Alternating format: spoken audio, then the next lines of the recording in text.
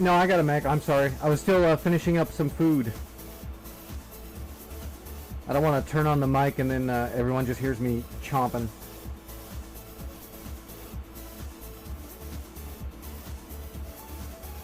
I gotta monitor my stupid blood levels and shit tonight. Because I made a big ass boo-boo yesterday.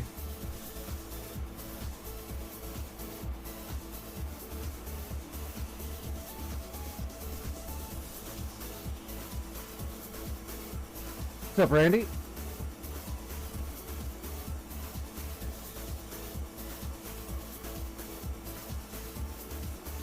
I really have no interest in the Olympics anymore. I just really didn't care.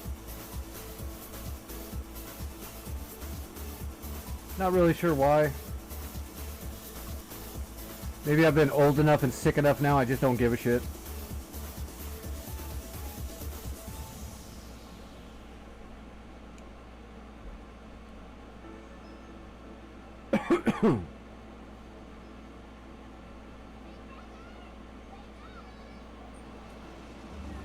Well, that's great. I mean, that's good for all the athletes. I'm glad that they achieved their, you know, their dreams. For some reason, I just don't care either way about the competitions. Like, I love good competitions. I just, for some reason, don't care about the Olympics that much.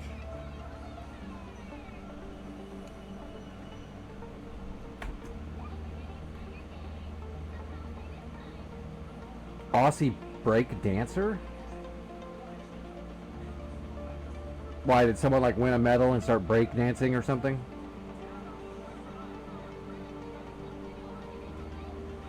StarCraft, no, not really. No, I'm not into the Korean national sports. I will say I've seen some esports and it's fascinating. I have watched some of the esports that are really cool, and I think it takes a lot of skill to play those games as well as those people do. I think it's amazing. But I'm not like interested in like watching.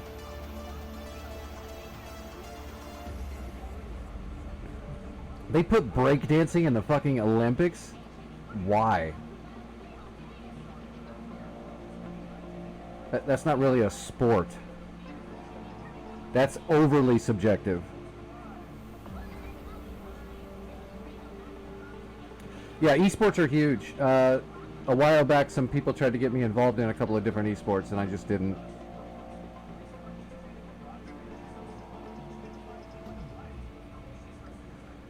Yeah, I can imagine that. Well, isn't the opening and closing ceremonies like every year at the Olympics some big fucking hoopla that half the world hates and the other half likes? I mean, that seems pretty normal, right? Or is it even worse this year or something? I literally haven't been paying attention. I've been more worried about myself this year.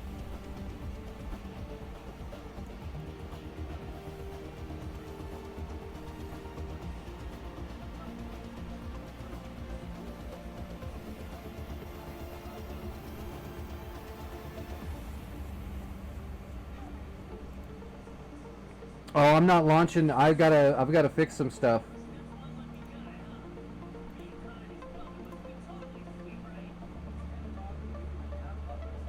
My body's kind of a wreck right now. I don't think I could fly very well.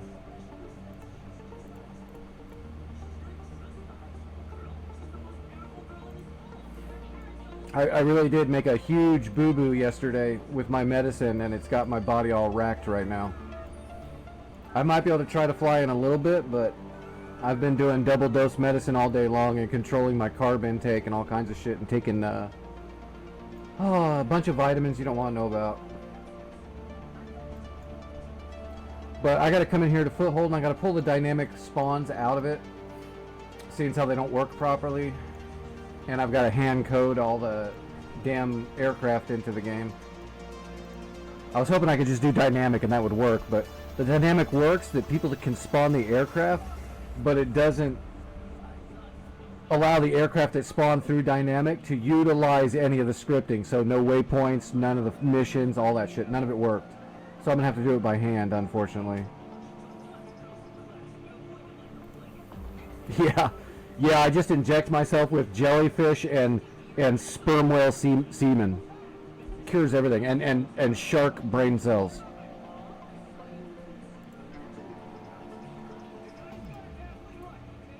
I have to go to Mexico in the morning each morning and just get injected with like shark piss and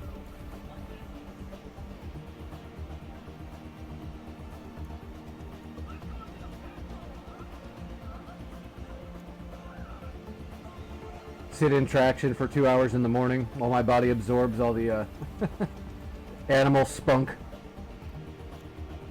Jesus, come on, map, load all the way up so I can get this going.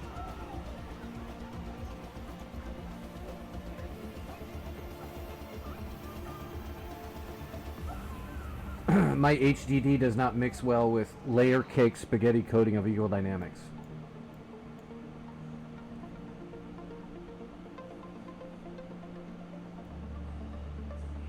This game is starting to turn into digital combat simulator.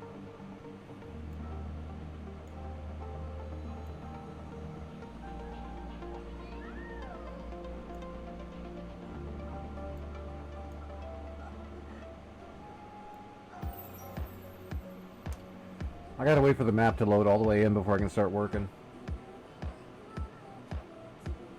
Or else it's gonna freeze up and stall out and I won't be able to save my progress.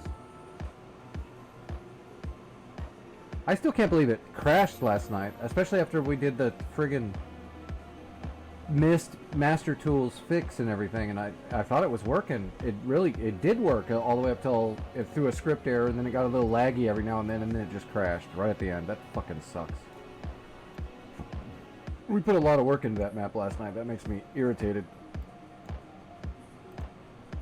Alright, so dynamic is off.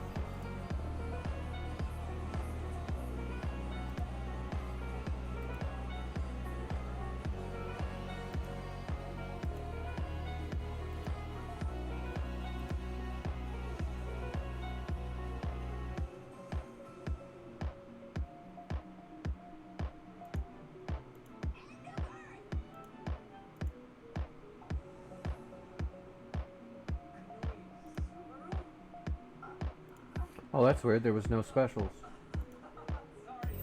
So maybe I can just put them in by hand and it'll pick up the others. All right, let me make sure the dynamic's off. Those points?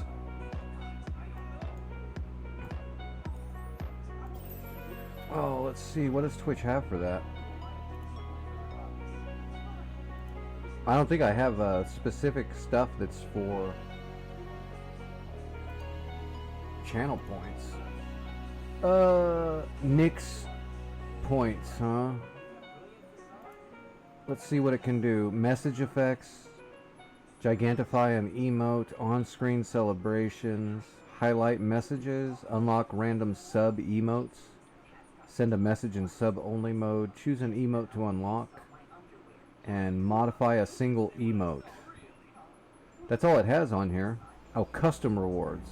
I have not created a custom reward.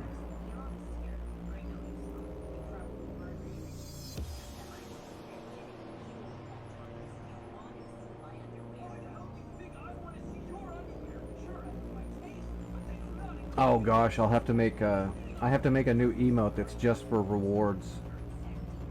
I have not done that yet. I'll have to look into that. I got to think up something because I have to create it, and then I have to save it as 28 by 28, 56 by 56, 112 by 112, and all this stuff, and get it to pass all their shit.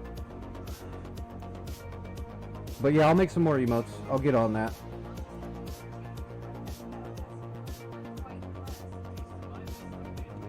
No, I call myself a disabled pilot.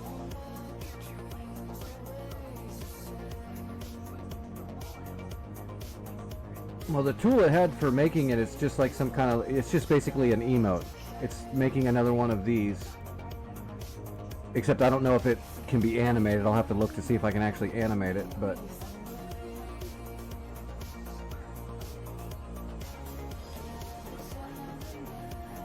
Then I got to make all the different sizes of it.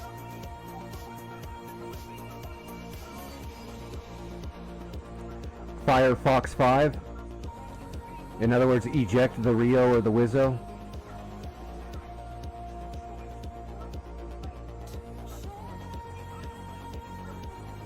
Would you stop telling people that, Supreme?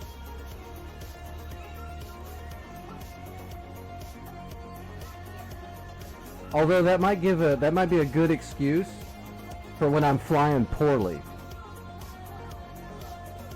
So that might work. That might be a good backstop for if I'm flying really bad. I'll just be like, Supreme, tell him.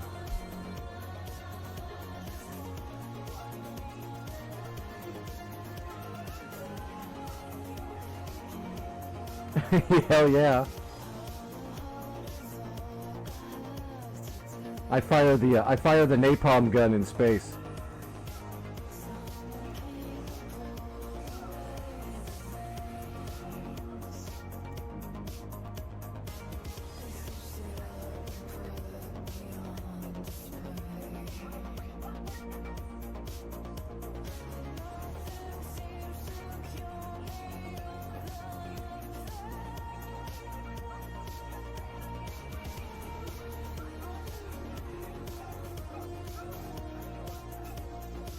Alright, let's do this. What are these? Okay, those are the 2000s. Let's start with an FC3.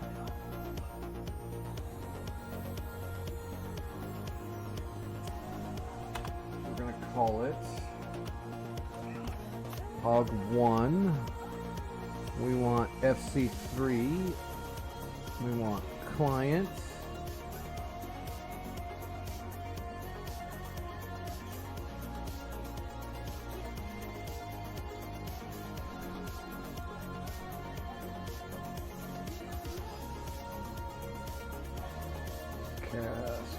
Yes, okay. Late activation, yes. Alright, let's drop that down.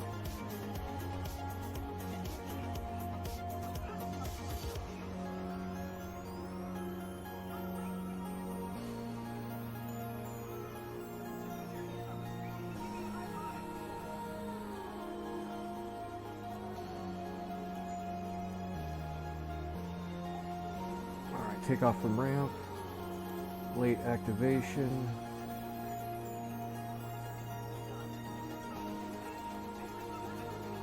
No, none of that.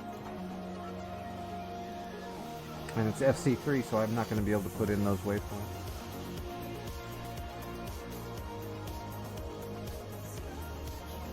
Does either of you have the Chinook or the Kiowa Warrior by chance?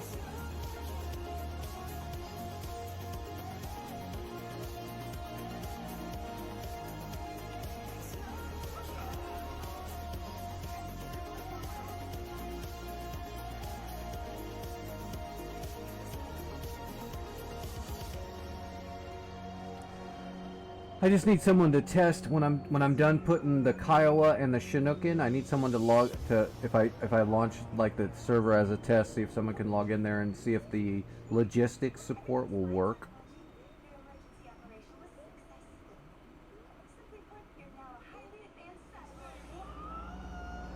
Well, yeah, the Apache can do it all better, but the Kiowa's just cool.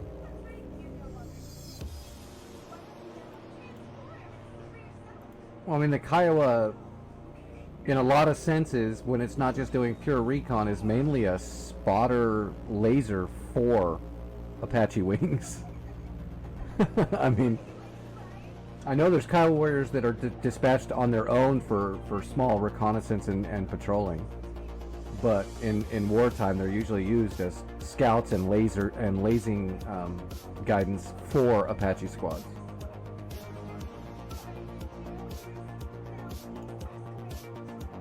I'll kick you in the nuts!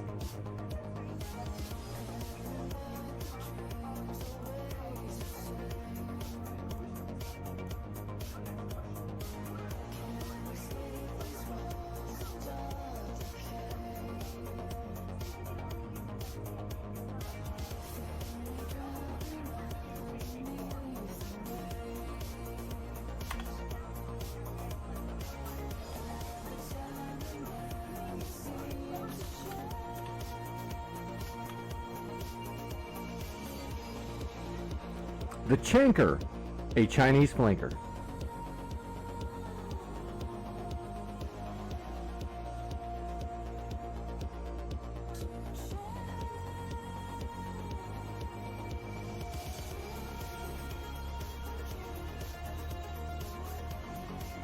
That's not racist. It's Chanker as in Chinese flanker. You want me to call it a Flina?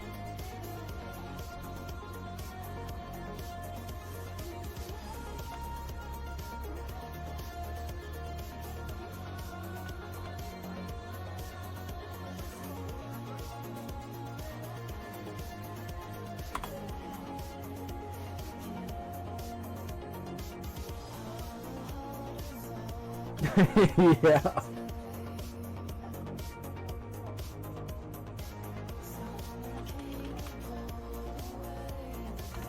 That's just too weird. That doesn't sound right.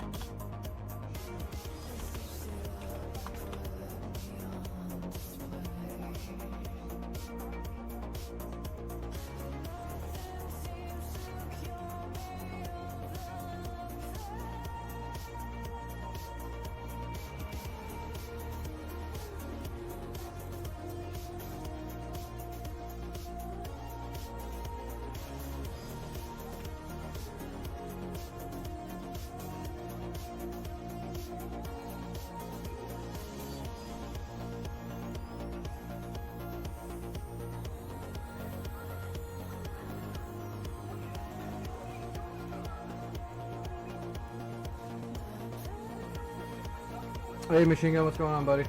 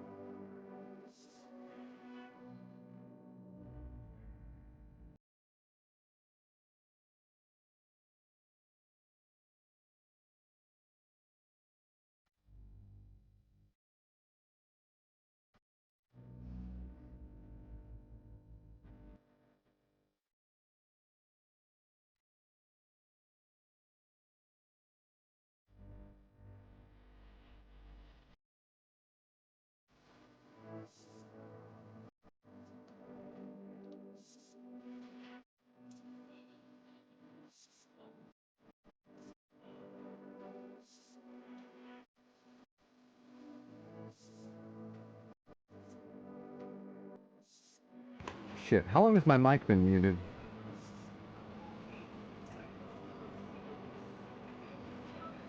I think I might not put the scooter in here. I think I'll leave the Skyhawk out of the map, because if I do put the Skyhawk in, it's not going to allow people to connect to it unless they have it, right?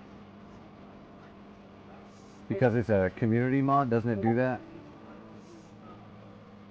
At times, if you don't have it, it won't let you just log in even though you don't have all the planes up the other stuff.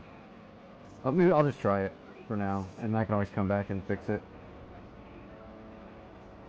Oh, there's a third-party program I got to do something with to make it work. You think it would be built in?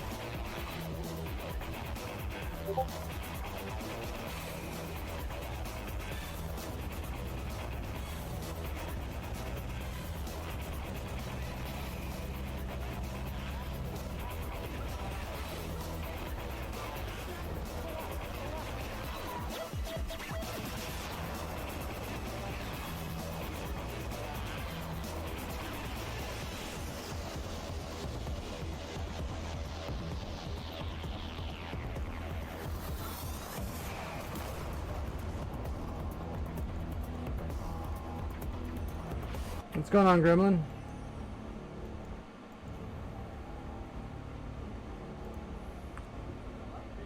So I gotta have a program from Discord to make... Does it work? Does that also work with the Blackhawk, or does the Blackhawk work if you just put it down and people just have to own it to use it? I always thought that was weird that you can't just put a Skyhawk onto a map and if somebody doesn't have it, they can still log into the map. That was weird that it didn't work that way.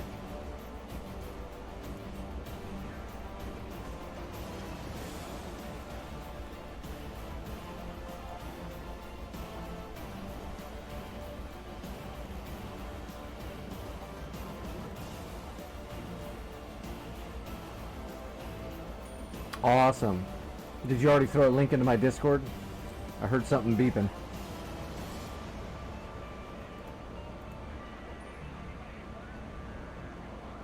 Okay, thank you, Michigan. Thank you, Machine Gun.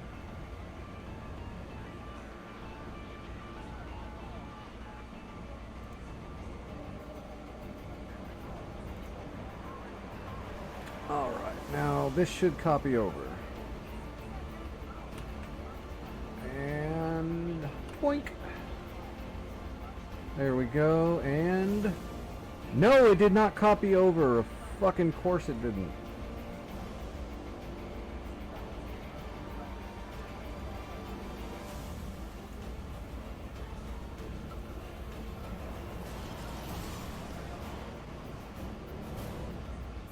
I wish I could map out the waypoints once and then just copy paste them.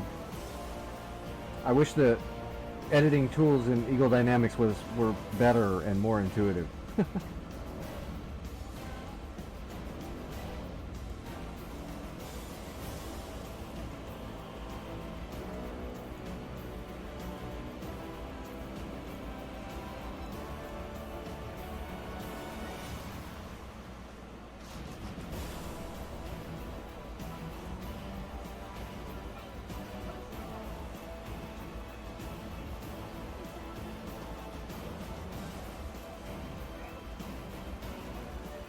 I'm sorry about that, Gremlin. I haven't been able to fly either. My body's all messed up from not doing my medicine right yesterday.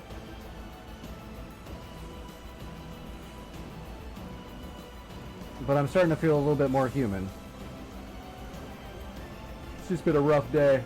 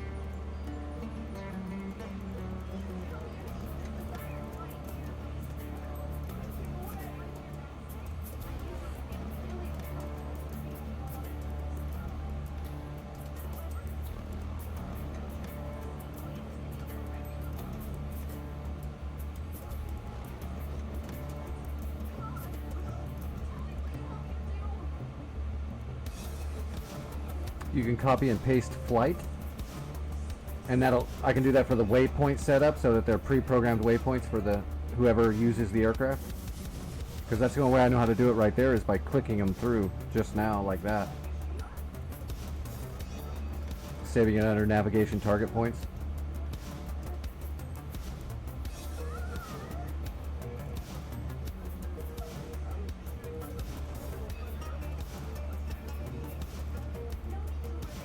That's a Hind.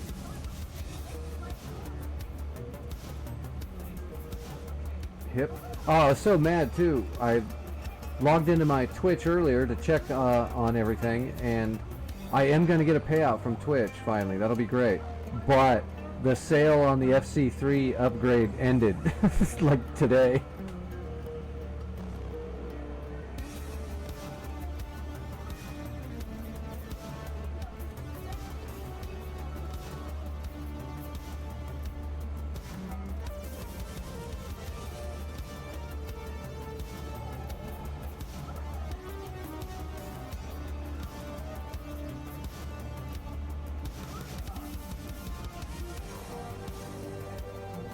Are you talking about the navigational target points?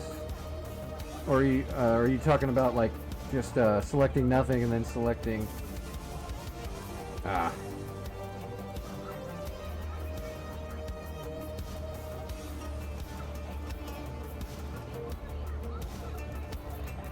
That's just showing the flight for that thing.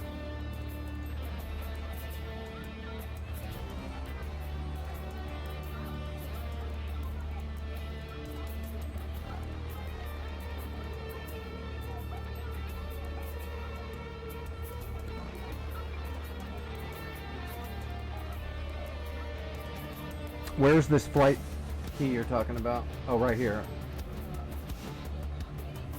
No, that's not it. Never mind.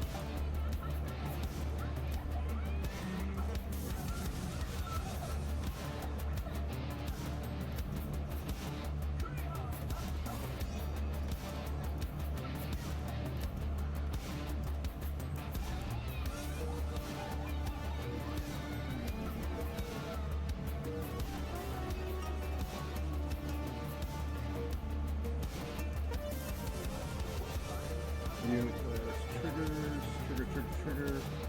Initial point object. Coalition mission.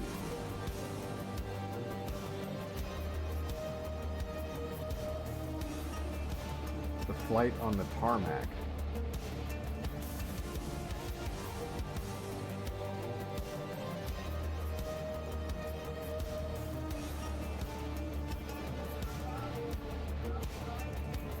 Are you talking about going into this?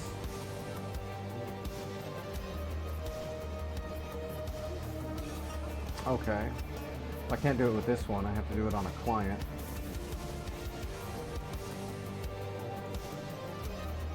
So navigation target points.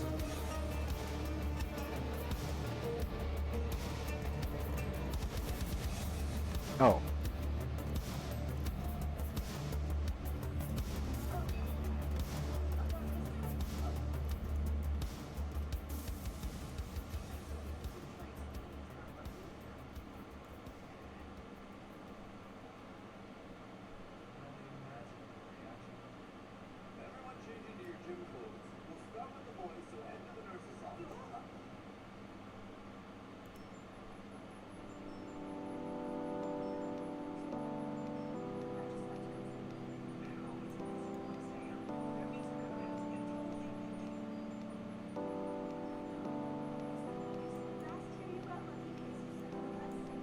Isn't that just going to select the whole plane? Or are you talking about just control and making the other plane and then switching the plane after the fact? Or no, because when I control, it didn't save the waypoints when I did that a minute ago.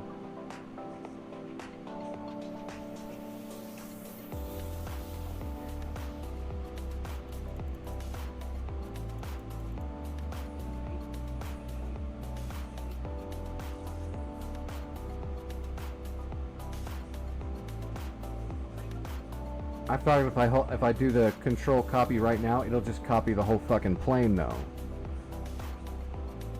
So then if I hit Control V, it's just going to drop another KA-50 down.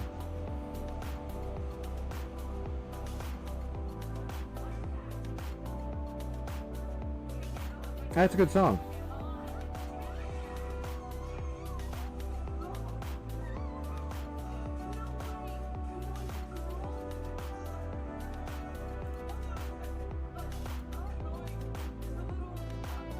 Oh yeah, that didn't actually save any of my waypoints.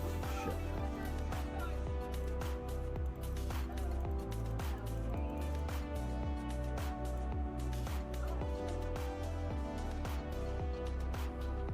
So then you just have to manually change all of the group names and pilot names and all that stuff for every single aircraft? I'm not sure if that'll be faster.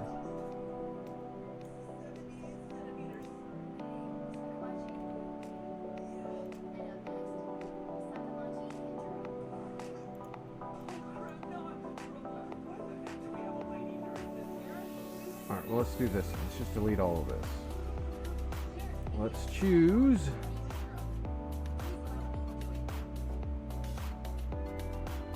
Alright, so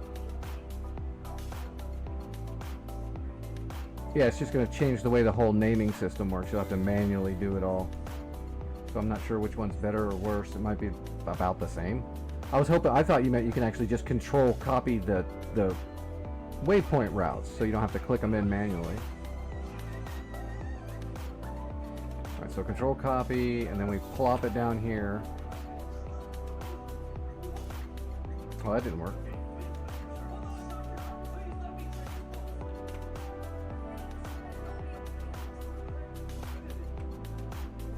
Where's it dropping? Oh, fuck, it's dropping them way over here.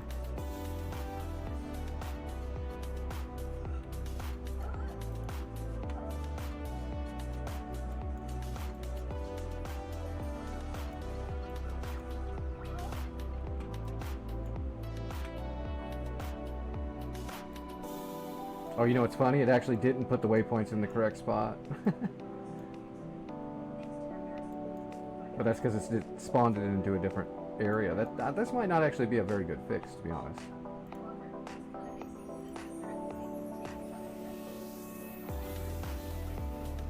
Yeah, that's gonna make it even worse.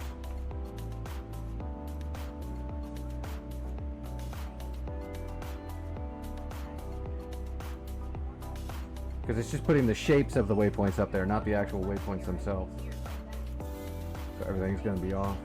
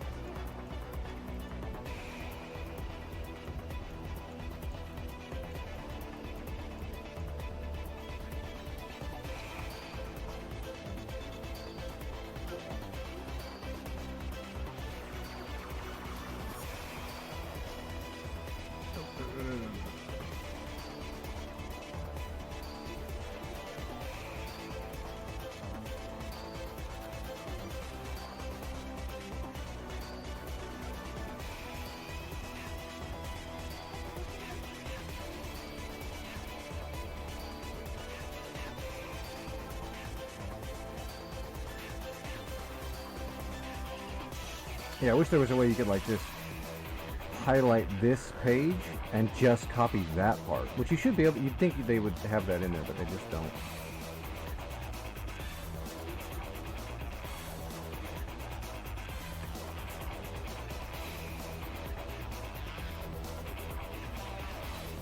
So that one should be close to the same, but it's going to be a little off, but that's okay.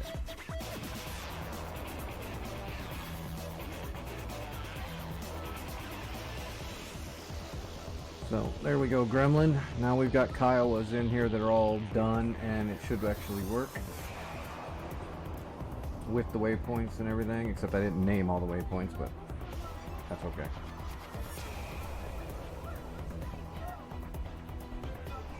All right, Chinny.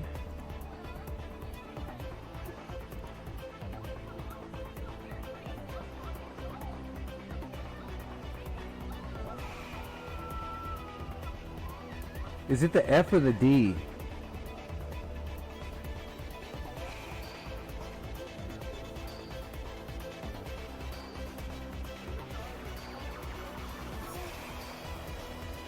Okay.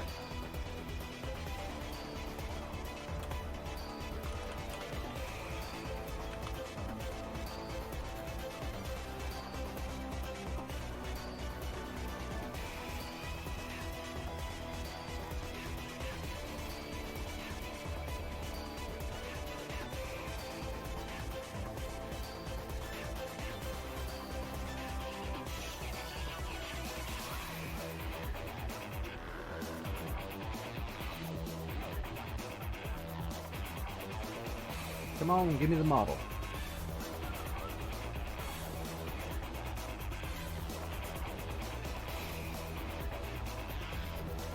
How's it fly so far besides all of the inconveniences that it's not done yet? Is it nice and stable at least?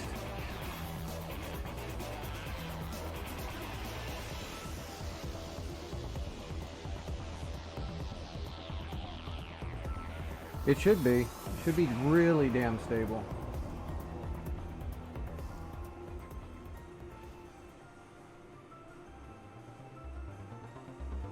Right, well, I mean, come on. Of course it's feature incomplete so far. Be amazed if they actually put one out that was just done. I don't even know if that's happened. Ever.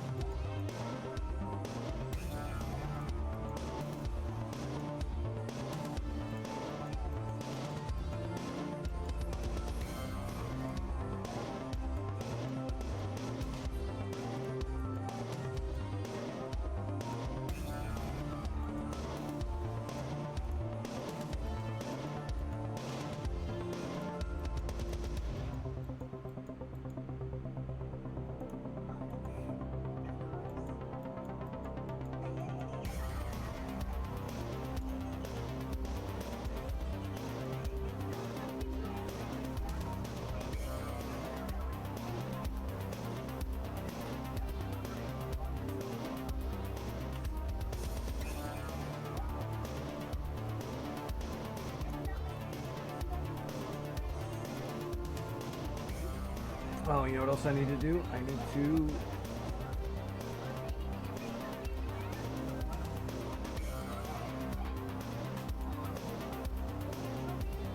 Actually, no. I'm going to make them separate so that there's no friggin' problems with the mission. I'll just make the two over there different.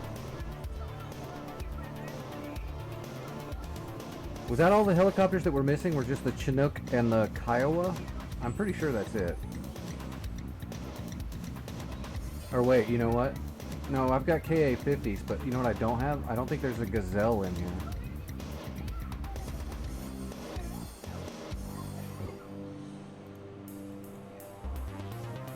Although I don't think that matters that much.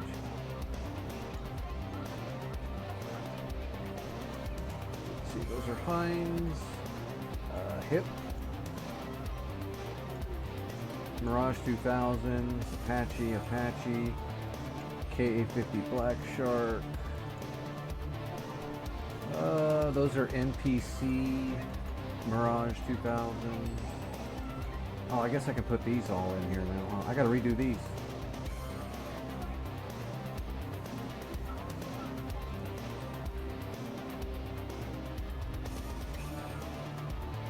Although I guess I don't really need to put waypoints in for Flaming Cliffs Hogs or Tiger 2s. Strike Eagles will probably want it though. So let's redo the Strike Eagle here. Striker client, late activation. Let's go ahead and set up the waypoints.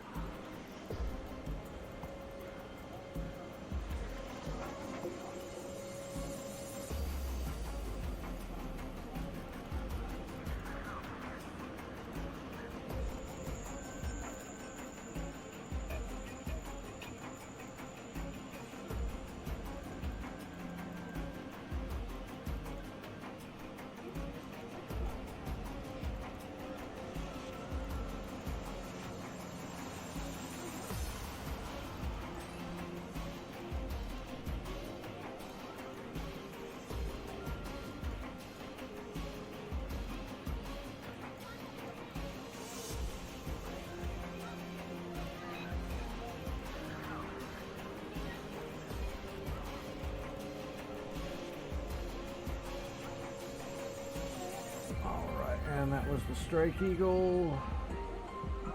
15 waypoints. Copy it with all that. Laid out of there we go. So point. Perfect. Take off ramp. Yep. Okay. What else do any of these guys need waypoints? Flankers? No, not really. No, that'll be fine. Oh, that'll be fine.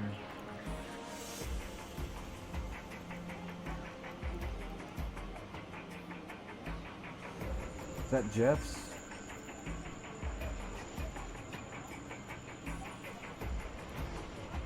That looks like a Jeff. Yeah, okay. 2 Jeffs, 2 Vipers, 2 Tomcats, 2 Harriers. Oh, there is Gazelles, okay. 2 Frogs. Oh, there's no standard frogs. I might put a couple of standard frogs. Is that a friggin' Strike Eagle or is that a regular eagle?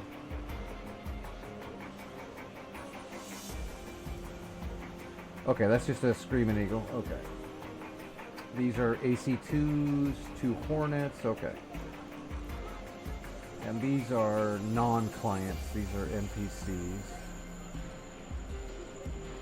Alright, so I need to add a couple more of the Flaming Cliff stuff that's not in here.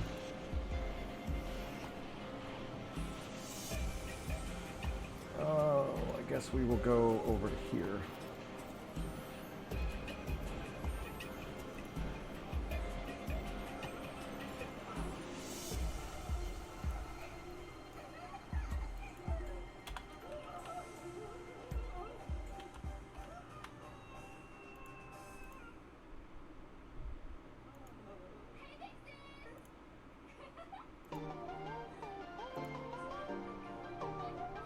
We don't need waypoints on these. So we can just plop it right there. Wait, did I put late activation? Yeah, okay, late activation. Did I choose client? My brain is not working. Okay. What else did we have? I guess we can... Do we really want to put a Saber in here? I guess we could. We might as well, I guess, while we're here. Let's see, that's F-86.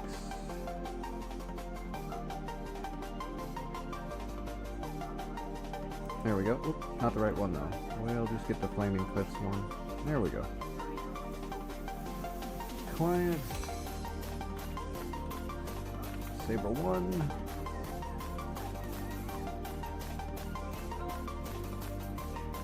We'll just put one saber in here.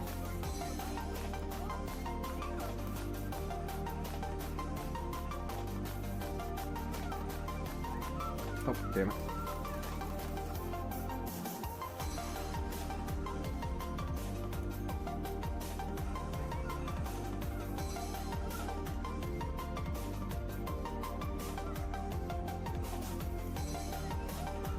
Wait a minute, Gremlin, there's already MiG-21s, right?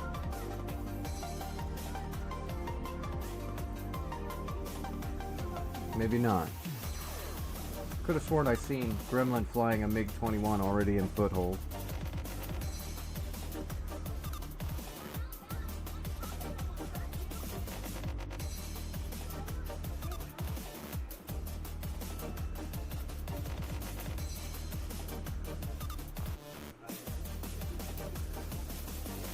No, there's already 2 fish beds, okay.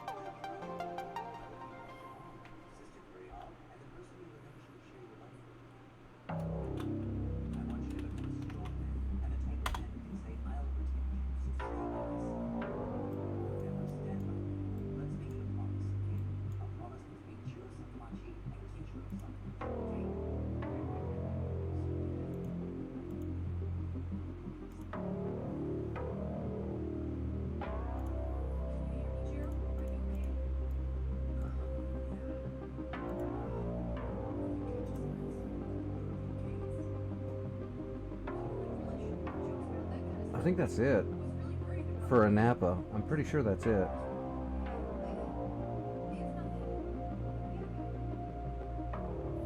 I put a Mirage in.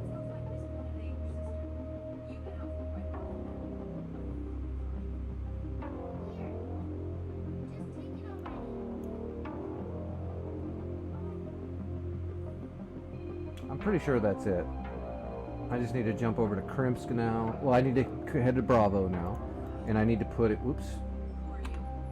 I need to put at least one Kiowa and one Chinook at Bravo. Well, yeah, I should just put it there.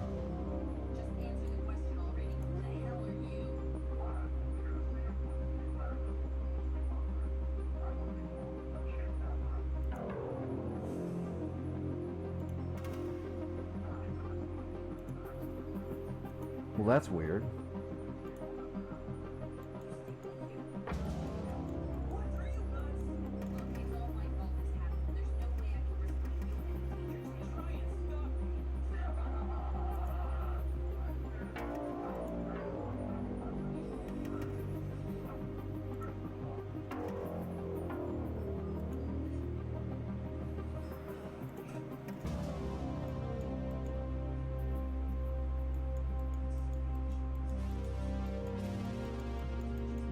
Bravo. Let's add. Those are the NPC ones right there. Alright, this is where we spawn stuff. Alright, that is the Gazelle. Let's see. Those are both Apaches. That's a Huey. That is 2 Hinds. The fuck is that, a hip? Yep, 1 hip. Black Shark. Regular Black Sharks and then 2 Black Shark 3s? Why would they put the regulars in there? Oh, it doesn't matter. Doesn't matter. Okay. Hey, Reeves, how's it going?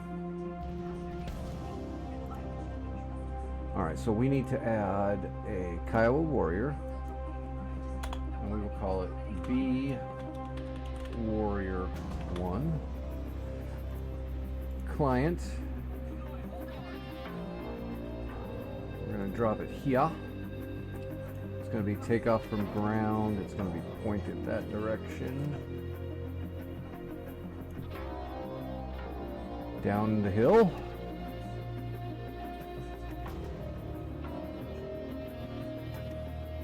Alright, we need to set up all the waypoints, and then we will copy paste that shit. Alright, add 1. 2, 3, 4. You got your stick? Did you get it all plugged in yet? Or are you working your keybinds as we speak? Because that might take a while. It's a never-ending struggle, to be honest.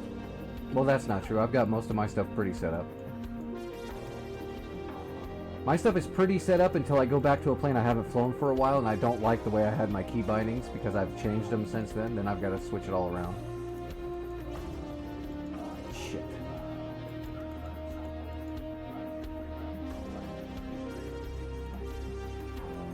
What were we on? We were on 11, huh? So we were headed towards Echo. There we go. 12.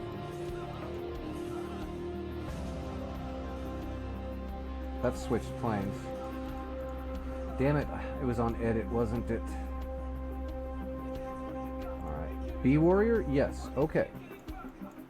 Don't move. Add. And we gotta go to Echo. Boom. 12. There we go. Now we're cooking with oil. 13. Shit. Nope, that's not right. Delete. Delete.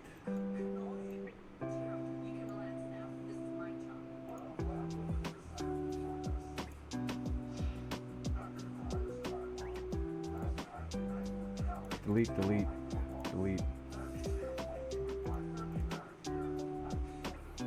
Alright, what are we up to now? 8. Okay, there's 8. So now we're at 8 and we're going to 9. Now we're going to Echo. Why is 1? Damn it. I gotta delete all of this. Stupid. Stupid programming.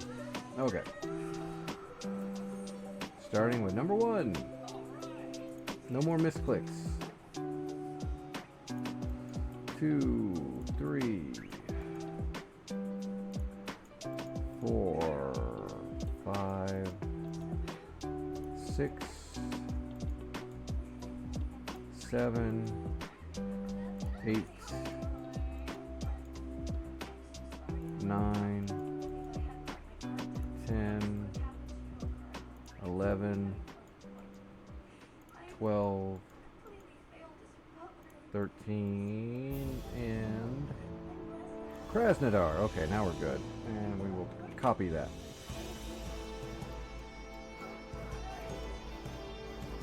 Edit. Click off. And let's paste this bad boy right here. Alright, 2 Kiowas. Ran 5 miles and crashed this morning. Well, make sure to do the running for me too. We'll just say you ran 2.5 miles and I did the other 2.5 miles. You can cover my miles for me. I appreciate that. You're a pal.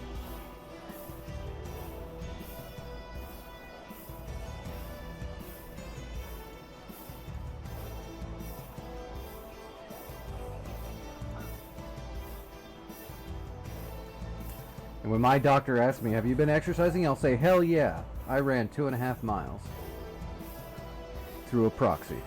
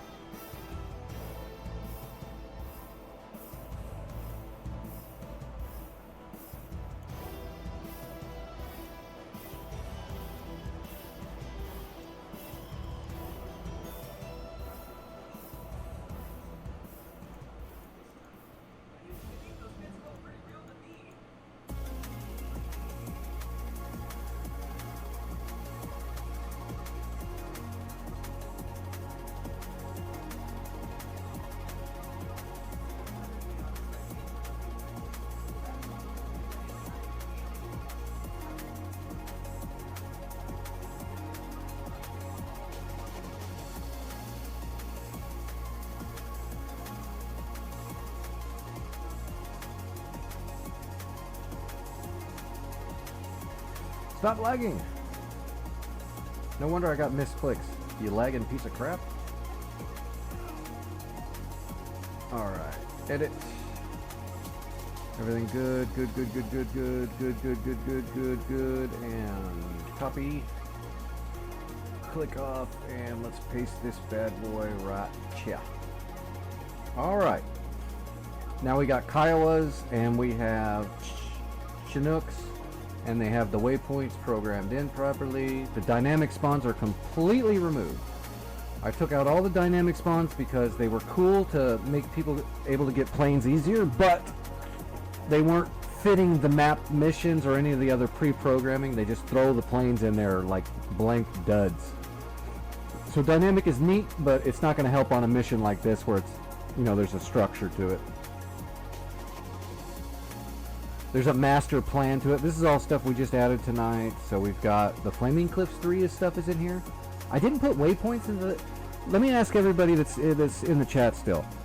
Do you think I should go ahead and program the waypoints into all the Flaming Cliffs 3 planes, or we let them just go without waypoints and they can just do their own thing with no references?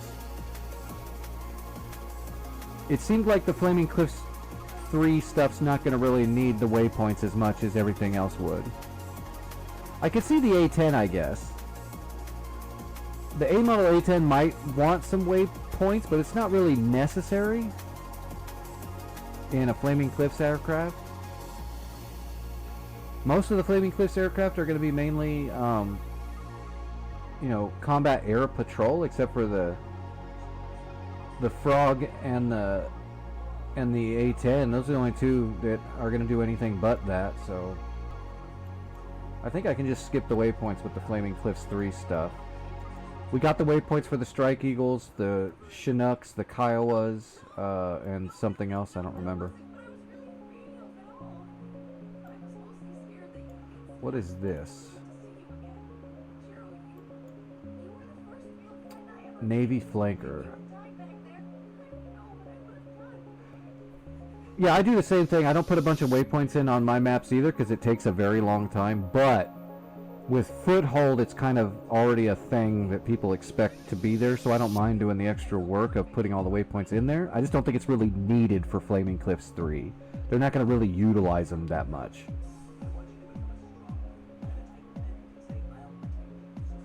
I'm going to move this guy, though. Let's take off from ground, and let's move his butt. Let's put him up here. And now let's switch him to ramp. Boink. There we go. Better. Much more better. Like, both of the flankers, you can put air to ground on them. But their main purpose is going to be air to air. We don't need to put in waypoints for them. Plus with that tool, right? People can put their own waypoints in. Isn't that tool live now? Or is that still not functioning? Where people can put their own waypoints in pre-spawn at roll select or whatever. And then if Flaming Cliffs 3 people want to be able to program their CDU. Okay, so if it's live, then if people want to pre-program their CDU on a Flaming Cliffs 3 plane, they can just use that tool. And that'll make me happier. See, we got the Gazelles. Does anyone have a Chinook or a Kiowa Warrior? Speak now. I need someone to test something for me.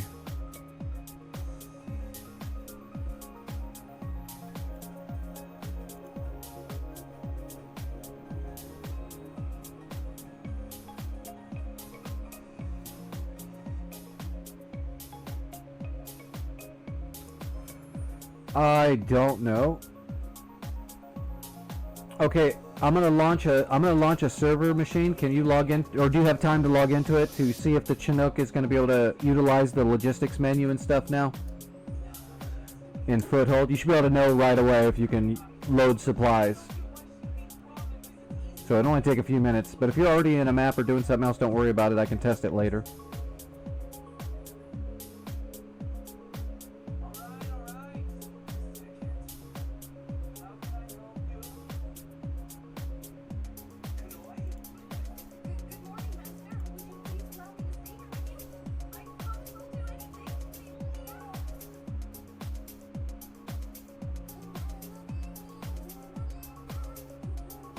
Don't worry about it. I'll get someone else. Do your thing, brother. It's not that big of a deal. I can test it later as well if I don't have anyone tonight.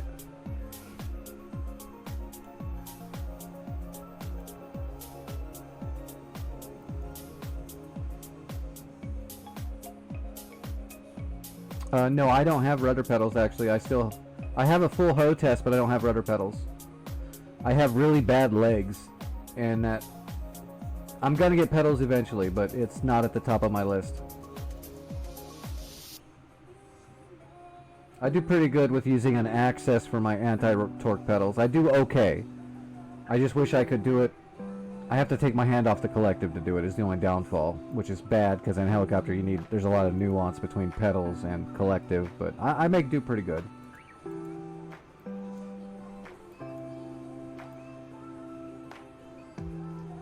Gremlin, are you still here? Probably not. She was not feeling well.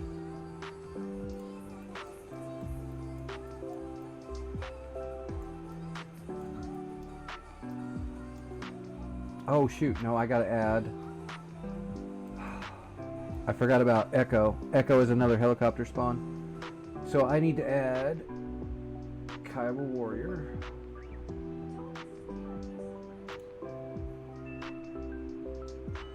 And Chinny. So we'll call this Chinny.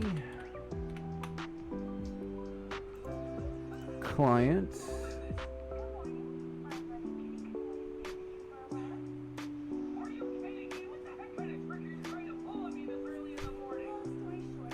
Well, I would say for flying planes, you don't need rudder pedals as much. It's still nice for control of your rudders and nose wheel steering when you're landing and stuff and taking off.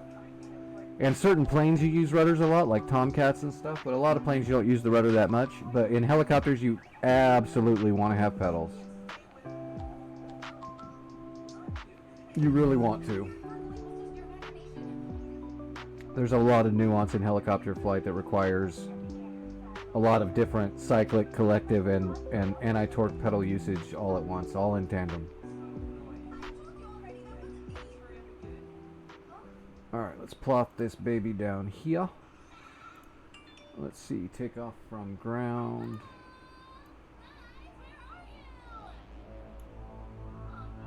Alright, let's get the waypoints going.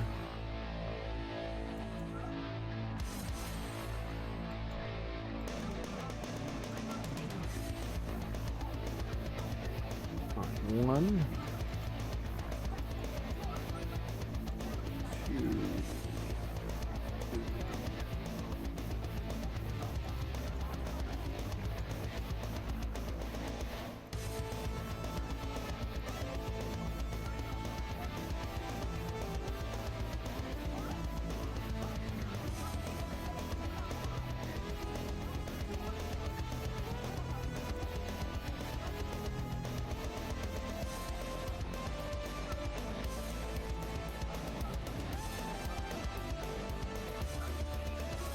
counting off the waypoints as I'm doing it, and I've got the music in the headphones at the same time, and I was like, I felt like I was counting the beats. I was like, this song structure's odd.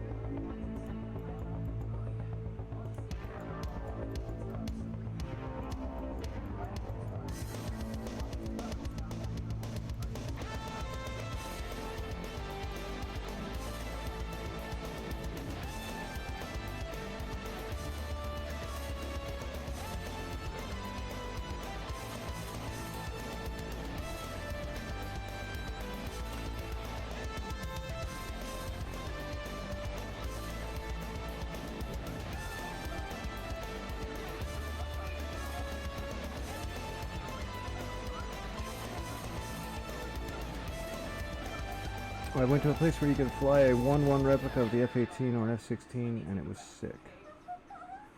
What? You went to a place where you can just jump into an actual F-16 replica and fly it. I'm not sure what you're meaning there. Like an actual full-size plane? What?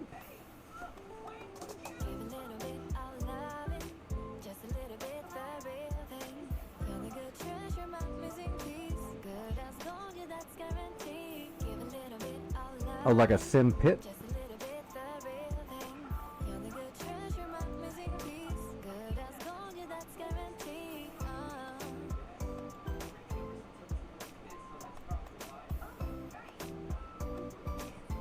Oh boy, I'm out of room on this sucker. Yeah, you just call that a sim pit.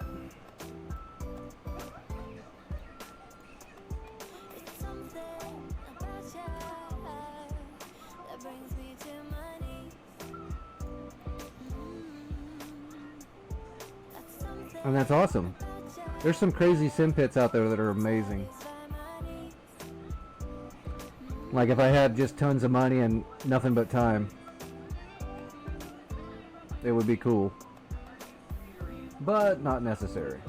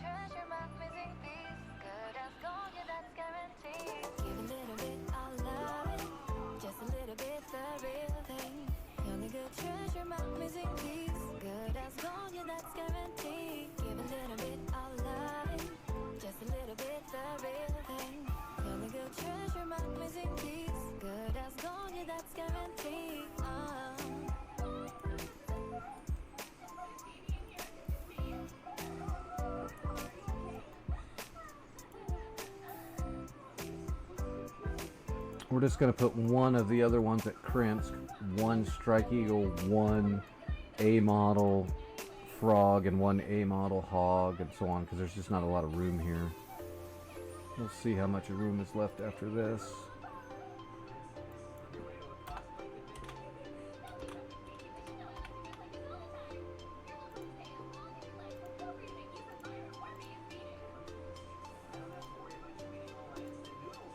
Oh, when I go ramp, it's going to move it, huh? Yep.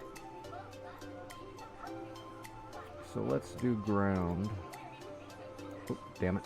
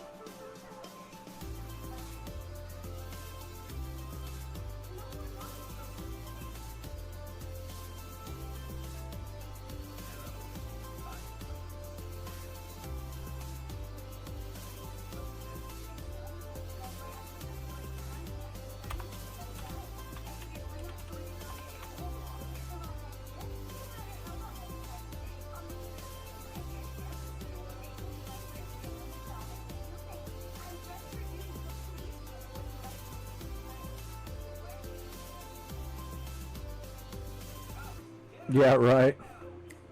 There would definitely be signs. If I won the lottery, you'd know it, because I'd be like filming videos in my actual Warthog, taking off from town. I would just have my own civilian Warthog with no munitions on it. Put a bunch of fake 105s and Mavericks on it. Empty shell Mavericks. Couple of ACMI heaters on the side.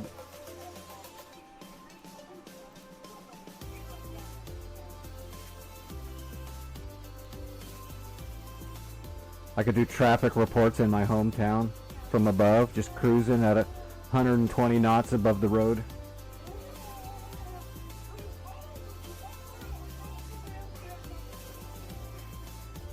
Nick's News coming at you live. I'm gonna take care of this traffic jam. Pickle.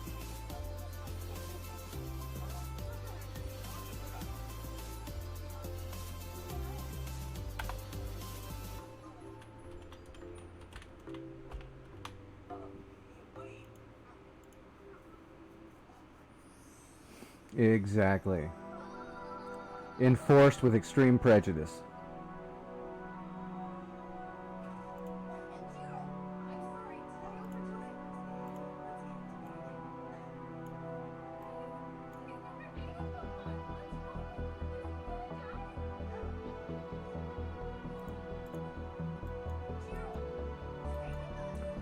Oh, what did I name those Navy flankers?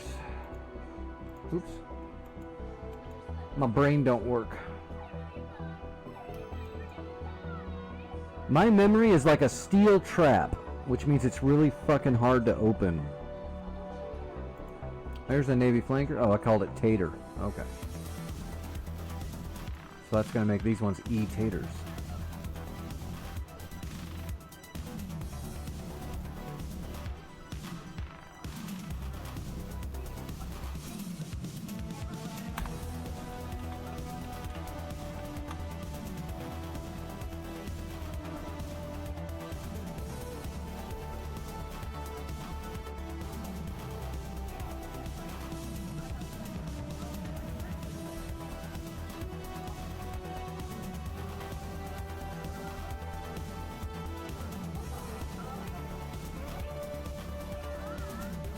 Alright, Flaming Cliffs, we want... I don't know if it works right now. I have the Raptor, and it doesn't work anymore ever since 2.9. They might have a fix, though. I haven't gone and seen if they have an updated fix from Granelli. It's just not high on my list of shit to take care of, but they might have already have a fix for it.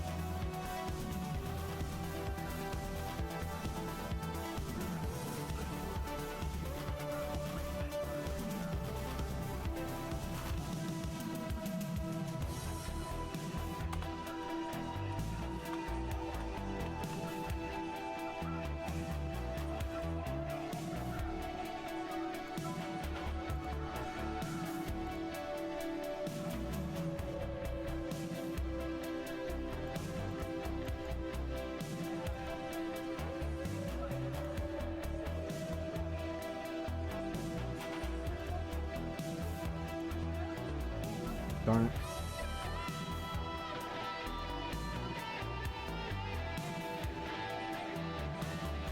The Biss is already in here. That's what I need.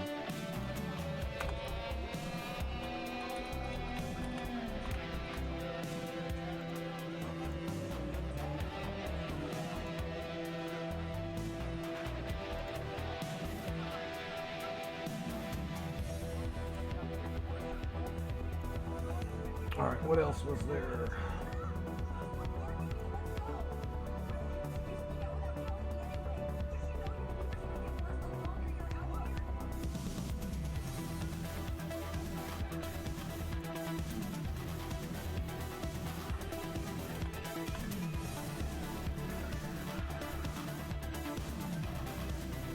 Shit, I don't remember what I called it now.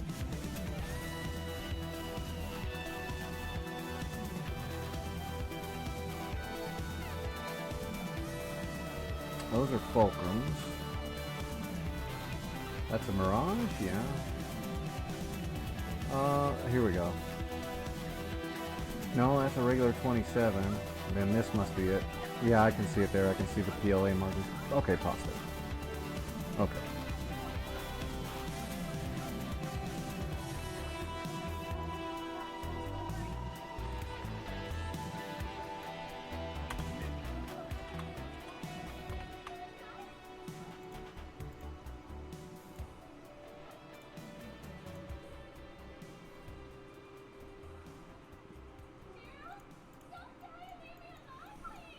Alright, 3 more slots. I think I'm not sure if I need anything else though.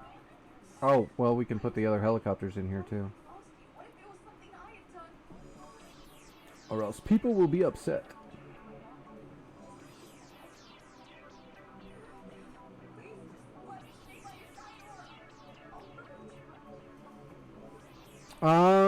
Tonight, probably not for full flying. I might have to bring it up for a little bit of testing here in a little bit, but I don't know if I can handle flying tonight very long. My body's all messed up after yesterday.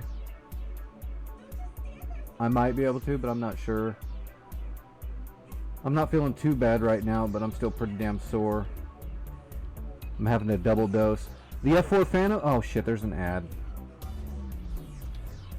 Sorry, punted. I will get to you in a moment. There it is.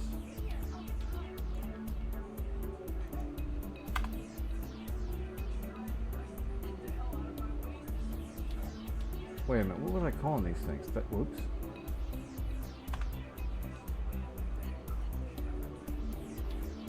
I don't know why I put an EAT on there, but...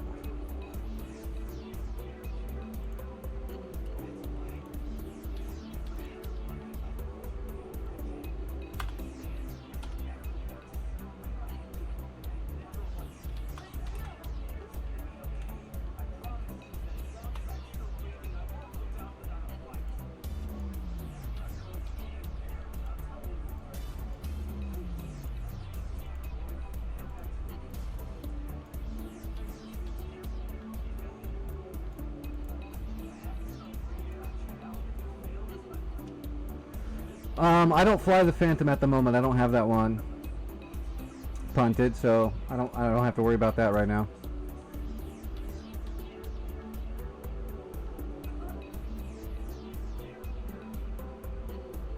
But I'm definitely dealing with a lot of other downfall problems with the patch. As expected by Eagle Dynamics. ED, expect delays. Shit.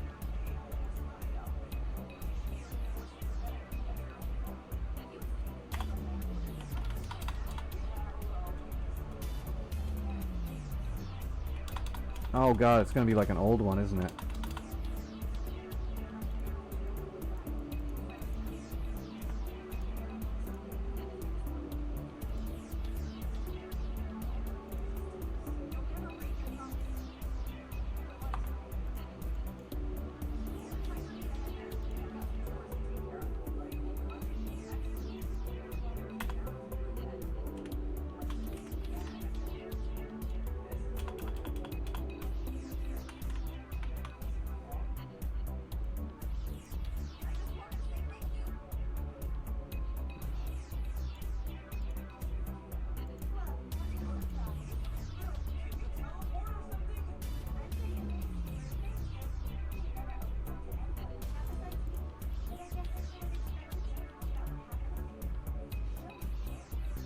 Yeah, sorry about that. Twitch is awesome like that. The best part is when I'm doing something really cool and I'm flying and some real actions like a 2 versus 1 merge is getting ready to go down and I get the upper hand and it looks amazing and there's an ad playing the whole fucking time. Never fails. Just the way that works. Every now and then it makes me think that there's actually some neckbeard at Twitch watching the stream going, yeah, we're going to get him now. Luckily I'm small enough that that's probably not going to happen. But it does make you think sometimes. The most inopportune time. Did I already do a 15?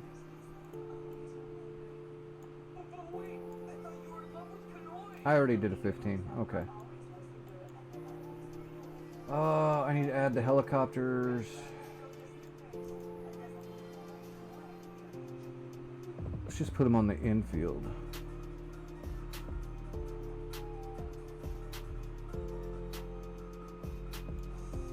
That's weird.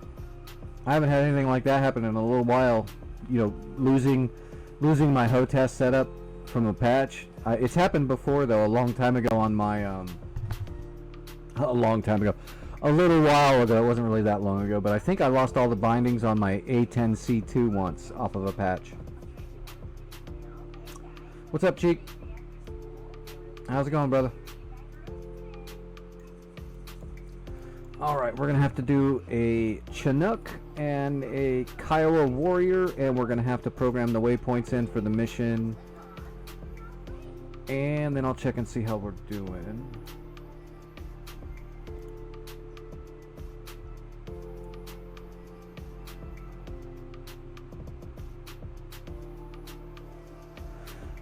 Yeah, that's probably it then. If they didn't have a two-stage trigger on there to start and they added it, that will definitely probably clear the bind. Something that's cool like a Harrier? Well, that's a tough shoe to fill, considering I don't think the Harrier's that cool. Do you want me to keep answering?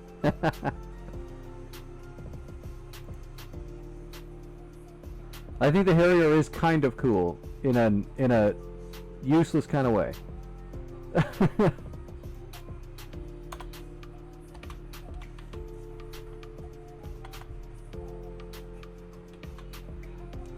I'm trying to think of cool red jets. I kind of like the flankers. I mean, and the frogfoots. You've seen when I'm flying red stuff. It's always a flanker or a frog. I really enjoy the flankers. All of them, the J-11, the 27, and the Navy flanker, the 33. I like them all. I've never flown the Mirage. I know that the Mirage 2000 people like, and that's considered red or blue, I believe. It's a pretty cool Delta. Yeah, flankers are in the FC3, along with the Fulcrum, which is okay. I think the Fulcrum is definitely cool. I don't think it's as good as the flankers. Period. I just don't. Especially if it's a J-11 flanker. J-11 flanker, in my opinion, is better than a Fulcrum. The Mirage F1, some people think it's great and some people don't. I don't have it, so I can't tell you, and I'm not going to lie and say I do know something, so I'm not sure. I've heard a lot of good things about the Mirage 2000 and not near as many bad things, so I'm assuming that one's pretty cool. I've flown the Fishbed, the MiG-21 BIS, the Fishbed. I think it's iconic, and I think it's kind of neat, and I don't like it that much. Like, I enjoyed flying it because it's a cool lawn dart that everyone recognizes, but I didn't really like the performance or the weaponry that much on it. I'm trying to think. Yeah, it doesn't really have an RWR. It's got the same RWR that the Hind does. It's got a nickel with 4 lights on it. They basically let you know there's something out there in the world that doesn't like you. Maybe. That's all it tells you. At least like the flanker RWRs and the frogfoot RWRs give you a shitload of information once you understand what you're looking at. The little nickel RWR, you might as well just shut that shit off so that you live with a little bit of joy in your life before you turn into flaming goo. Give me a second, let me look at the list and see if I can jog my memory on a good red jet. Like I said, I usually, if I think of a good red jet, I'm thinking of flankers.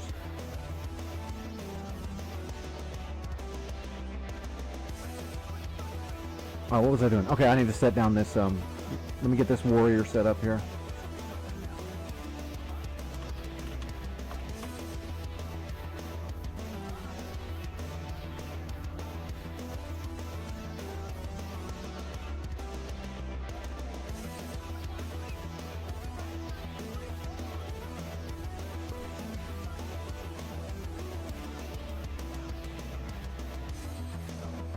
Well, yeah, I mean, the 25, the original 25 Frog is amazing. It's fun as shit, and it's really good at striking the ground. But if there's modern jets in the air, well, sure, you're not going to be able to do much about it.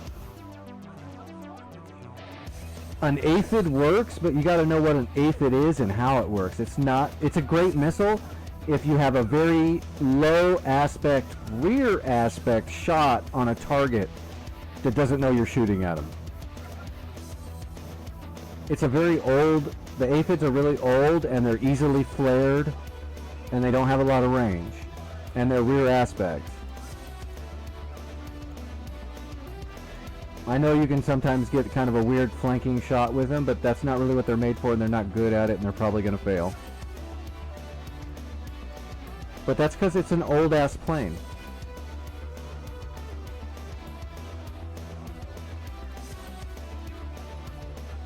I mean, if you're going to...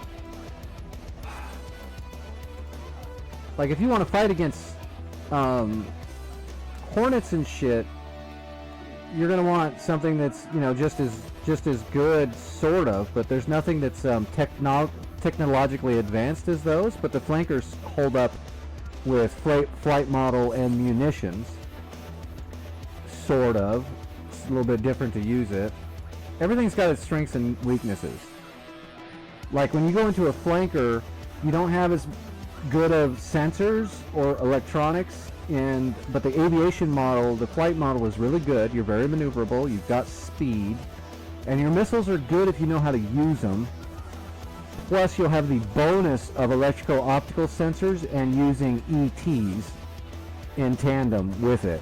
If you're using a J-11 flanker, then you can use your electrical-optical sensor in tandem with your Fox 3s. So you can ninja fire missiles well. But if you're going up against like a Viper or a Hornet and they see you from very far away and you're stuck in a BVR confrontation, it might be rough until you get really good, where you need to know how to utilize your speed, your altitude, and how to notch and recommit better than your opponent. And then it's more pilot than plane. But if you're talking, you just want to fly around in a frog foot and never get shot down, I don't know what to tell you. I hear you can make a Hello Kitty Island adventure map and just use frogfoots, and you'll be fine.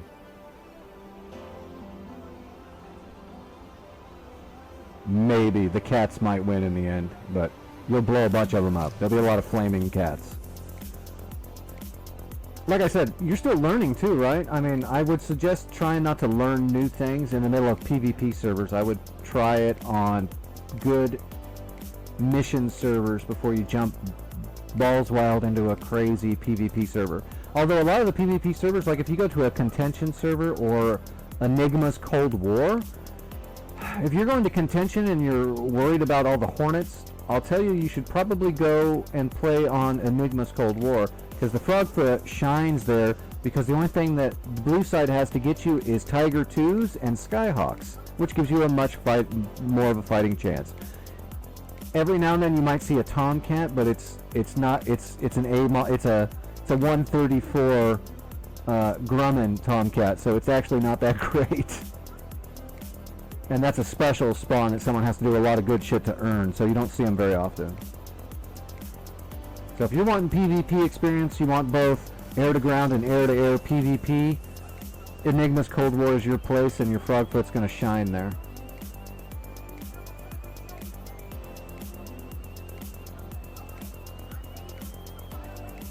Alright, I dropped this down at Crimps, right? Yes. Nah, Frogfoot's pretty good on gas. It's got the same RWR as all the flankers and all the Russian shit. It works fine. You just gotta learn how to learn what all the symbols mean. It gives you direction, it gives you strength of the signal, and it gives you the kind of signal. That's basically all you need to know. Medium, shore rad, medium range SAM, long range SAM, aircraft borne, AWACS ship. F-14 can be a gas hog, but if it's got all of its bags on and it's not flying like an idiot, you can stay in the air for a pretty long time. The biggest problem with the 134A Grumman F-14 is, its engines are not good. It's got the original engines. They were not good, especially for how big the chassis is, the airframe. And it's got the bad compressors, and the sensor suite and avionics in it is not as good. So it's got a lot of technical problems. And its armament loadout, you're talking about it just carries the old Sparrows and the old Sidewinders. It doesn't even have the decent Sparrows on it.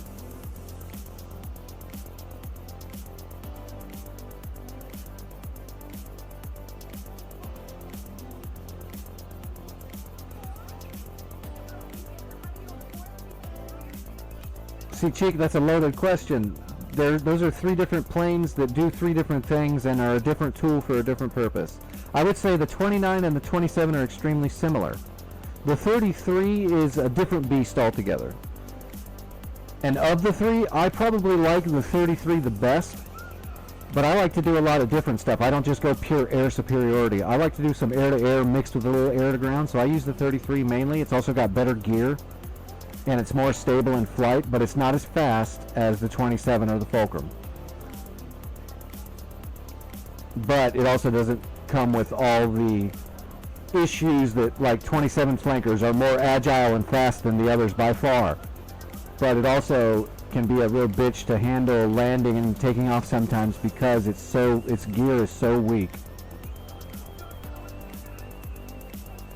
The Fulcrum has one up. The Fulcrum, you can put the R-77 Russian missile on it, which is a Fox 3, like it's a Russian AMRAAM. The Fulcrum can carry one of the Russian AMRAAMs, but it doesn't have very many slots. It only carries a couple missiles. A lot of people swear by the Fulcrum's maneuverability, and that's true. It is very maneuverable for a minute.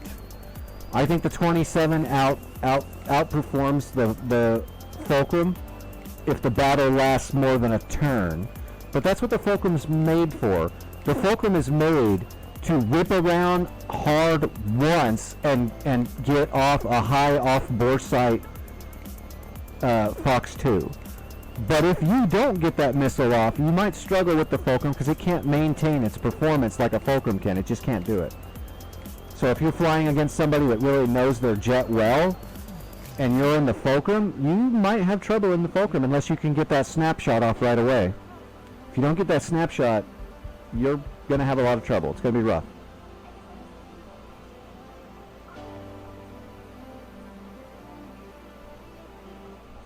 And again, there's no this is the best plane, because all the planes have their strengths and weaknesses, and a lot of it, like 90% of everything, always comes down to pilot performance if they're at equal training grounds, like their planes are equally decent. Having an advantage in a plane helps, but it doesn't make you win. I've dogfought people when I'm in my hog and won because they made a stupid mistake. So it's never a one-to-one game.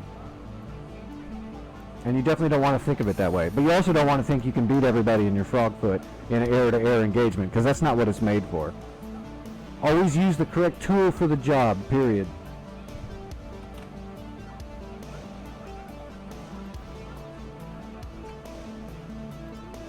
Alright, warriors are done. Let's go on to the chinnies.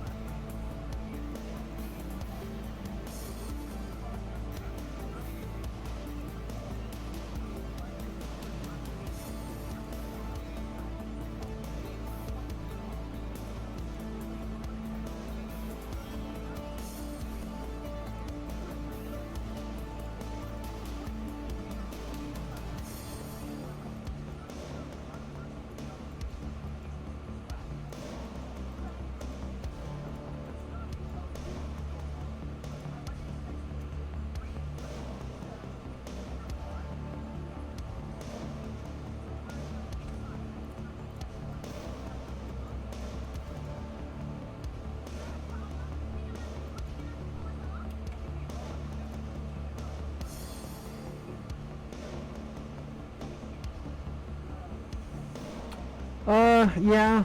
I mean, I like the Hornet, but it's also kind of nerfed up in my... Like, I enjoy the Hornet. I think it's great. I think it's definitely good for new pilots. I think it's definitely nerfed up quite a bit more than I'm used to. And it does a lot of cool things. What I tell people about the Hornet all the time is it's very complicated and easy all at the same time, as in it's really easy to get into and learn, but it's got a really high skill ceiling, which I do like that about most jets. Most jets have a high skill ceiling. And the Hornet is a jack of all trades and an ace of none. And that's very, very noteworthy once you've flown it for a while. You'll realize it's pretty good at everything. But it's not the best tool for any one job, except for maybe harpoon deployment. But if I'm going to do air to ground, I could use a Hornet, or I could use a number of other things depending on the situation. Air to air, it can carry a lot of ordnance, but I usually use my Viper for pure air to air because it's more maneuverable, it's better in a dogfight. Many reasons. The Hornet's good with nose authority, but it's actually not that great in dogfights. It's like the Fulcrum. The Hornet's like the Fulcrum. It can be really good for a couple turns, but if your opponent knows what they're doing and you don't get some kind of weird snapshot with your nose authority by paddling, then your opponent can take extreme advantage of that very quickly. Because the Hornet is a big, fat, slow girl. So once you start paddling for nose authority to get a snapshot off, you can screw yourself if your opponent knows what's going on. But it does have really good nose authority, and you can paddle into some really great shots and situations. So, like I said, jack of all trades and an ace of none. That's the way I see the Hornet. If I'm going to go into a dogfight where I know it's going to be like guns only, or it's going to be a merge without only Fox 2s after the merge, so you can't shoot them head on, I'm going to take a Viper or even a Tomcat. Because they're much better knife fighters that can maintain rate fights way better. They can use the vertical and maneuver out way better. They can hammer head rudder, a lot of different things. Whereas that Hornet's like, I can paddle turn once, and then I've got to do everything I can to protect my ass to recover from that. But you can be really good in any jet. I'm sure there's a whole bunch of people out there that can just own my ass in just about everything. And it's because they're really good at that jet. Alright, where was I? I better save this before I forget. Before Eagle Dynamics decides to crash and ruin all my work.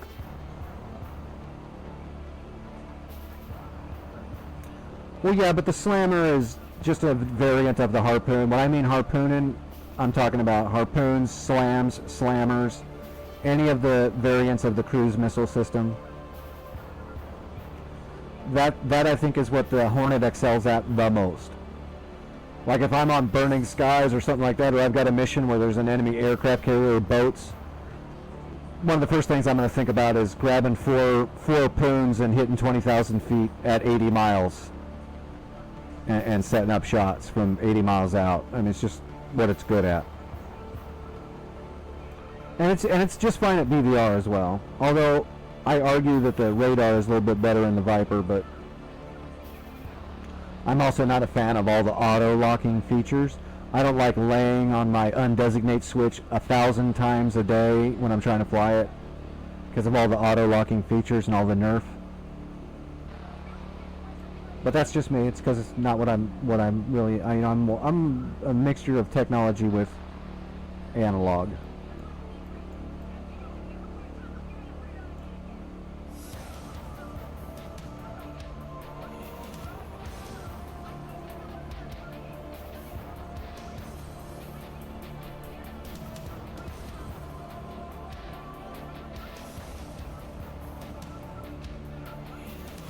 I think that's about it. I'm gonna I'm gonna launch the server and see what it looks like. See if it crashes. For starters. Let me make sure that I turn off the dynamics.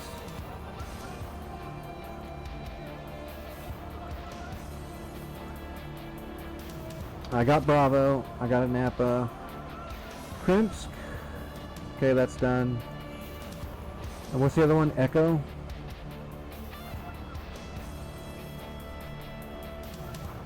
Pretty sure I did echo. Yeah, there's the Chinooks. There's the Kiowas. Okay, yeah. That's done.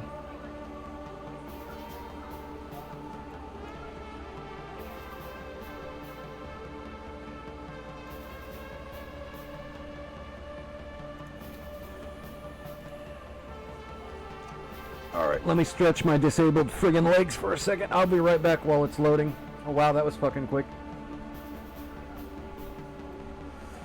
The briefing works. Mission complete. We have a working briefing. Fuck it.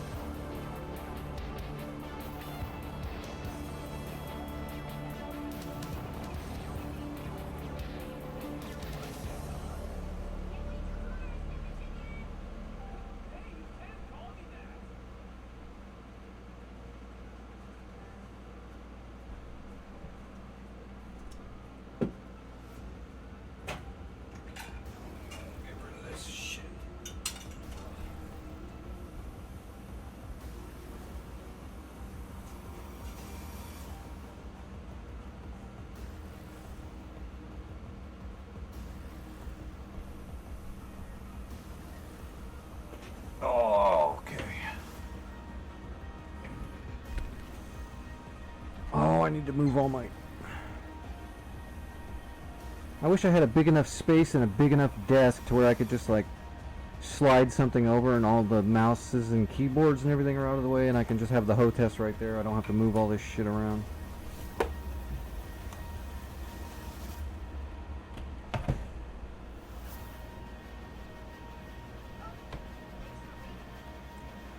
Gremlin, are you back? I need a gremlin tester.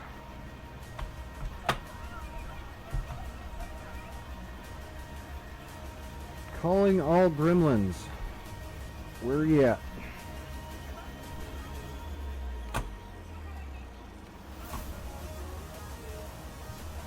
Damn it. I launched this as a single. Well, at least I can look on here and see if they're in here.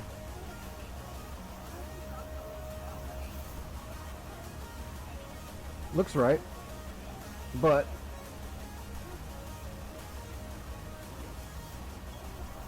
that's not going to do my test.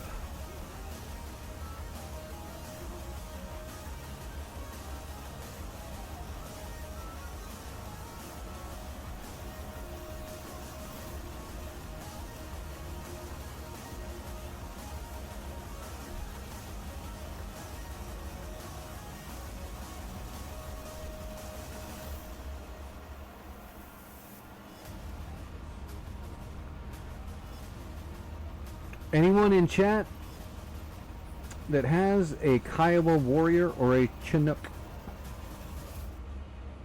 that has a few minutes to spare?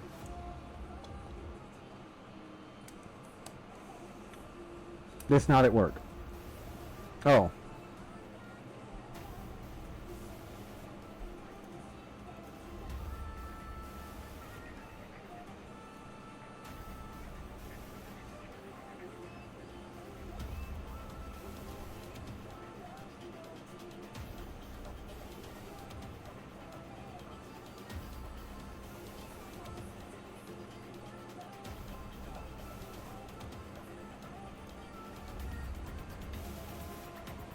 Well, this seems to work so far. That's good.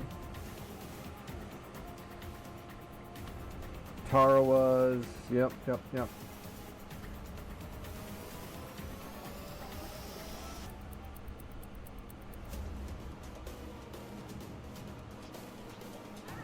That doesn't look right though.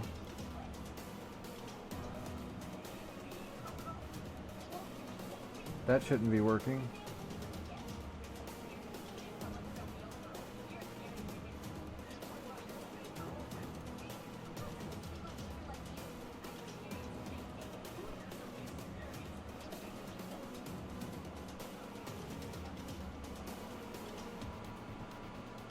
Wonder if it's because it's paused. Let me unpause it.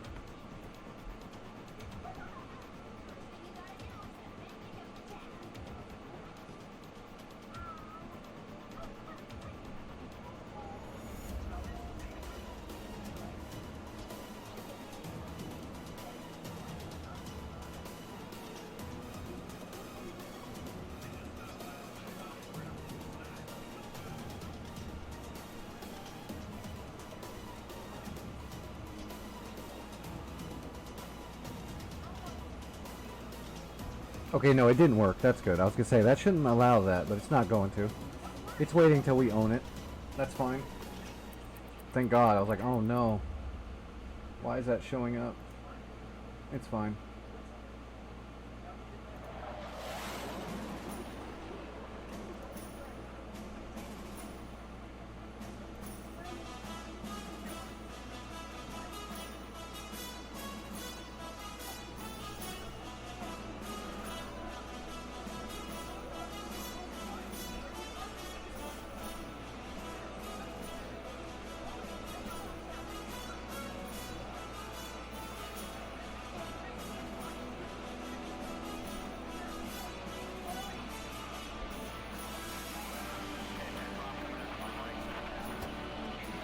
Had to turn my head tracking on. Oh my God, why are labels on? What the frig? It's alright, this is just a test. That's weird.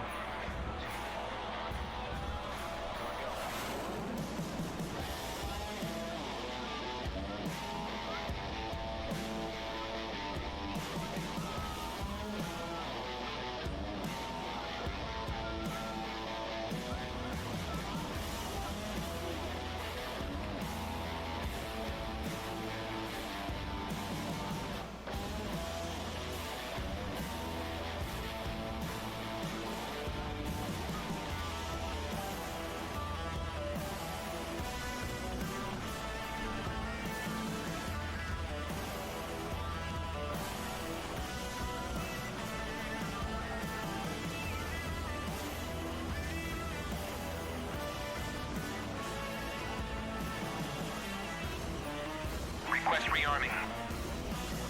Copy.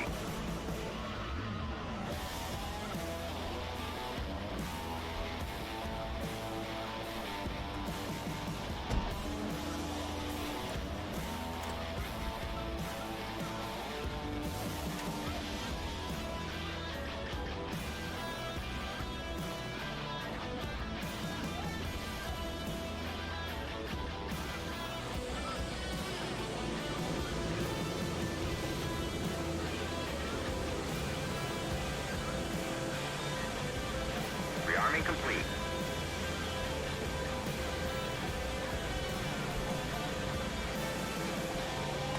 Hey, machine gun's coming in. Okay, all I need you to do is spawn a Chinook and then go to, you know, the logistics menu and see if you can load supplies. If that works, if you have a Cairo Warrior, if you could log that in and see if you can load supplies on it. If both those work, then it's good.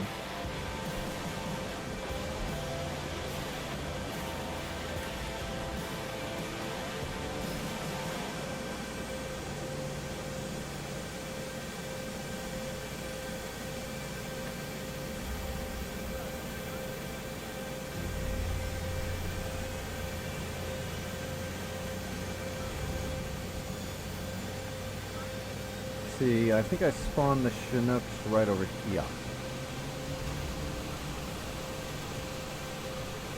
Yeah, just spawn a Chinook and then go to the F10 menu like I have on my screen here and go to Other. and then logistics, and then load supplies and see if it works.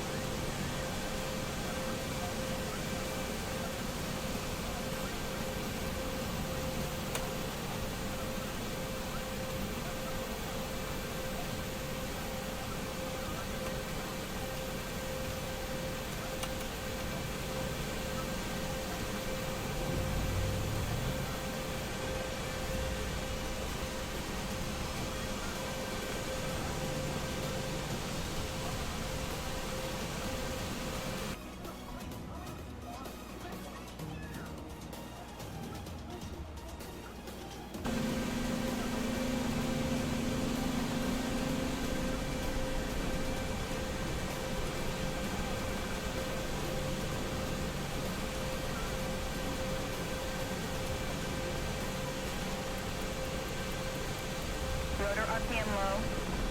Rotor RPM low. Oh, you're shitting. Alright. Jump out. Jump out. I know what I did. Damn it. I'm so used to programming all the events and triggers. I bet you I put late activation on client.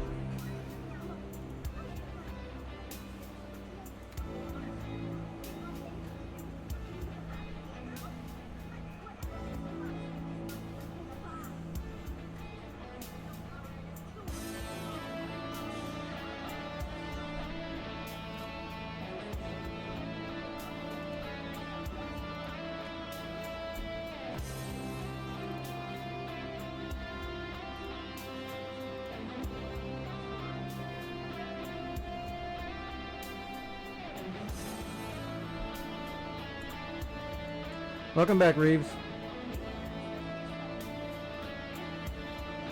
Shit, yeah, that's what I did. I hope I didn't do this on all of them.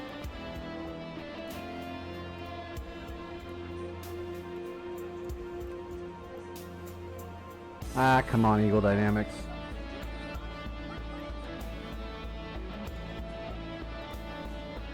Damn it.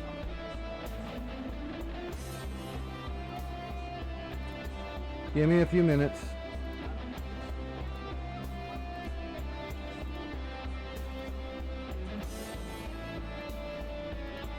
I'm literally just so used to creating a shitload of events, triggers, and timetables.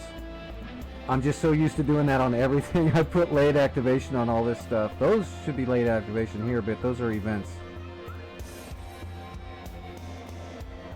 You don't put late activation on clients.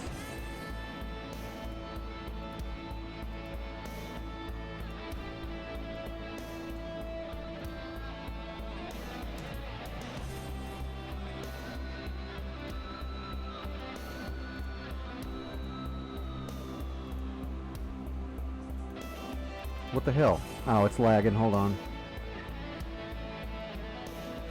Come on, give me a white screen, you piece of crap. There we go.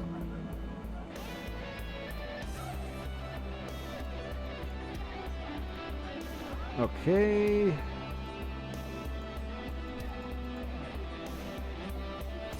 Bravo, we added the Chinnies. I didn't put late activation on the Chinooks on Bravo. Or the Kiowas. I must have... Did I just do it at a Napa for some really dumb reason I could never explain because I'm dumb? I guess that's the explanation. I'm just dumb.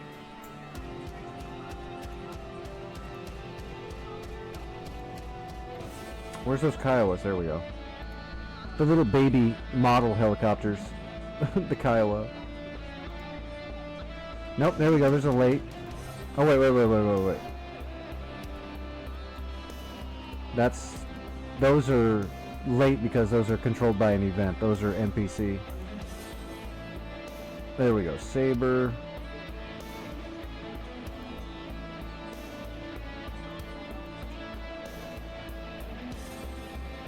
Huh. Yeah, it looks like I did it correctly except for at a Napa. For some reason I put late activation on them at a Napa. I don't know why I did that.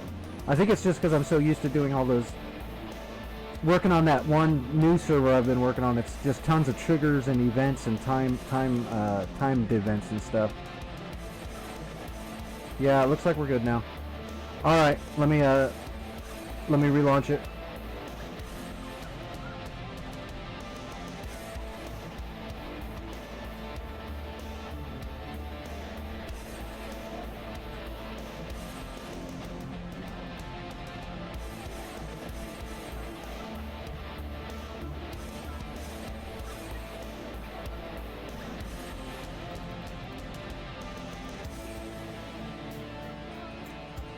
Okay, it's launching here in a moment, and we'll test this real quick.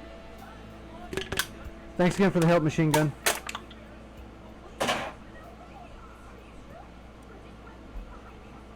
Blasphemy.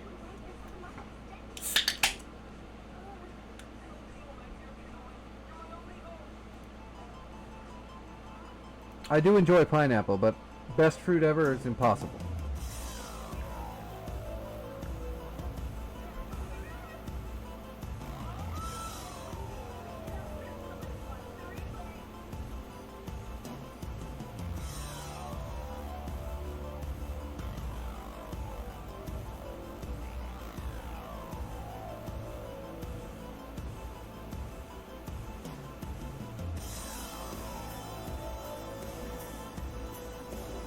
I do love cantaloupe.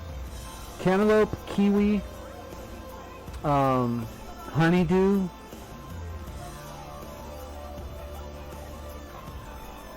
The most tastiest fruit I ever had, though, was definitely this redheaded girl I knew.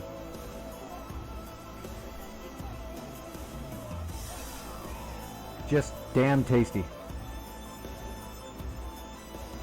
And she was definitely a bit fruity.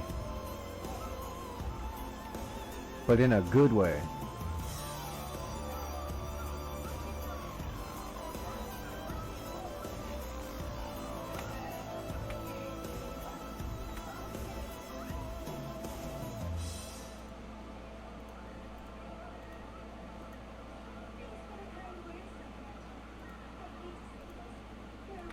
Request rearming.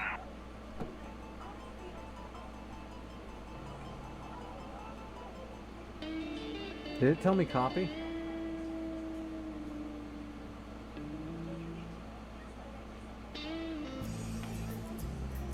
Nope, doesn't seem like it.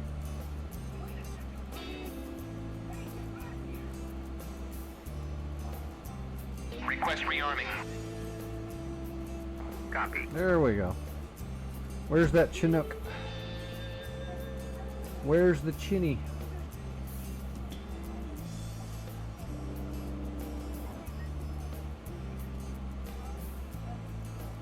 Oh, I was looking right where it should be. I don't see it. Oh, there it is. Okay.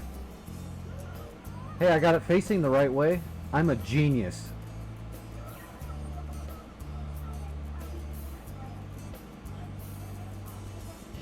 It's better to have too many buttons than not enough. Trust me. You could always have obsolete buttons that aren't the best to reach or push or use, and then you don't need them. But certain jets, you have to have a lot of binds.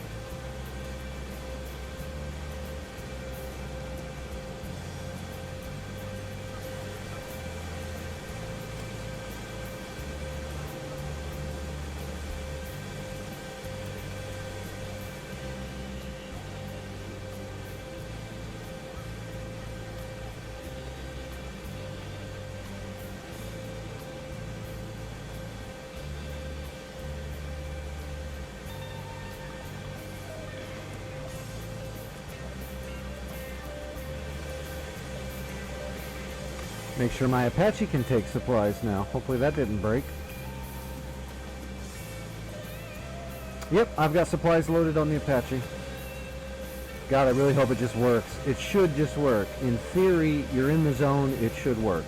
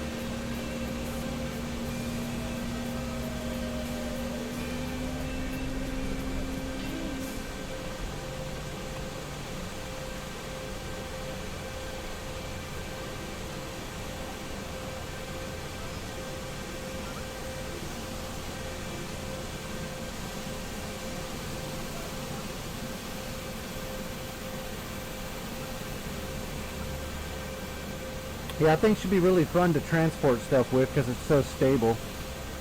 Once you get used to it, you should be able to really combat land and take off quite easily and get moving a lot easier than most helicopters because it's so damn. It should be really, really, really stable.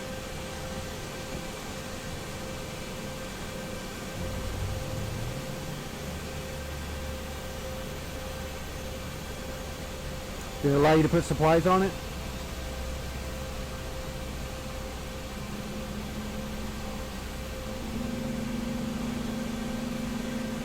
That's why I need to get the hip. For doing CTLD, I want to get the hip, but it's not on sale right now. I gotta wait till it's cheaper because I don't really make much money. I make almost no money, so if I get a little bit of money, it's not much, and I might not get any for a long time again, so I gotta wait till stuff's cheap as I can get it. I should be getting a payout tonight from Twitch, but all I can get with it is the Flaming Cliffs 3 upgrade.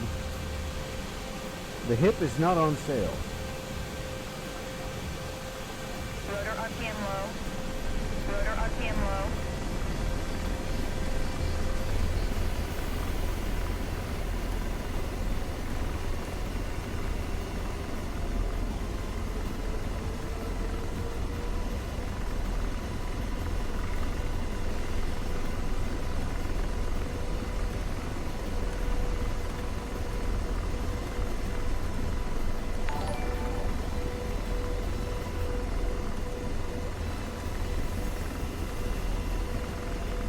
Oh god, that's bright.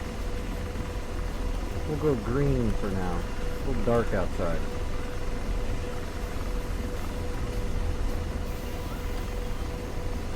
Hey, thanks for the sub, Reeves. I appreciate that. So does Vito, I'm sure.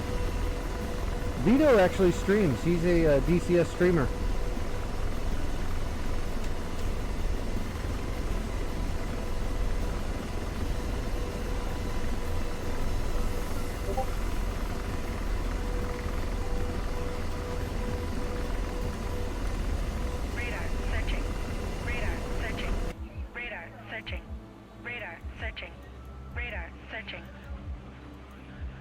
Is the radar searching? I can't tell.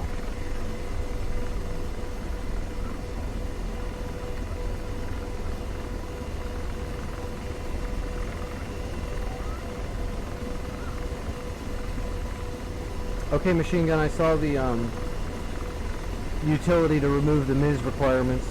That's great. I will definitely look into that and see if I can utilize it.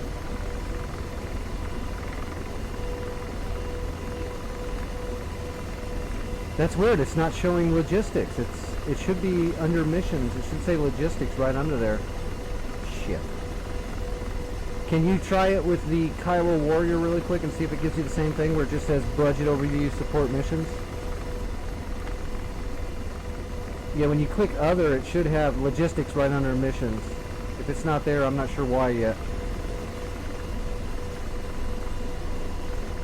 It should. The helicopter, it's a client and it's in the zone. It meets the requirements. It should do it. That sucks. Why is everything always got to be difficult?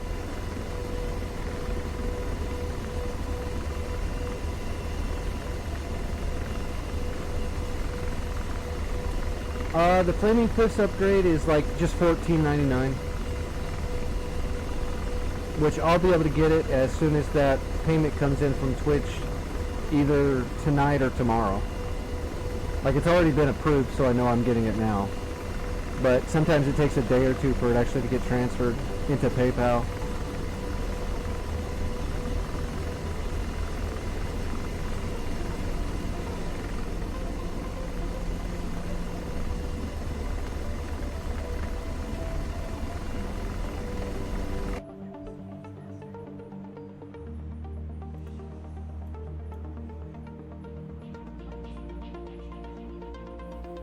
Let's see, you're a transport. Task transport, combined joint forces blue. I don't know why it's doing that. You're set up on the base at Anapa on blue side as combined joint task force. It should allow you to low cargo. It depends.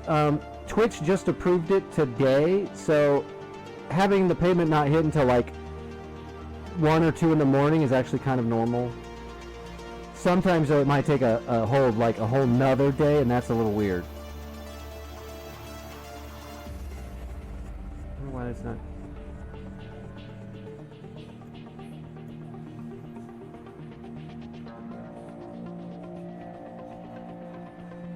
It even says you occupied a blue CH-47F. I'm not sure why it's not letting you do it.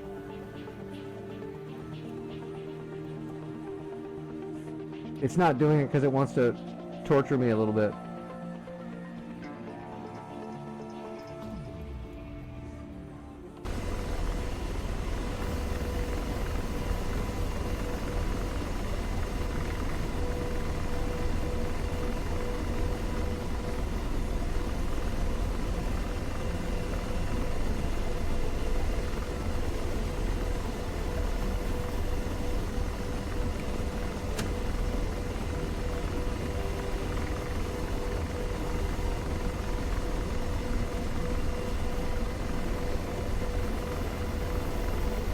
I don't even know why it would change the designation to you being neutral when we're in the blue base. And I'm in the same joint task force.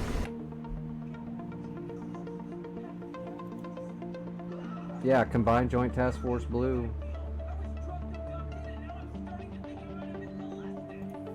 What a pain in the ass. Oh well, okay, thanks for testing. I'm gonna jump out and take a look at it from the editor side and see. Or wait. I'm going to fly in a circle for a second because I haven't flown anything all day. If I can remember how to fly this damn thing.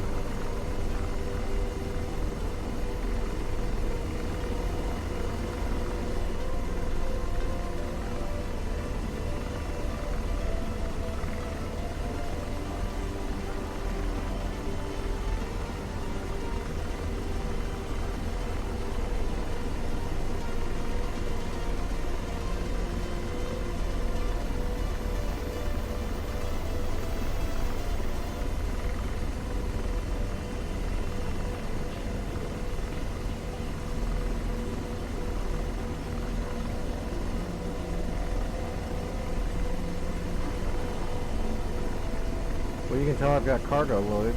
We are heavy.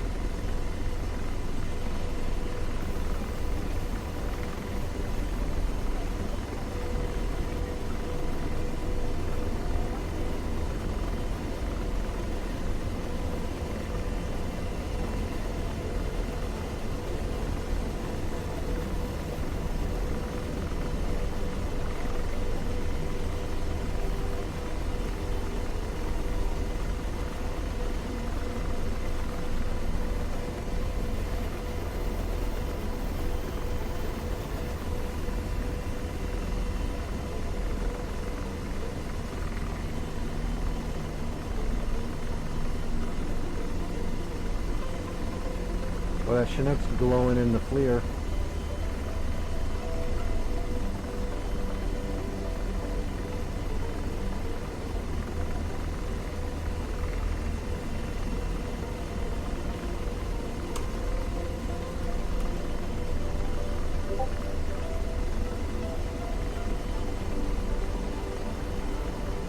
Okay, I can still control a helicopter, sort of.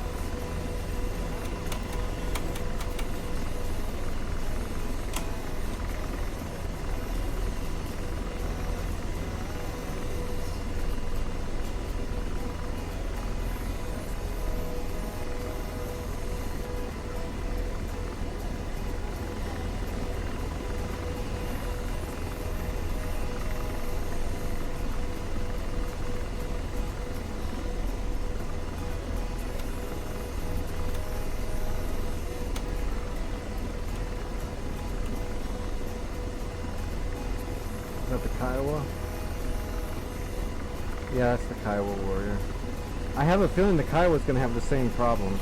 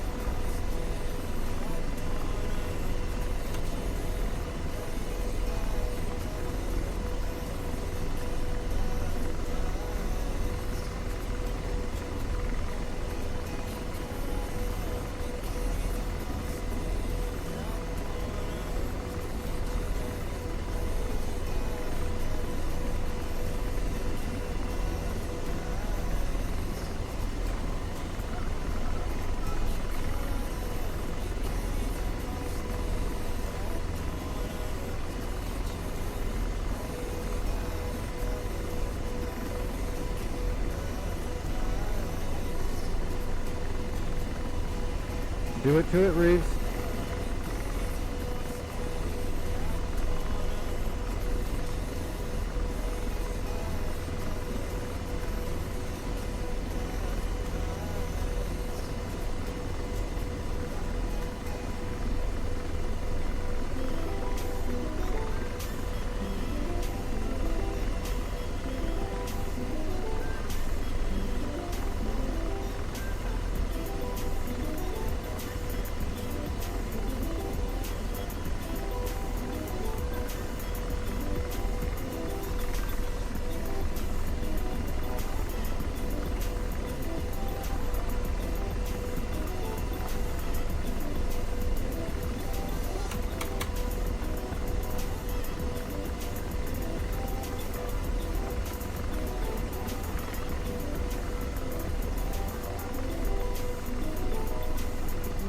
Yeah, I've still got the logistics menu from over here too, so we're both inside the zone.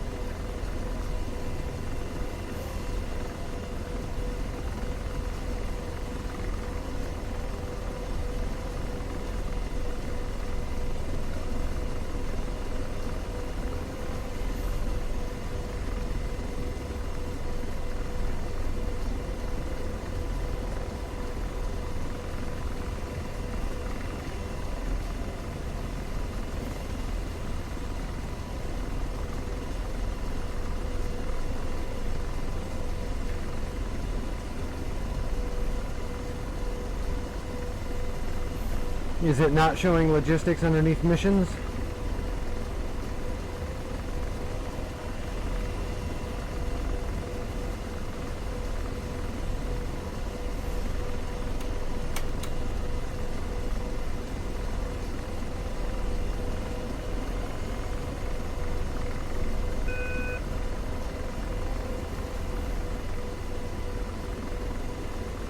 What the hell? Okay, thanks for the help. I'm gonna drop the server down if you want to jump out.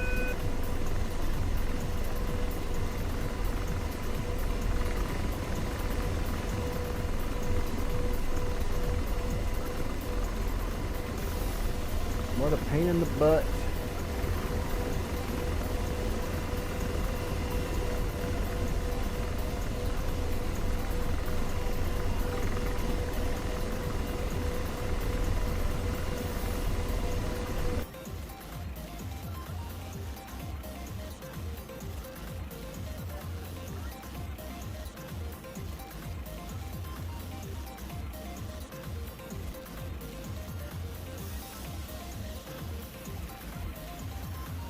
Alright.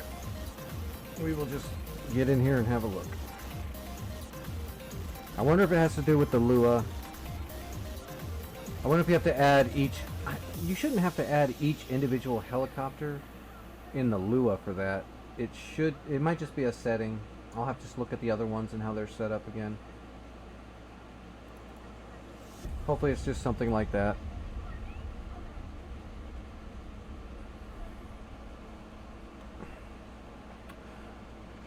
I wonder if it has to do with the naming scheme. I wonder if there's a Napa blah blah blah name in the Lua scripting, that, which is why the helicopters group names are like that. Let's see, this is a hind. The hind works. Frequency, tail, that's all fine. Cast, that's all fine.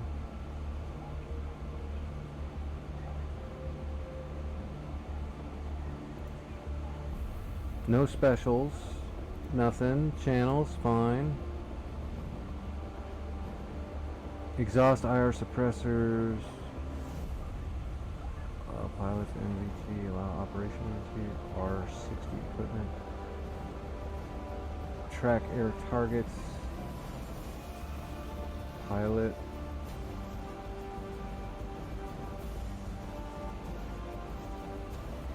Yeah, I'm not seeing anything in the settings. Yeah, Napa MI-24P. It's the same as the group name. So does that mean I have to name Warrior 1, the pilot Warrior 1 without the 1-1, and then this one would be a Napa Warrior 2 or something like that? Does it have to say a Napa at the front for the CTLD Lua to pick it up or something?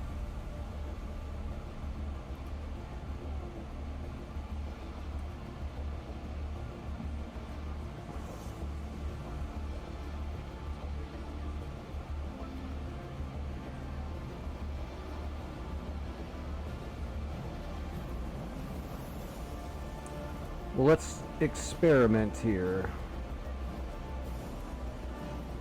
So let's name this. Oh wait, let me look at the other one. A Napa space and then the name of the unit. Okay.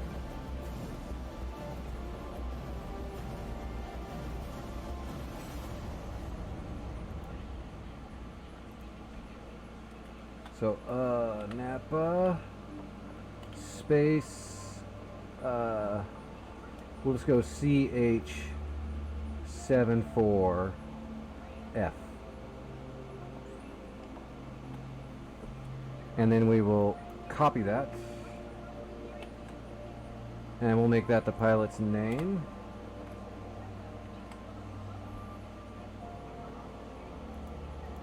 Okay.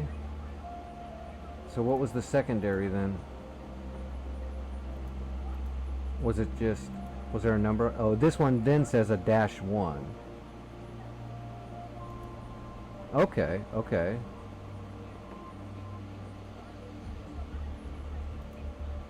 So 47F, 47F. So the next one The next one we'll just go copy. We'll go to this one, blank that out, we'll paste, except we're going to add the -1. Paste -1, and now that should hopefully put it into the, because it's got the ANAPA tag on the name, it'll it should show up in the CTLD Lua. It should pick it up and allow it to use the loading zone then.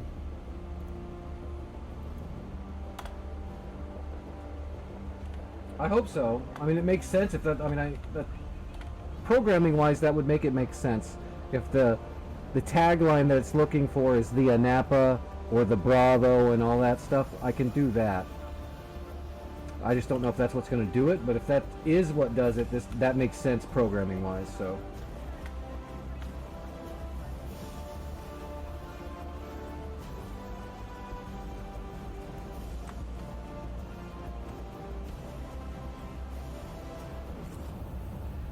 Yeah, that's what I'm doing right now.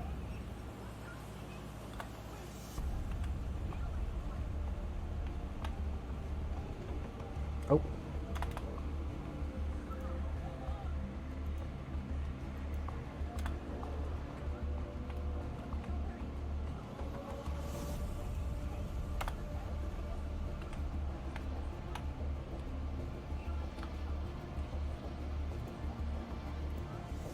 Let me save that.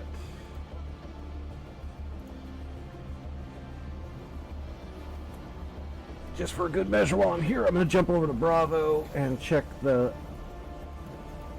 taglines at Bravo and see if that'll be a fix for this. So Bravo and then the name, and then Bravo the name. Oh, those are different ones. Let's see. Bravo, that one. This one is -1. Okay, okay. Piece of cake. I got it. I got it. So this will be Bravo space CH47F. Oops, shit. Bravo CH47F. Copy. Paste.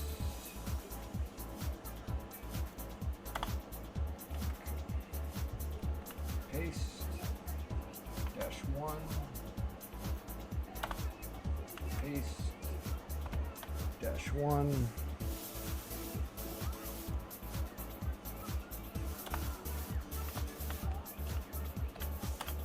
Bravo OH 58D.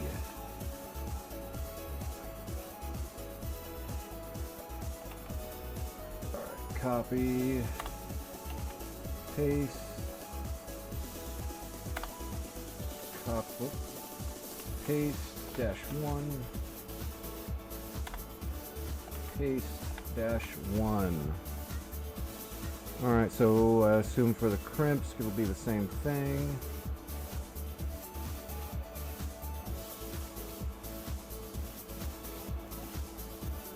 Let me look just to make sure. Crim 17. No, that's not a player model. Crimps. Okay, so CRYMSK. So crimp, just regular crimps. We're getting it done. I'm moving fast. Like I'm a man on highly prescribed medical incantations that are keeping me alive.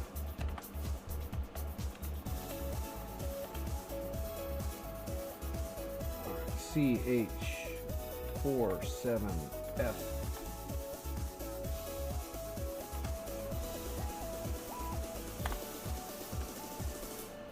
I should have known that the taglines, the group names and the names were specific because of the Lua scripting they put in for the CTLD in the back end. Well, my problem is I don't hand code the MIST, the Lua in the back end, so I don't know all the command lines and all that stuff. I just haven't messed with it. I'm probably not. I don't want to mess with it. I want someone else to do that. I just want to design missions and make them work and make them awesome. I don't want to get that deep into the scripting because I know the way my brain works, and I'll sit there and try to learn it all, and I'll just burn a bunch of time, and I can't really help myself when I start learning something. I have to learn all of it, and I just don't want to go down that rabbit hole.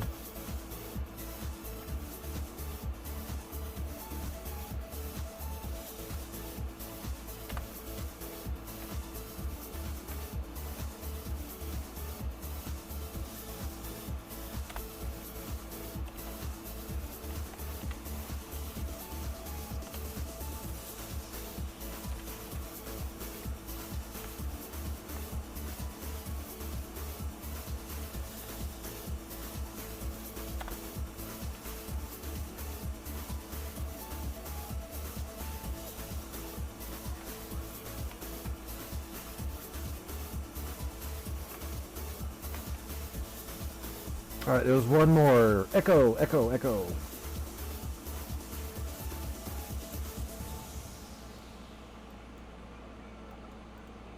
There it is, echo. Let's see what they put in echo. Probably echo, but let's see. Yep, echo. Piece of cake.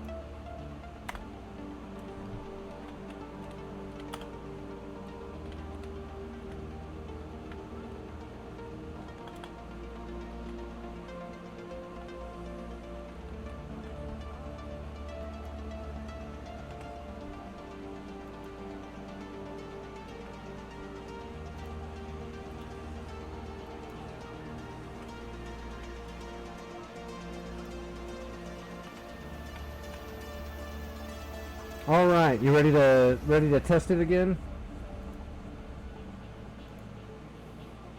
Cross your fingers that it'll show up on logistics. Everybody cross your fingers, cross your balls. Cross your balls. I heard that helps.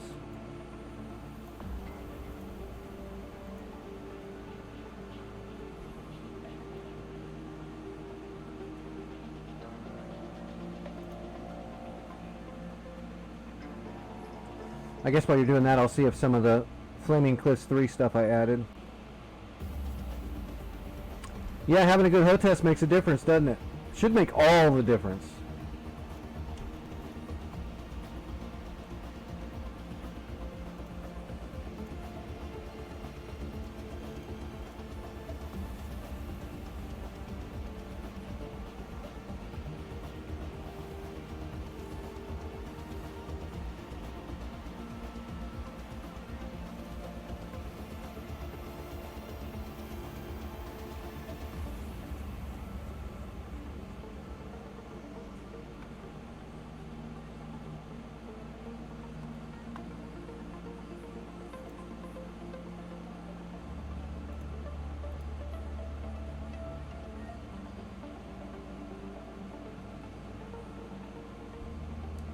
Shit, I better take my medicine. There we go.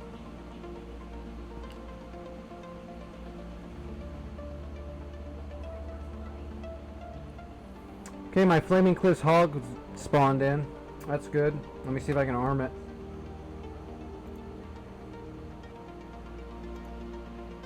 Request rearming.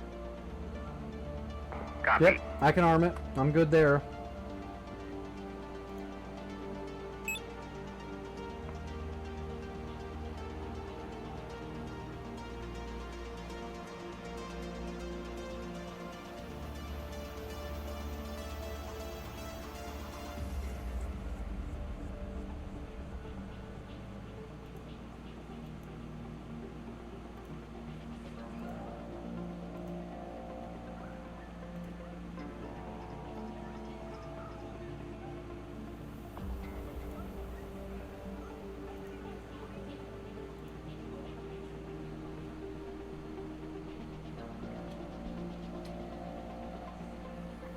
Got my Chinese flanker. It let me spawn that in. Is it gonna let me load it? Oops. Wrong button. So probably not, if I hit the wrong button.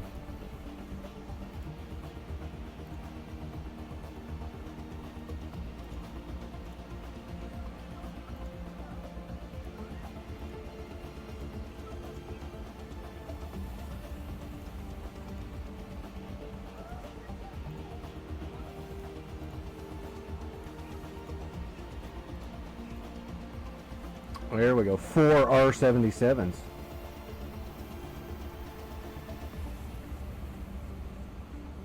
Alpha is the alpha point. It's neutral. If you bring up the Request if you rearming. hit F10 and bring up the map, you can look. The first point to the southeast is Alpha. If you take supplies and land there and drop off the supplies, then you'll capture it, and it'll be blue, and you can spawn units there, and so on and so forth. This is a capture the zone map. The enemy has all the points except for Anapa, Charlie, and Alpha. We have to go all the way through and capture them all and get Krasnodar to win. Which is why it was amazing last night. We were right at Krasnodar getting ready to win when it threw a script error and fucking crashed. That was really bad. That sucked hard last night. So Alpha is neutral because nobody owns it. If you fly supplies to Alpha right now, you can cap it and spawn blue units there. And the enemy is going to attempt to capture Alpha. So the enemy's really good at capturing zones. You have to push back. Did it give you a logistics menu? Please say yes. Because if it has to do with redoing the actual Lua scripting, then I'm going to be at a loss for now. I'll have to wait for someone that does the CTLD Lua script to fix it.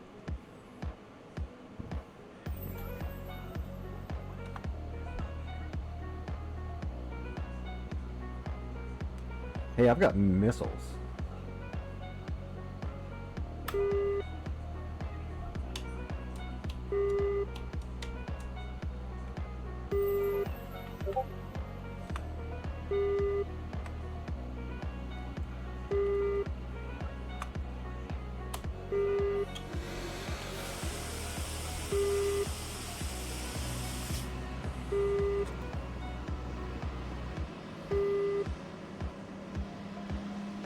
Yeah, you gotta click other.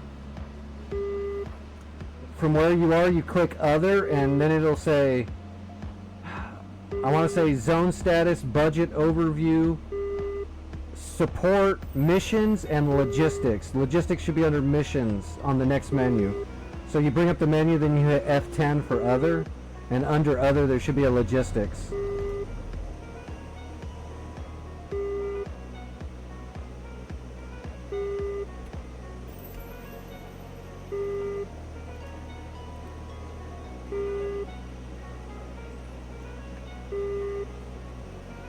Oh, my key bindings are all fucked up on the J11.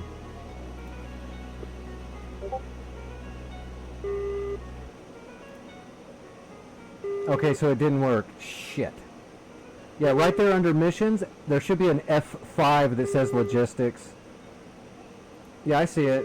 It's not there, which means it's going to be something that's in the actual Lua script, which means I can't do anything about it for right now.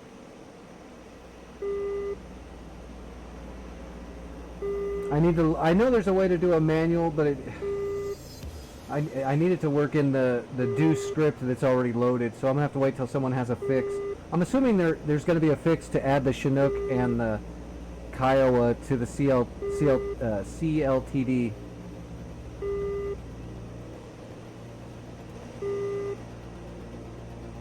Okay, I'm jumping out of it.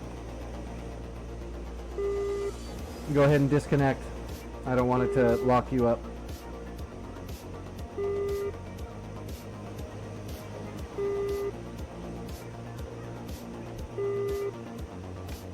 Oh, you're already out. Okay.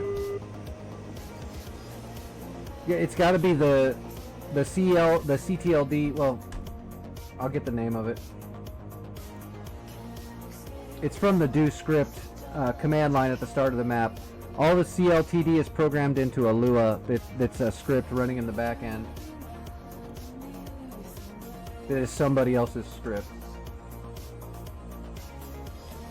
I'm assuming that's where it is. I'm assuming you have to add a command line into that script for the Chinook and the Kiowa to make the CLTD Lua that's running, the script running, to know that they're allowed to do that. Is going to be my guess.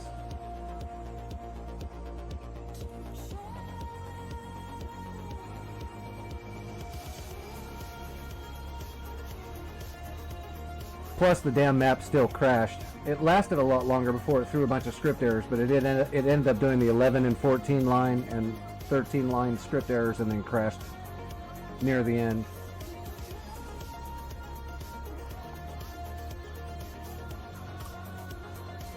Let's see, it's probably either the zone commander Lua or the zone setup Lua.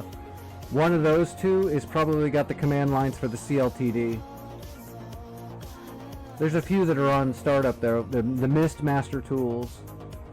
And then Zone Commander, Zone Setup, and Global Settings. One of those has to have the CLTD, so yeah, I'll just post the mission. I don't know, it's the one that you altered and sent back to me. It's probably the newest one that was posted, I assume. I don't know about updates of Foothold.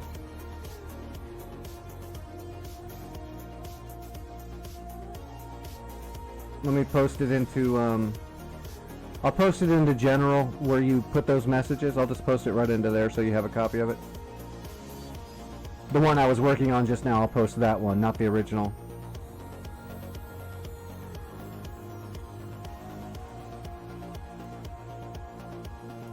Okay, there you go. It's uploaded to my Discord. Well, those aircraft are now in the game. They just can't work for the CLTD yet. Everything else works. That's good. Part of my tonight's mission is complete. Now I gotta fix my J11 keybinds because they're all screwed up. Shows you how much I've flown the J11 recently.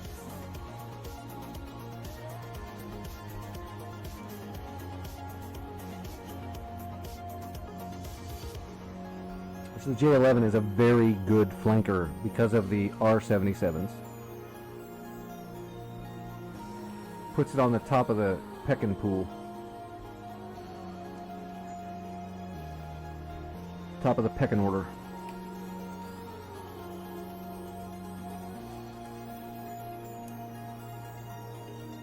It'd be nice if you could put a whole bunch of R77s on a Navy flanker.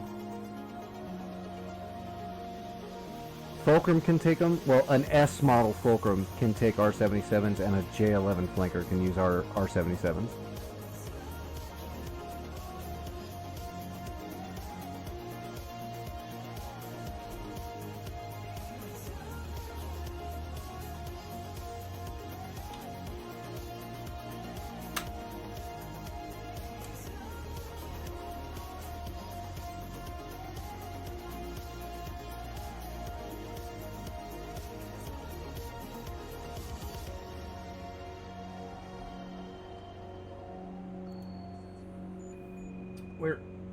Where's my J11? Right there. There's one of them. Makeup. That's the one we want. Alright. Now these key bindings, this HOTAS setup is jacked. Yeah, that's not right. So we need to go...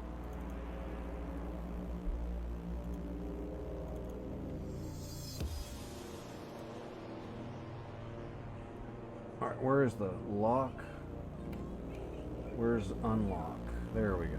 So we need this to go away. Clear.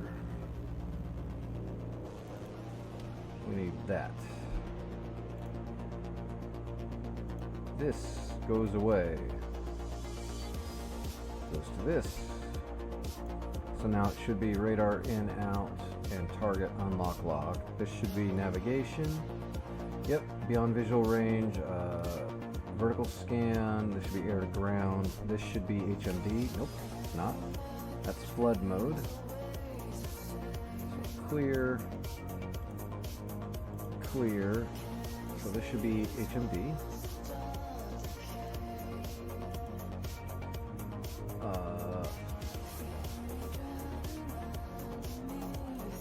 flood. This should be weapon change right here. This should be cannon, so let's clear that. Cannon should be here. Weapons change. What? Weapon change is 17 on the joystick.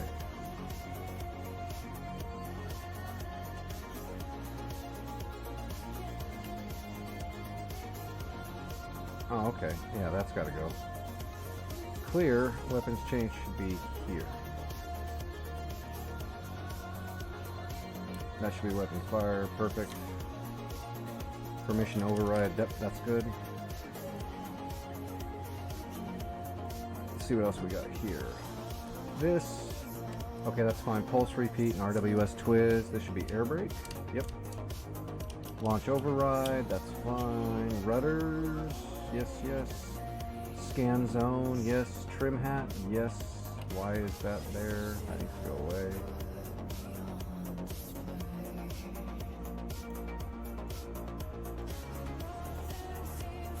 Let's see. Nose wheel steering. Yes. Brakes. Yes. So what am I missing here? I'm missing that and this. Nope, that's countermeasures. That's fine. So this one should just be like chaff.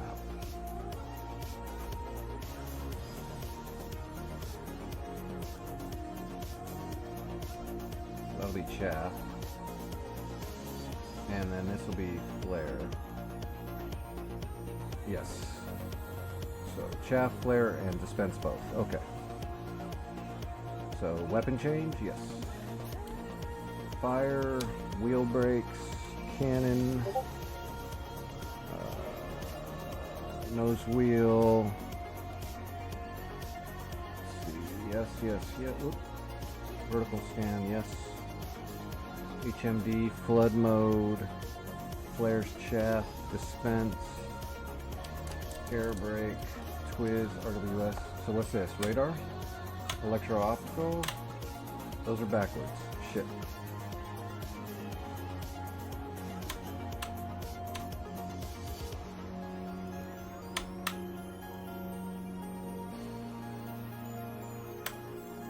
Electro-optical. Where's the radar?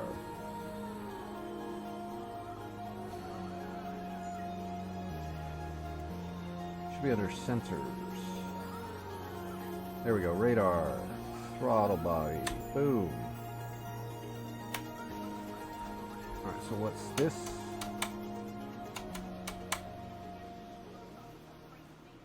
Trying to search. Target lock. Okay, that's fine. Is there anything on here? ECM and fuel dump. This should be altitude and attitude. Yep. I should just reset it. That's fine.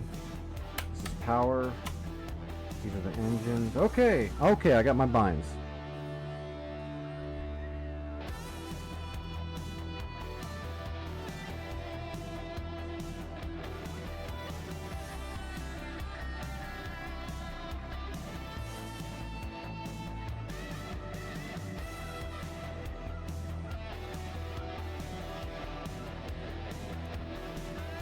VR's not working. What's it not doing? Just like looks like shit or something?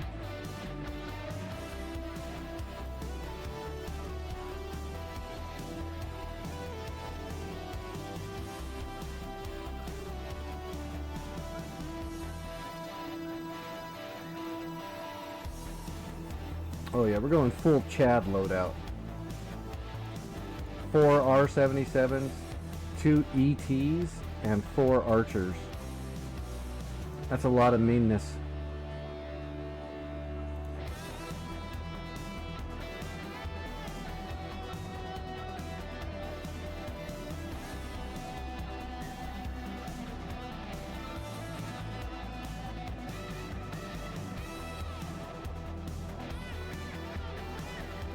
Oh, can your computer not? You might have to lower your.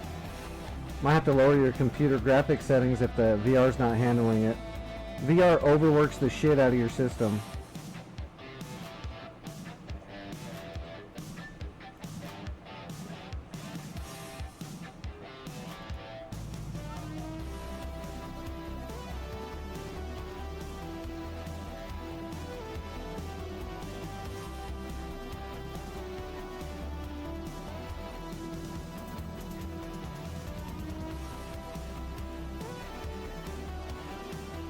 Request rearming. Copy.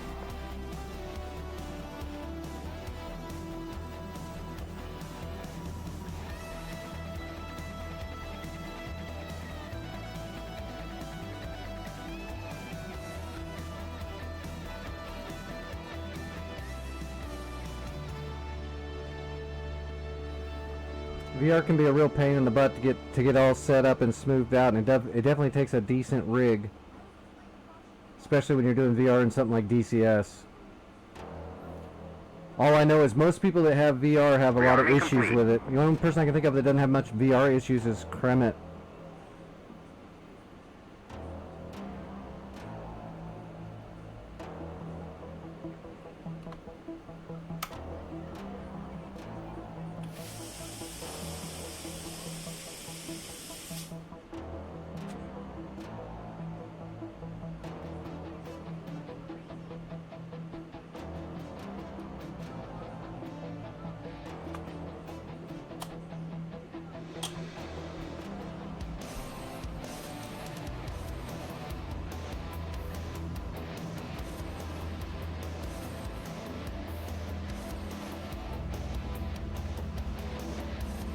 My jet is bobbing to the music.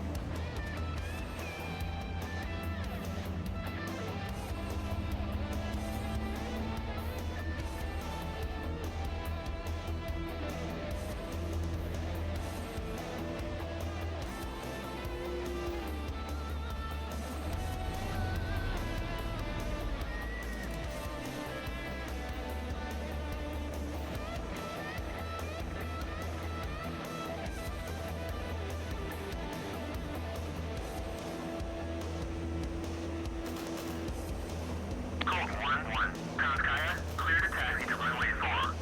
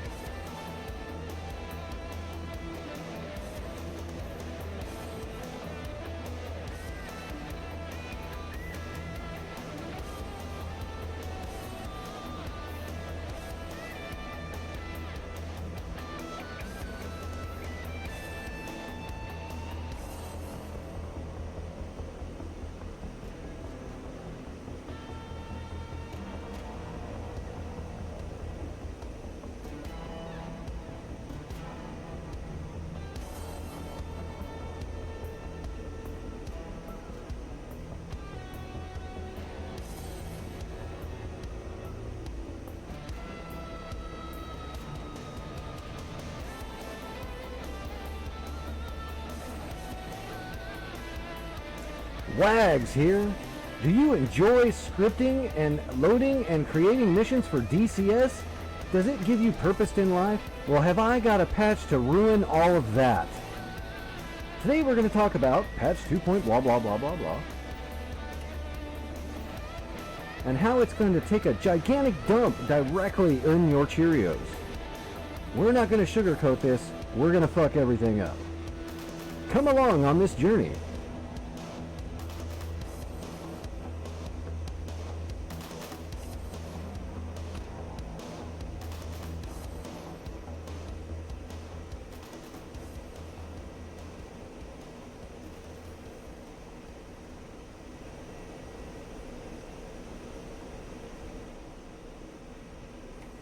Oh, did we make it to beta? When did that happen? I did not get the memo. Code 1-1. Payload is clear for takeoff. Code 1-1. Kanskaya, you are clear for takeoff when ready. Climb 300 at QFE 759.16.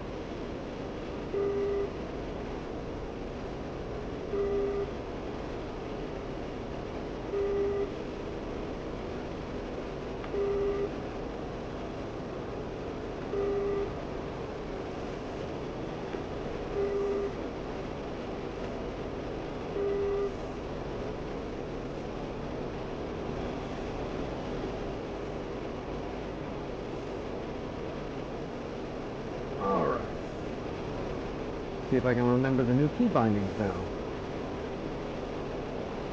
I'm sure I will. I just set it up like all the other flankers. It's just been so long since I've done the J11, the bindings were all messed up.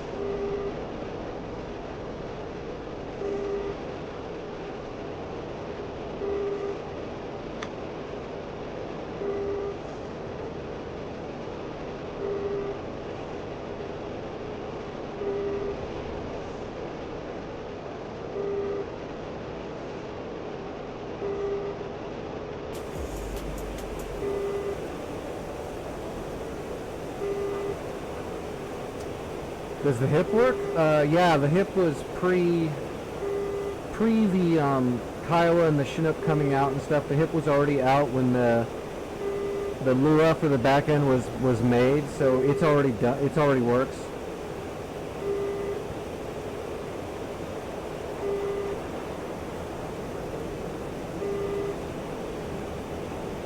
Hey Daggity, I don't have whatever IPC command is. I don't have that set up in my chat or anything.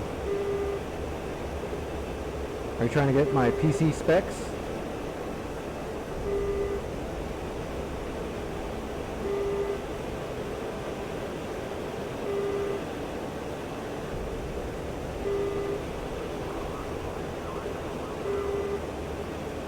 Oh boy, that sun sucks.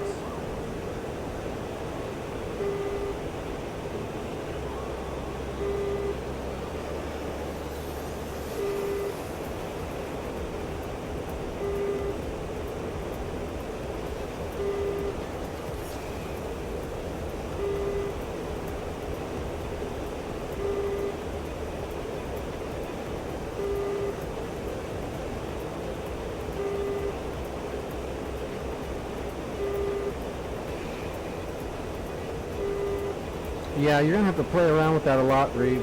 You're just going to have to play around with your settings on the PC and the settings on the VR and find a sweet spot, and I'm sure it's going to take a bit. Like I said, it seems like everybody that does VR and DCS struggles with it quite a bit. Even if they have a kick-ass... Like, I'm sure I would have trouble with it too, and my rig's pretty nuts. It's just the nature of the beast right now when it comes to VR. There they are. There they are.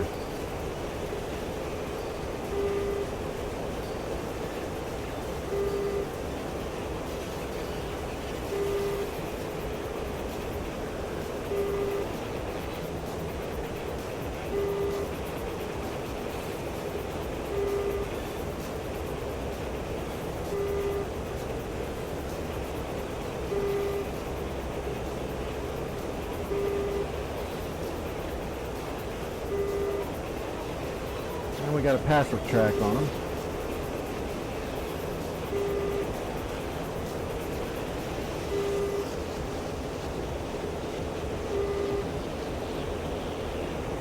But they're sitting right in the notch, dude. They're going to keep on disappearing.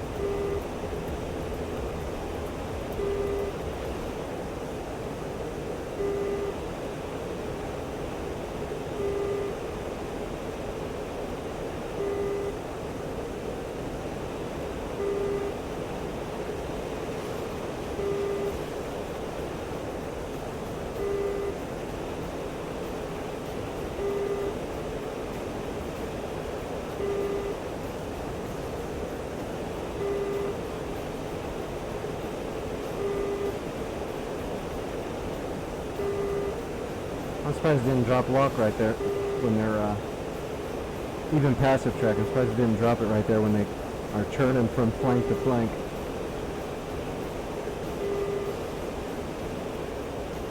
Nope, never mind, it did.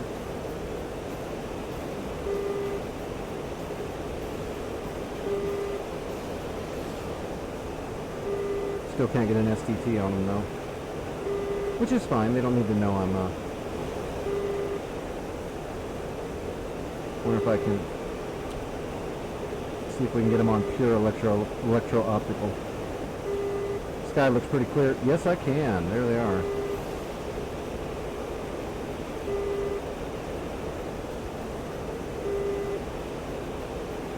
We've got them on electro-optical. So now they're not going to know we are coming, and they're not going to know when I shoot either. We're almost in range for a friggin' ET. Reeves, this would be the ninja shot. See, I've got them locked up with the electrical optical sensor so they don't know I'm locking them, and I'm going to fire a extended range heater, which is a special heater that the Russians have. It's going to use the signal from my electrical optical to ride in, and then it'll turn on its IR seeker when it gets closer and guide all the way in. So it's a long-range heater, it's like a Fox 3 version of a heater. I still haven't actually officially locked them with a radar, so they don't know this is coming. Very dangerous missile.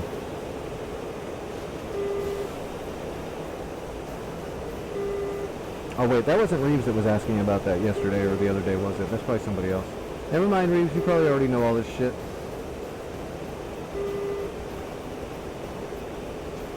I just always assume everybody knows everything more than I do, actually. That keeps you safe.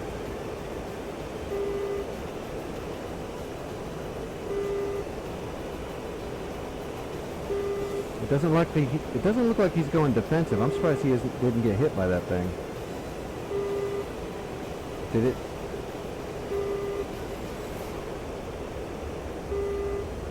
I can't tell. I might have to just fire the other one. Alright, extended range Fox 2.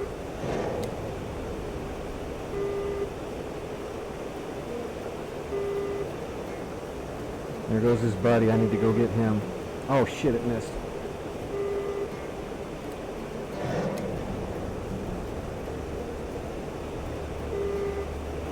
That's gonna get him.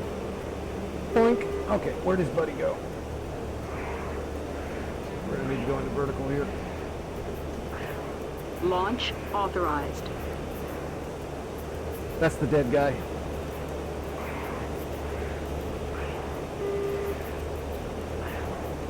What's the button to bring your frames up? I don't even remember.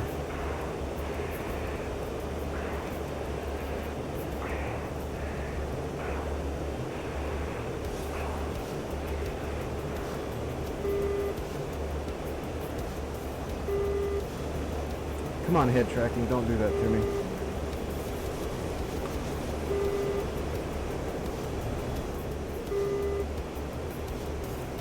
No, right shift pause didn't do it for me.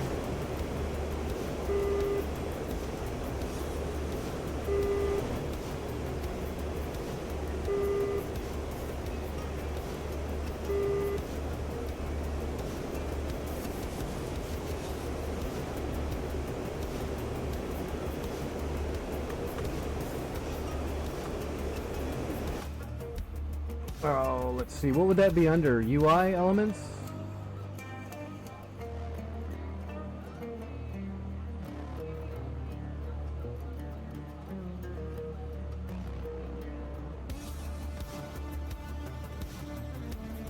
Frame rate counter?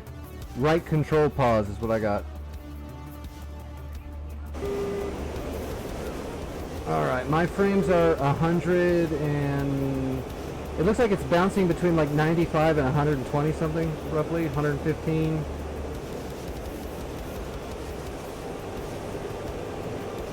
I might be able to get more frames if I turn the graphics down a little bit, but I like running it with everything up.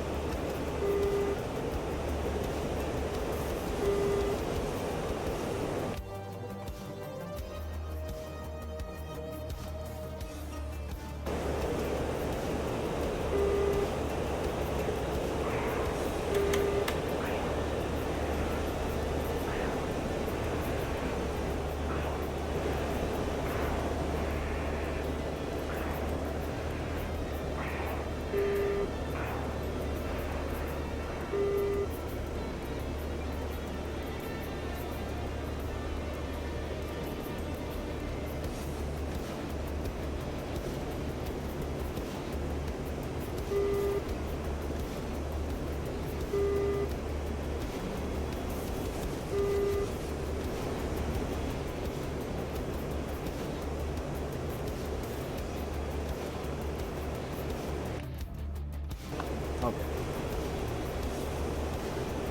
I see him.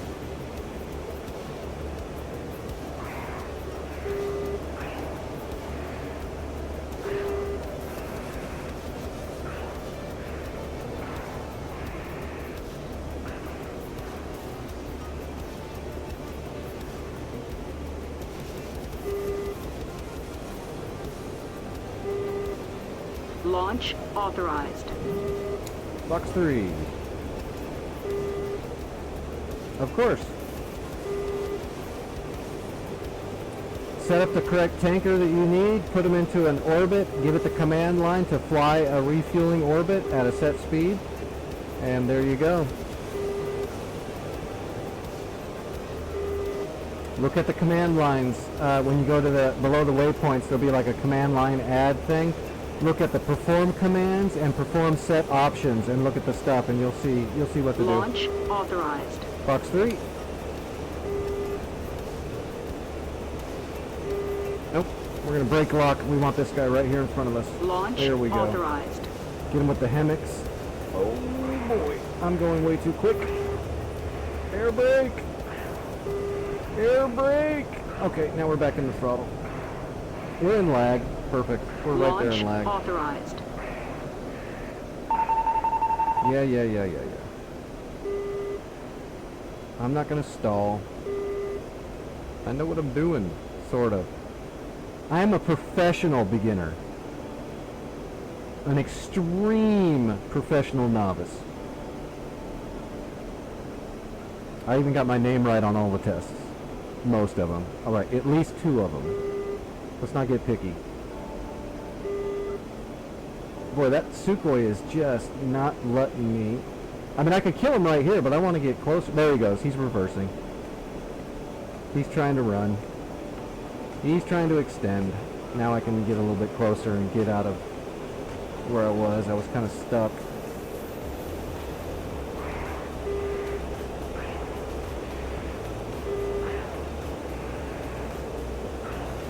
Now we've got low aspect. He's trying to make me overshoot now, I think. Shit, actually.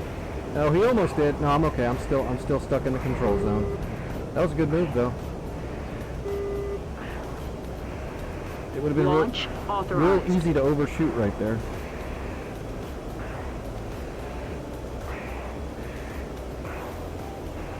Looks like my frames a second right there are like 200? Or no, 110.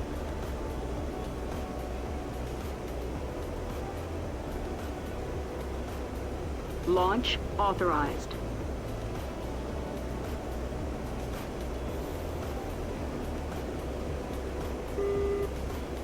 Look at that. I can't cut the circle. We're pretty matched here, but I can stay in the control zone, so he's either going to have to change his ways or he's going to have to try to extend and run. Either way, I can get him. I wanted to get him with guns, but it might be really hard to do because we're so evenly matched on aircraft. Let's see if I can come in from above. Nope. Air brake out. He's totally trying to make me overshoot now.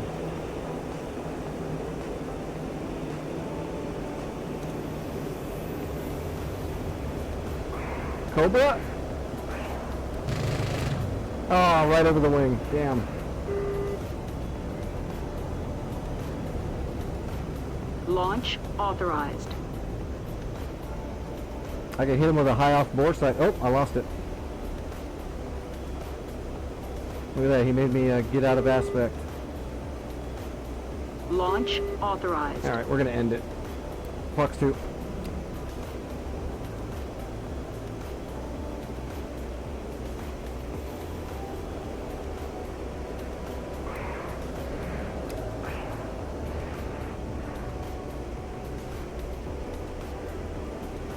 Pop.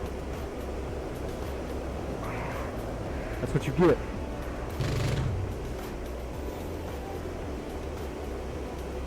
Oh, parachute. He made it.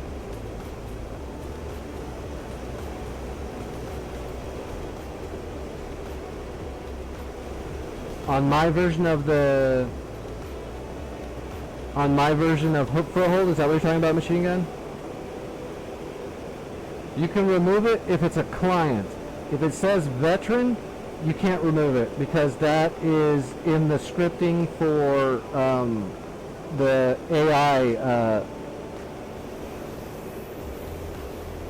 So if that, okay, if it says the client, then just remove it. The only KA-50 that should be in there for client is a KA-53. Tier 3 Black Shark. That should be the only one that's client side. Go for it.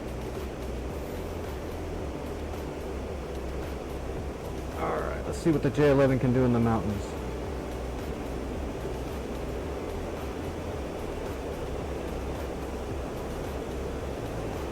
Now you sent me a link to the Zone Commander Lua script. Do I need to download that or something, or are you just showing me the information on it so I can read it later?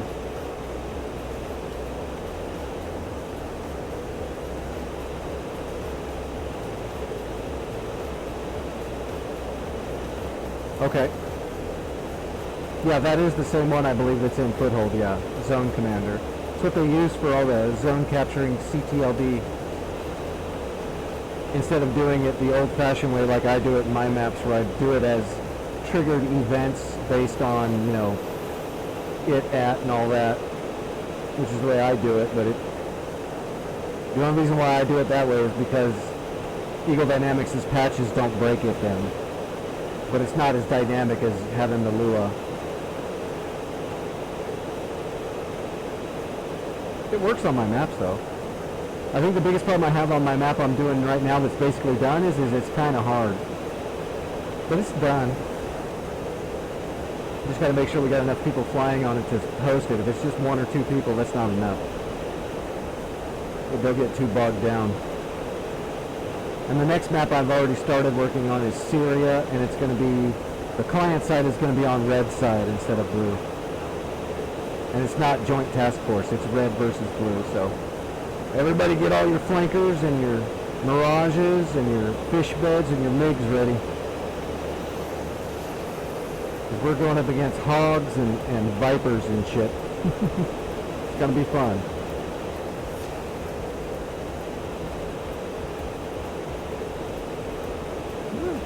Yeah, this rig it handles DCS well. I love this computer. I just need one more part. One more part and we'll be sitting pretty. It's going to run even better once I get that last piece. It's going to be a beast. It already is a beast, but it's going to be a complete beast.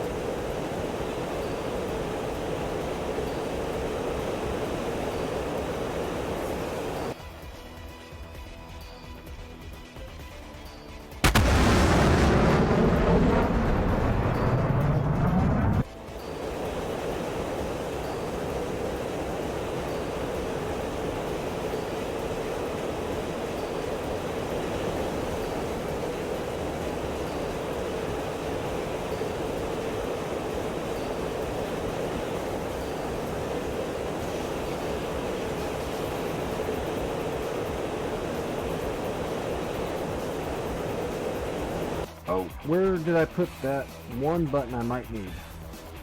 Oh, I need to get rid of that. Oh, shit. My frame rates are fine. I need to remove the frame rate. There we go. Let's see. J11, should be under systems.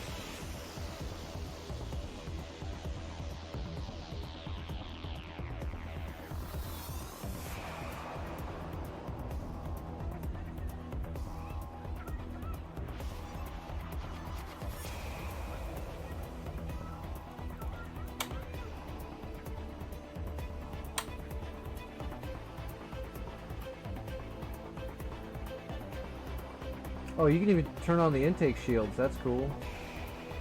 Not going to use it that often, but that's still cool. Huh, I guess it's... Maybe... Does the J11 not have that feature, maybe? Nope, there it is. ACS. It's got ACS. That should be right on here. Because I hit it earlier and it didn't work. So I'm assuming I didn't have it bound. And I was correct. I did not have it bound. Now we've got it. Now we can pull fucking G's.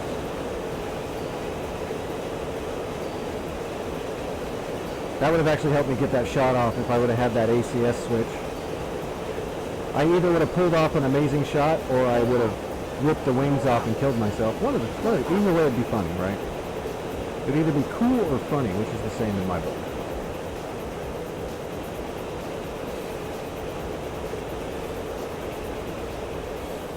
Uh-oh. I'm going a little too fast for this maneuver. There we go. Now we're down to speed. Don't try to go cornering speed when you're going double cornering speed. It just doesn't work. It's a bad idea.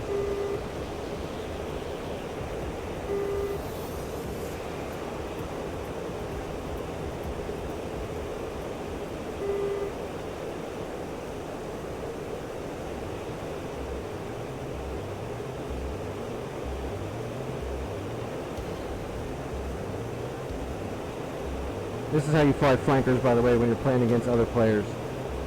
You turn on your electro-optical sensor and you get down in the sticks and the canyons where it's hard for them to see with their eyes. And you're not running your radar so they can't just get easy locks on you. All those duders up at 20,000 feet in their Hornets and their Vipers looking to fire AMRAAM shots, you sneak right up on them with your electro-optical and you hit them with ETs before they even know what hit them. Unless they see you, and then you're boned, but still fun.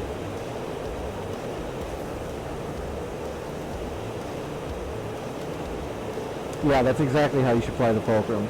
Although the Fulcrum, you got a little bit more of a chance because you can put the R-77s on it.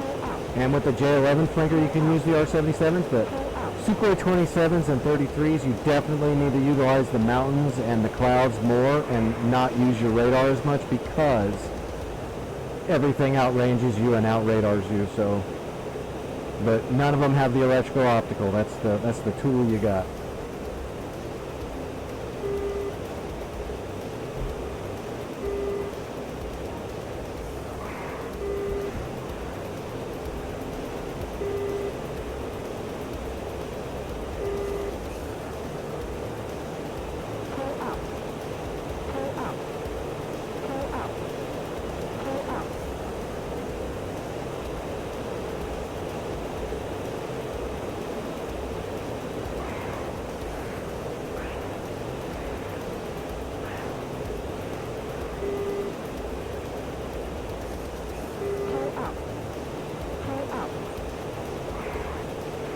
Oh yeah, J-11's, it basically feels like a 27 for the most part, except you actually have better armament. 27 can't handle doesn't have the R-77s. J-11 does, so. But I don't have an English cockpit for the J-11, unfortunately.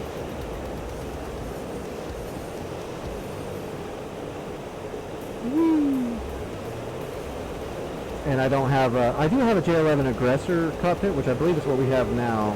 But it just makes the actual paint job on the inside a little bit more appealing, a little darker.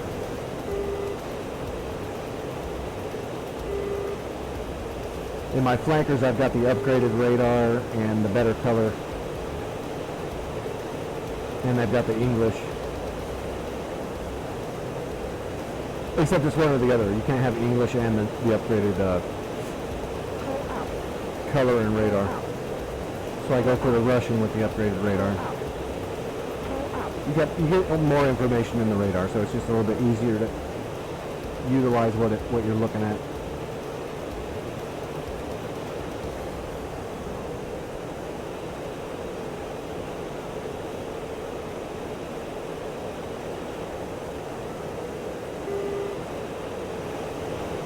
Oh my gosh, my arm is tired already. I definitely need to make sure I don't have a night like last night where I just forget to take all my important medicine. The big problem is yesterday I took my pain med properly. I took all the half doses at the right times, and my body was doing pretty good last night. But then when I opened up my pill caddy thing that has all my stupid medicine I have to take to stay alive, all of my blood medicine and my other medicines I have to take just to stay alive, they were all still in there. So I didn't take any of my actual medicines that keep me alive, which I'm supposed to take in the morning, and then I take the other ones late at night. So when I was getting ready to take my late at night medicine, when I opened it up, they were all there, and I was like, oh shit. So that's why I'm pretty messed up today, and why yesterday I couldn't go to bed in the morning and I had to stay awake, and why I'm feeling kind of rough tonight, because I fucked up.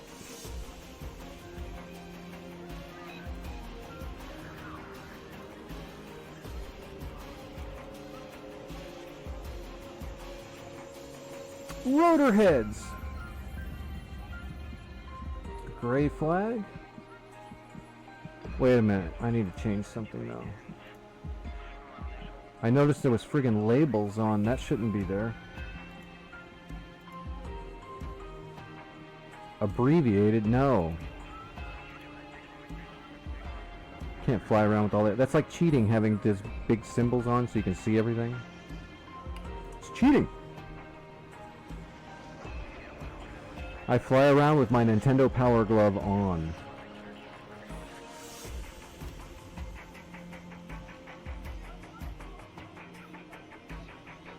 Long Shot's official server. I haven't looked into that yet. Long Shot's pretty cool guy. Need to check out his server one of these days. Persian Gulf 4YA. Return pre-contract, which is a foothold mission.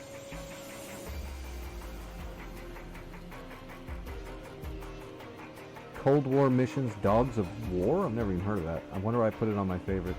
Someone probably asked me to look at it. I don't remember it though. Texas Virtual Training Server. That is a good training server if you want to learn how to fly in insanely broken wind. Are you done with it? Did you fix it? You think? What'd you have to do? Was it under the zone commander? You had to add something to the code to make the Chinook and Kiowa be seen? That was my guess.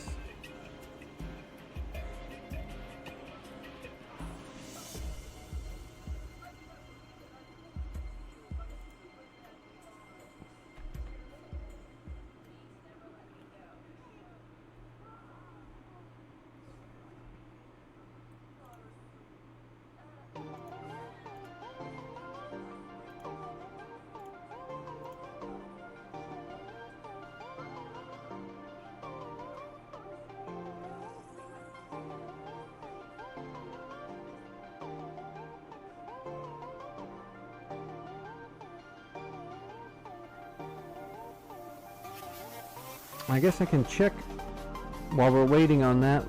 I'm going to click on my PayPal here and see if Twitch actually transferred my...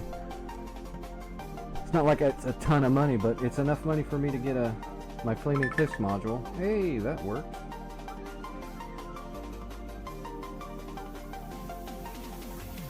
Sometimes my shitty disability phone doesn't receive messages, and all of a sudden I'll get all the messages at once like 5 hours later because it's a piece of crap and I don't have an actual service plan. It's literally a disability phone. Alright. Nope, I have not gotten paid yet. That's a bummer. That's okay. I'm sure I'll get it sometime today or tomorrow or something like that. As soon as I do, I'm picking up the Flaming Cliffs upgrade so that I've got the Tiger 2 and the MiGs, or the MiG and the Saber. That would be a fun little event to do, is just set up a 1v1 dueling matches some night on the weekend when there's a lot of people watching, and we can do like MiG-15 duels and Saber duels. Good old, Vietnam era swept wing, the original swept wing fighter duels, guns only. Make it a pure mirror match.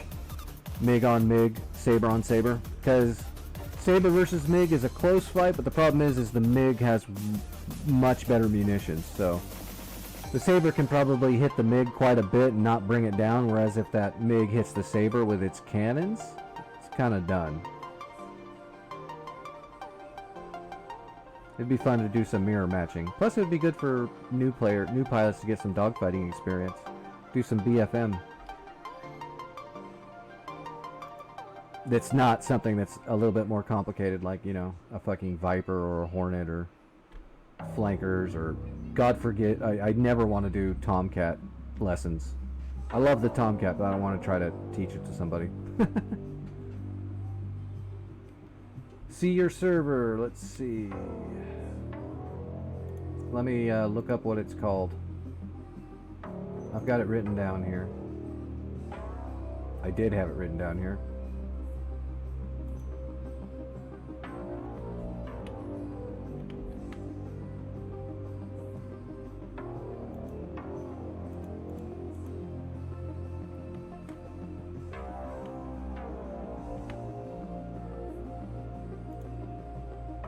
817 Texas Diamondbacks, Olympus, and Dynamic Spawn Pretense Hot Start.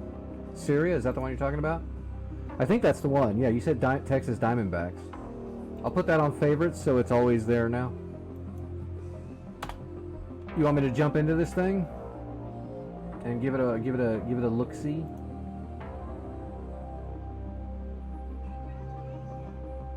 You said this thing's always up, so I can, if I ever have a bunch of streamers and we're looking for a map, I can bring them over here whenever.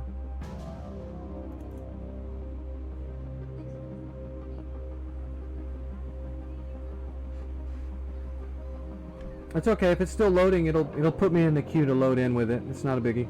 It should. That's true, it's equal dynamics. It might not, it might explode.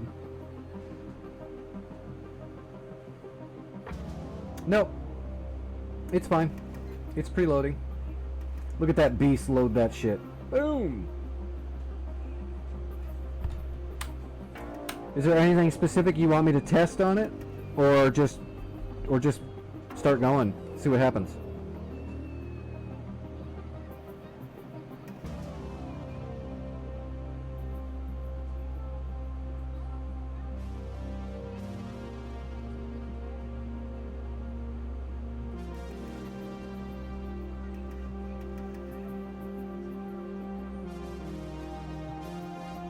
Ooh, I need to piss real quick before I get started. Let me do that really quick. Grab a fresh drink, use the restroom. I will be back while it's preloading the Syria assets here.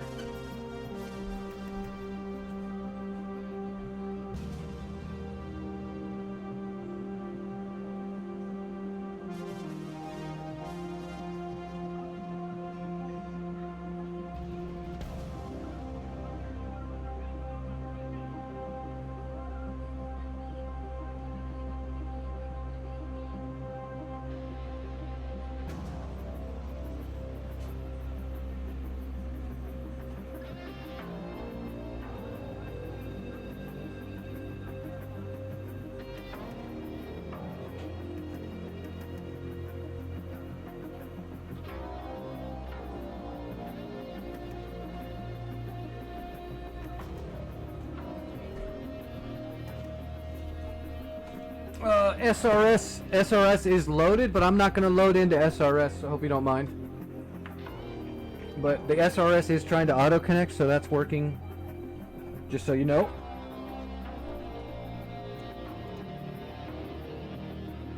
Alright, we're going to close SRS. I don't feel like having SRS up right now. Vic, what's going on, brother? Alright, what are we doing here? This doesn't look like Pretense. This looks like Foothold. This also doesn't look like Syria. This looks like my map. Oh, okay. I thought this was Syria map.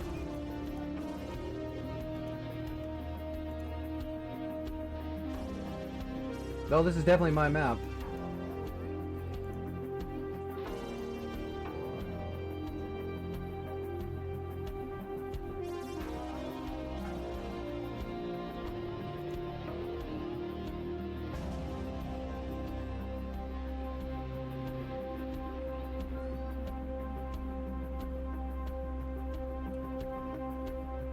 Are you gonna see if you fix the Chinooki and the Kiowa?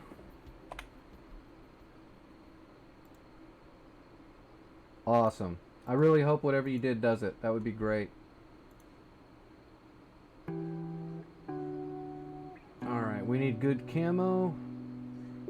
There we go. That's the best camo I've got. Undetectable, it's so fucking good. Request rearming. No one will ever see us coming, period. Copy.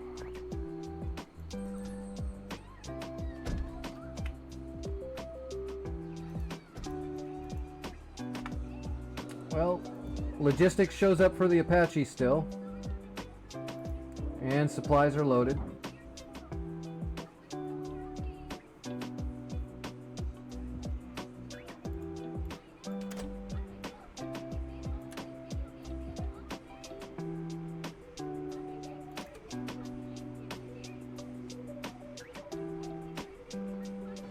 Arming complete.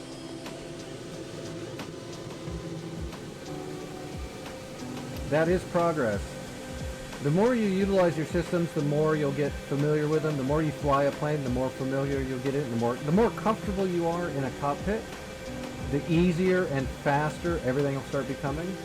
And there's something I learned a very long time ago when it comes to aviation. Like back when I was just a little spud and my dad's teaching me avionics and shit. The first thing he taught me a long time ago that I've kept this whole time is slow is smooth and smooth is fast. And that's a lesson on being task saturated, which is a big deal when you're flying planes and stuff. Slow is smooth, smooth is fast. And that'll become very apparent the more comfortable you get in a plane. Things that used to be confusing and make you frantic will start slowing down, and you won't realize it, but you're actually doing it a much faster than you used to, and you're being less frantic about it.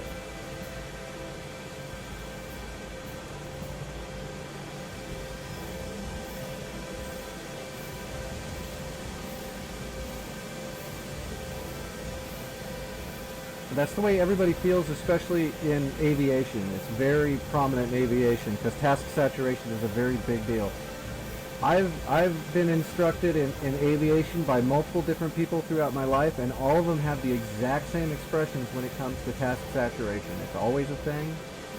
And even if you're just an ace of a pilot, when you get into a new aircraft, even after you've done the book study on the airframe and its mechanics and its abilities, when you're in that new aircraft flying, you still can feel task saturated because it's new and things are different. So that slow is smooth, smooth is fast is a very good thing. It tries to make sure you take your time when you're learning and you slow down when you're trying to do things until they become more natural. And I've added to that saying, slow is smooth and smooth is fast, and meth is bad, but you can get a lot of shit done. Just ask my neighbor who, you know when she gets a bunch of meth, because you can hear her rehanging all her pictures on her walls for like 3 days straight until she crashes.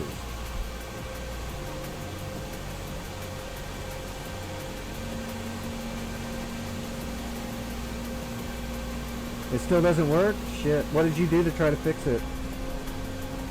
Did you add lines to the Lua? See, that's what I wouldn't know anyway, because I don't mess with opening up the Lua in a reader and decompiling it and altering it. That's not my thing. I don't do that.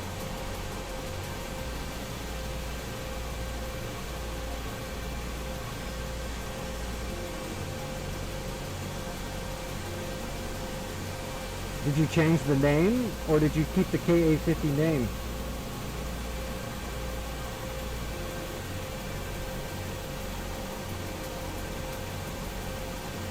Because I guarantee you the Lua is scripted by the name of the actual unit.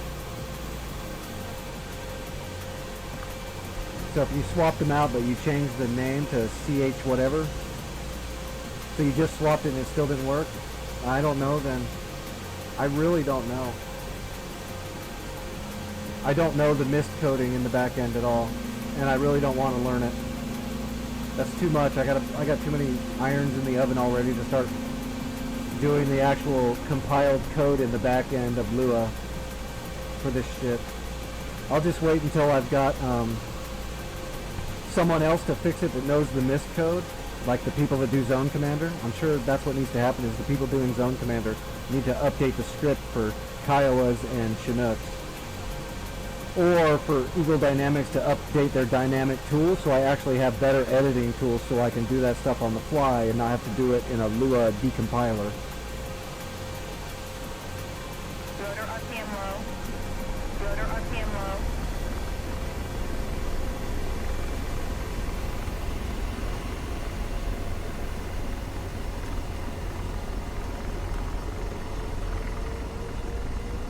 Oh shit.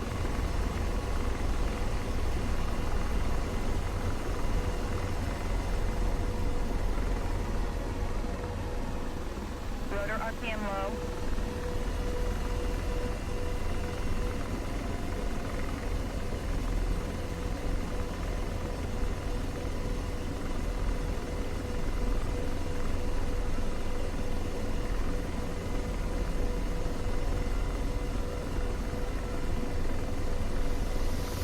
Huh, why is my hostess not? Oh, that's why.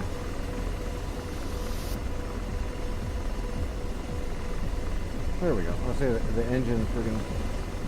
Do you want me to just keep going, or do you want to shut it down now that we know it doesn't work? It's up to you, Big Chungus.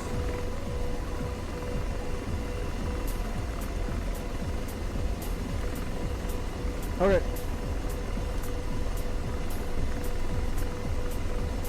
Is anybody else going to join? No, I'm not going to sit here and fly foothold by myself right now. Actually, what time is it? It's almost 3 in the morning. I'm not going to really start a... I'm not going to start a foothold right now anyway. It's like 3 in the morning.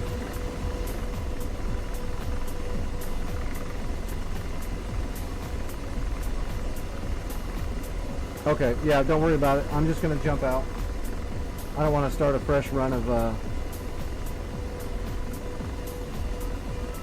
foothold by myself right now. The problem is my body's all fucked up right now.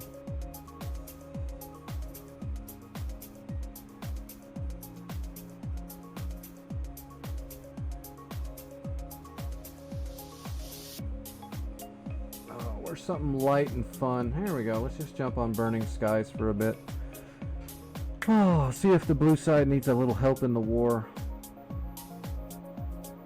Maybe they need an absolute legend of a Chad beginner pilot to help them.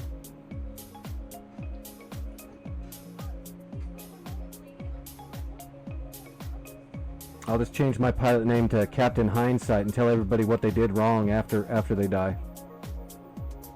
That's always fun. People enjoy that.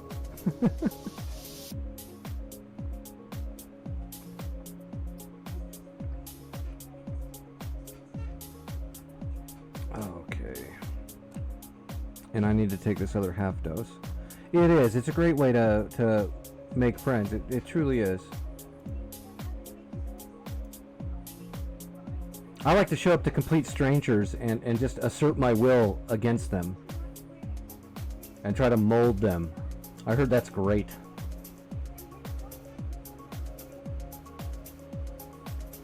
And then I'll try to make a new political party.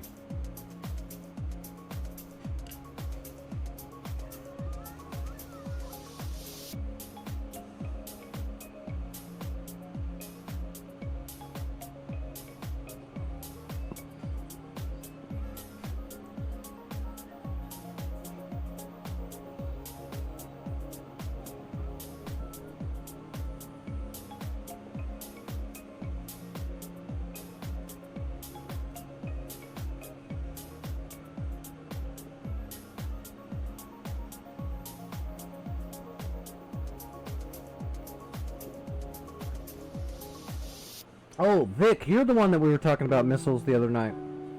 It wasn't Reeves, it was you. That's right. You missed it. You weren't here yet, but I actually pulled off a J-11 electrical optical sensor lock with an extended range heater, 27 ET. The no lock ninja missile shot from a distance.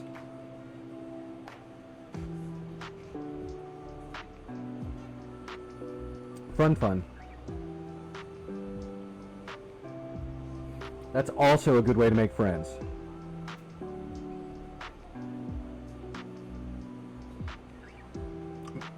Are you not the one that we went through all the missile stuff the other night?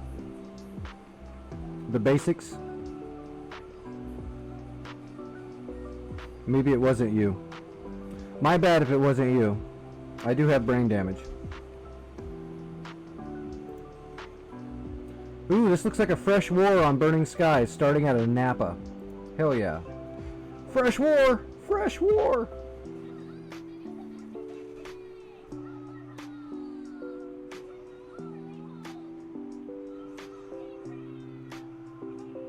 I was extremely basic. Seriously, that's like beginner for 7 years and younger.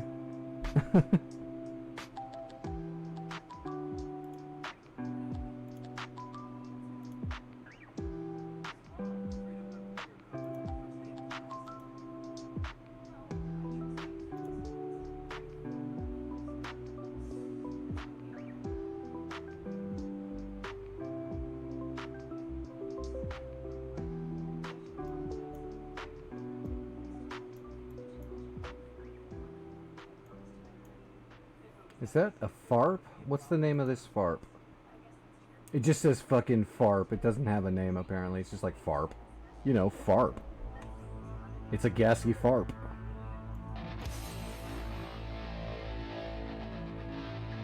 Factory is waypoint 9. It's to the east of TV Tower. So southeast of Krimsk. Directly south of waypoint 10, which is Delta.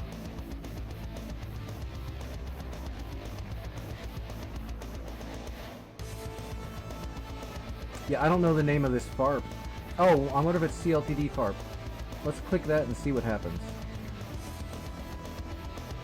No, factory is not a spawn point.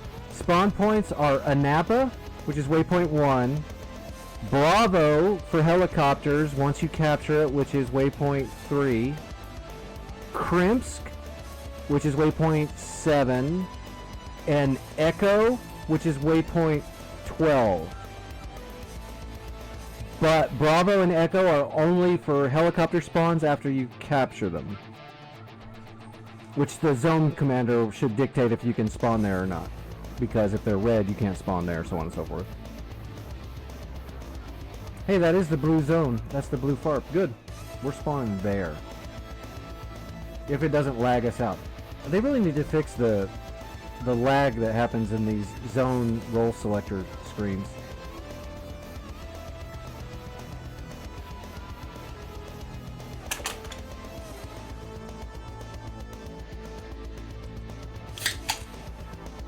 Fixed wing. Big left. Fixed wing.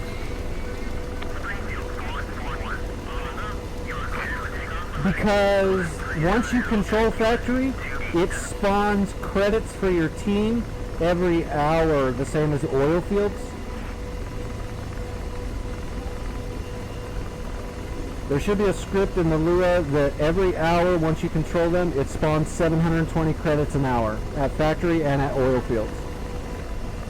So that you're passively gaining credits per hour. That's probably what that is. The cargo spawn is probably just a generic thing that gives credits on the hour. Would be my guess.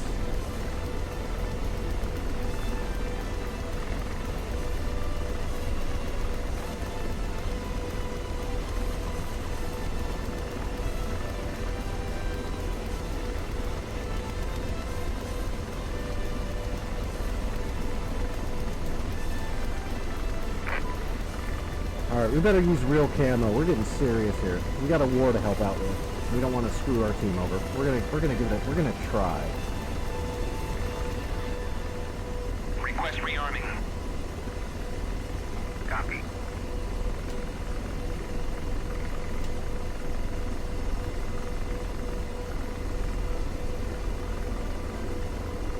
That means you have to like actually hold a laser on shit there, George. I'll punch you in the back of the helmet. Be lucky I don't have an ejection seat up there for you.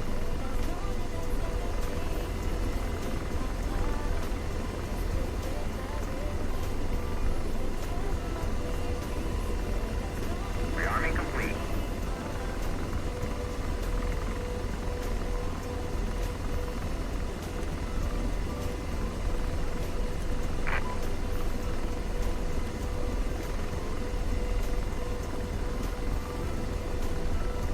It's already on the TADs.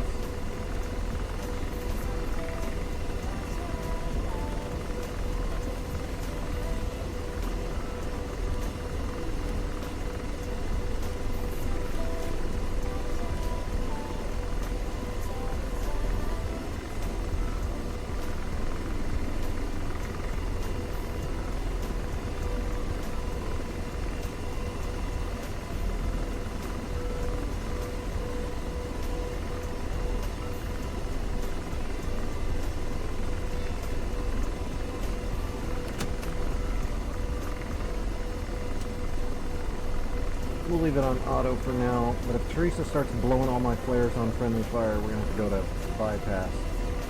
Alright, what are we doing? Where are we going? What are we doing? I'm right on the edge of the Oh shit, look at that. We're right near Krimsk, and the Krimsk has 2 MiG-27 fitters, I want to say. No, MiG-27, that's a flogger. Those are floggers. Sukhois are the fitters. That's a fucking flogger. We need to get in the air right now. Alright, here we go. Maybe. We're kind of heavy, and there's a lot of wind. Nah, we got this. Look at that. It almost looks like I know how to fly. It's weird. Alright, we're heading to Krimsk right now. Alright, on the chaff. On the helicopter. Let's get George up. Put him on the Hellfire. Whoa. Pausing Hellfire.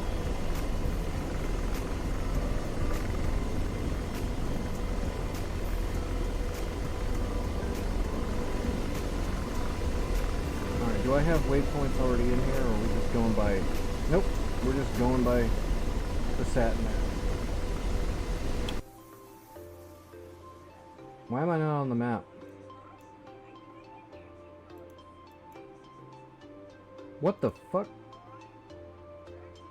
Oh, I'm not in the right spot.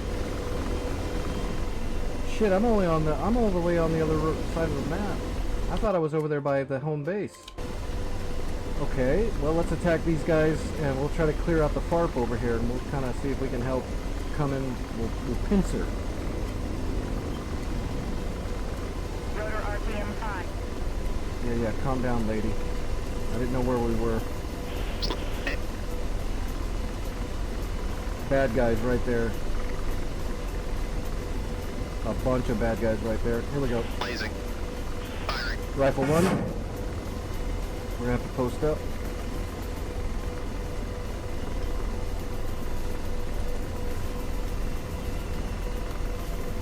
Lasers off. Target destroyed. Shack. Slaving. Slaving. BTR. Blazing. Firing. Shit.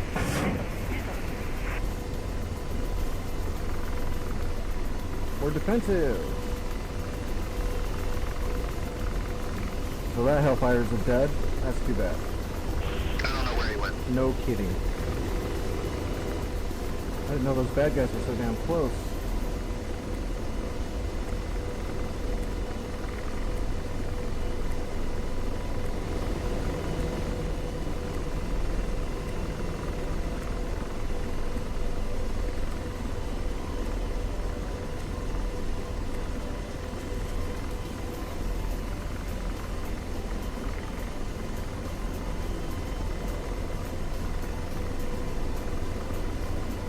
Where's my marker?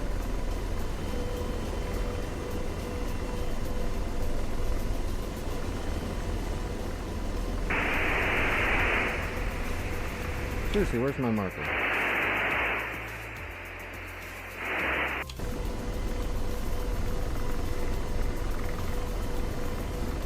Did he lose it? Lasers off.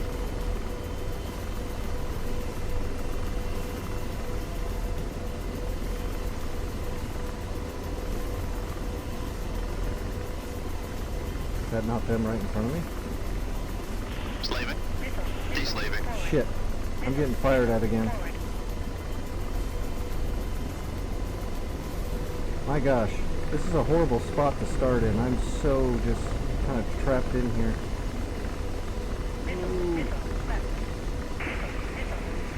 Okay, you're blowing too many flares, lady. You're going to bypass. Oh shit, never mind, you're doing great. Okay, that was a horrible spot to spawn in. Look where I am. I'm like right in the middle of the shit. I thought I was over here, near Krimsk at this FARP.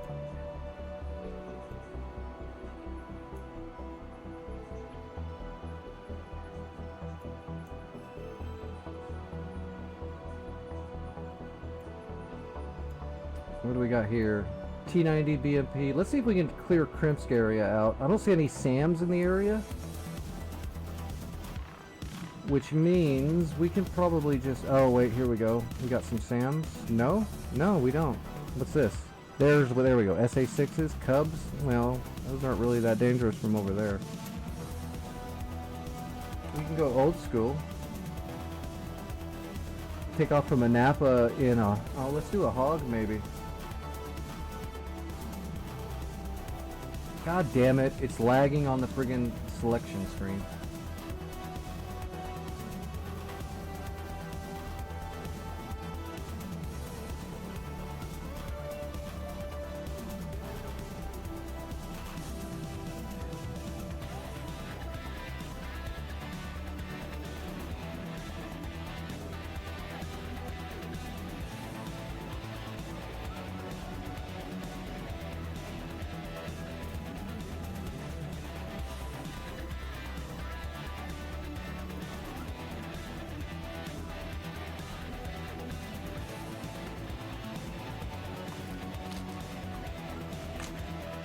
That's what I want to see. I just opened up my late night pills and there's just the 2 nasty ones in here, not a whole pile of pills that I should have taken like 12 hours ago. Ooh, I got a hot start. I actually don't like that.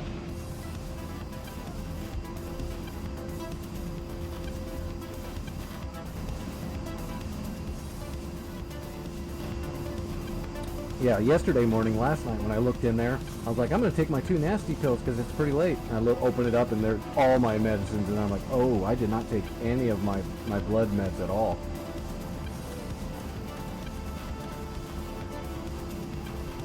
Wait a minute. Oh, it gave us a loadout already too. Look at that. Ooh, ew. I don't want H's. Why would they put H's on here? That's weird.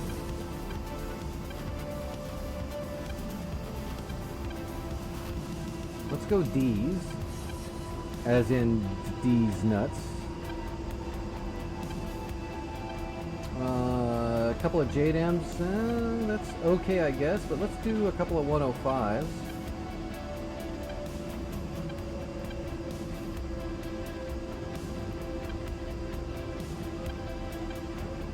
Let's go ahead and get rid of the pod and make sure we've got 4 heaters. What are these, 500-pound JDAMs? That's fine. We don't really need 500-pound JDAMs though, really.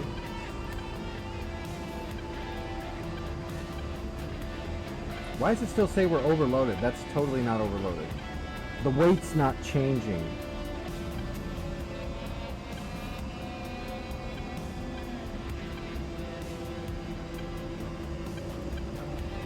Request rearming. Bugs. Copy. Good old bugs.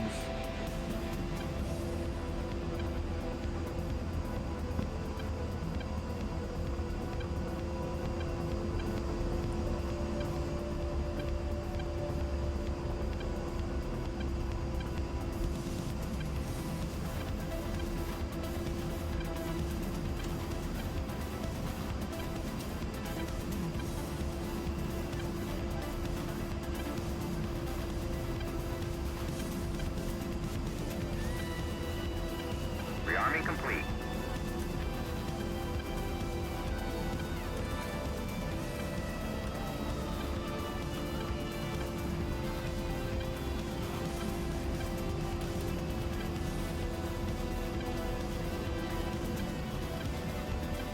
What's our weight now? A little heavy. Alright, let's remove the 2,000-pounder. Request refueling. Request rearming. Copy.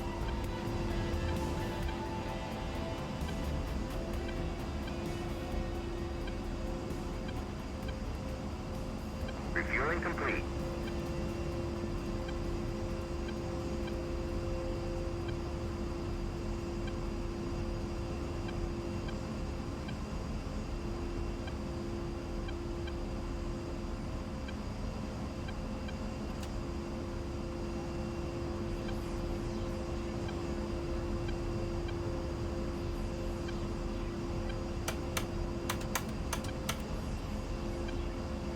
That's why I don't like hot starts. I don't know what the hell, how they set it all up. Rearming complete. I don't like it.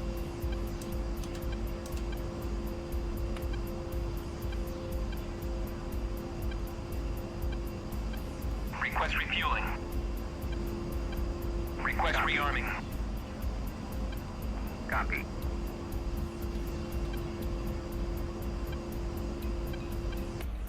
Alright, what do we got here? We're going for crimps, right?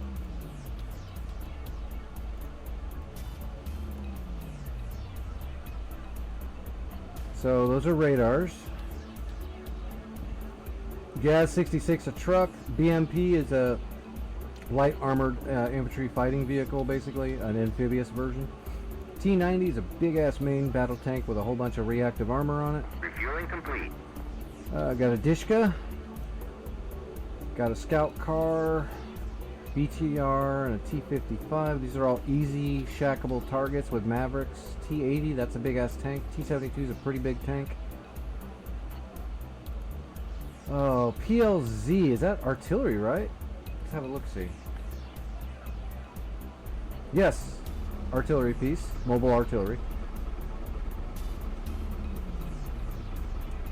It's a what? It's a Chinook problem, like the Chinooks don't work at all with CTLD yet? Is that what you're telling me?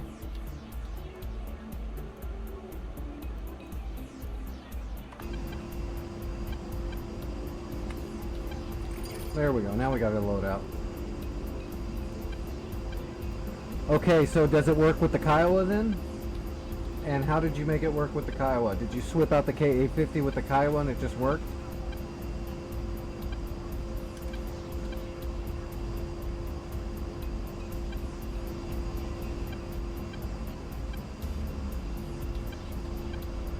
Well, they better definitely fix that, because the whole purpose of the Kiowa is to move troops and supplies. If it doesn't do that, it doesn't do anything.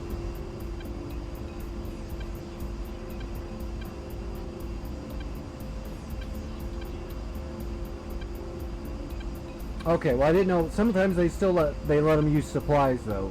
The Apache's not CTLD either, but you can put supplies on it. You can put supplies on a Gazelle, just so they're useful in mission.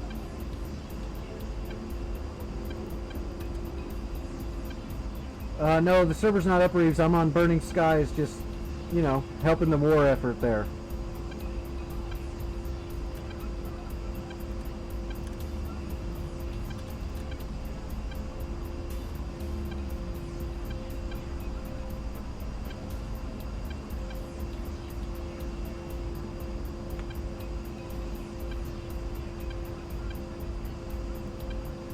Chief, remove the wheel chocks. Copy. Wheel chocks are now removed.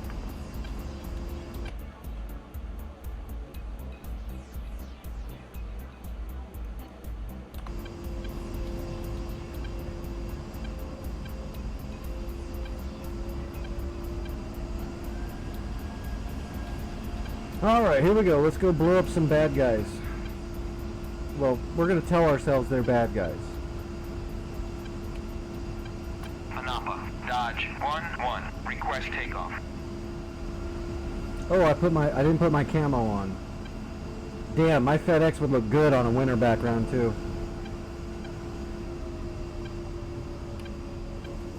Yeah, I might have to wait for a fix to come from whoever does the CLT Lua scripting.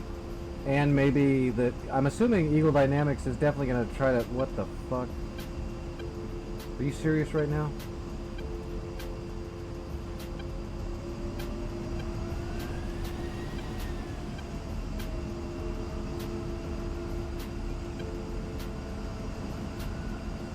Don't get stuck in the snow. Don't get stuck in the snow.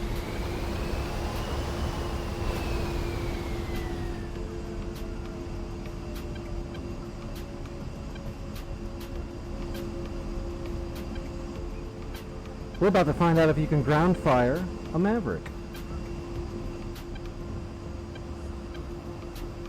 Chump ass Hercules.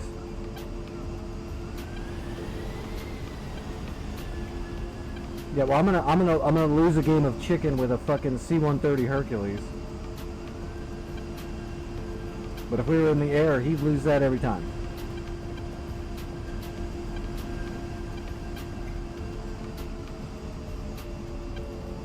Yeah, Iron Eagle is wrong. I love that movie too, but it's wrong. You can't do that.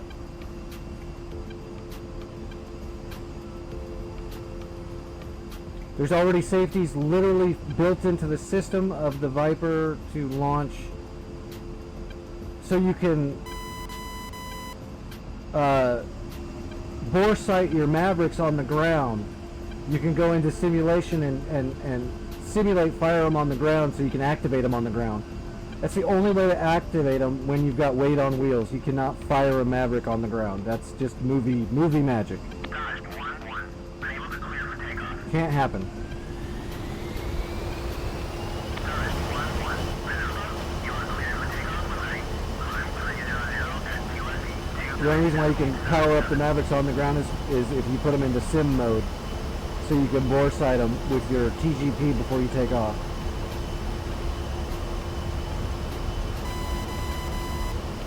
Although you can bore sight them once you're in the air too, but you know.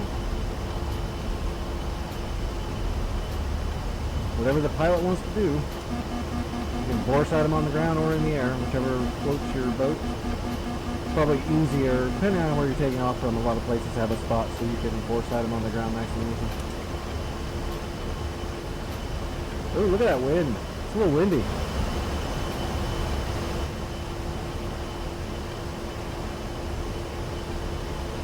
Alright, TGP on. Laser on. Master arm on. Let that shit warm up. Let's go ahead and turn our Mavericks on because it's nice and fucking cold. Do they do that in DCS? Is that proper? It takes a little bit longer depending on the temperature for your Mavericks to heat up in real life. I didn't know if DCS has that or if DCS is just a set time no matter what, probably, I imagine.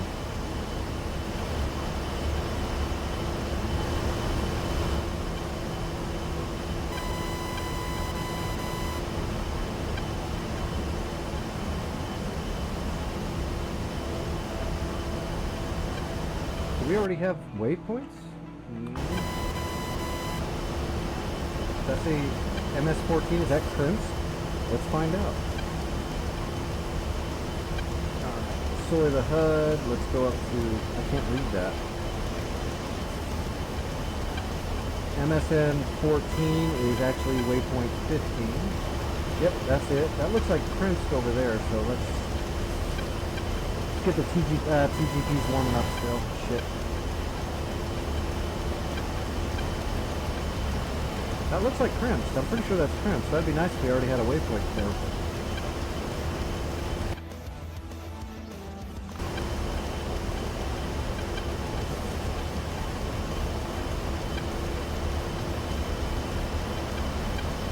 Yeah, that's probably crimps.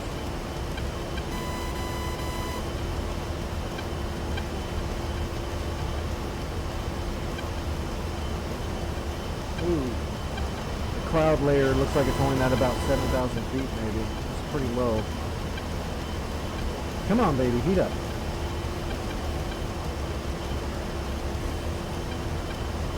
There we go. We're hot.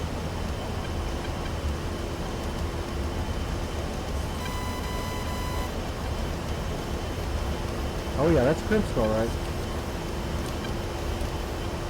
Alright, what do we got at crimps that's a worry? There is, okay, 2 radars on the backside, and then there's that tank and those trucks over here. Let's find those tanks and trucks first. One of those was a T-90, there they are right there. Boink. There we go. BMP on the right, T-90 right there, and there's the gas truck. So we want that T-90 first.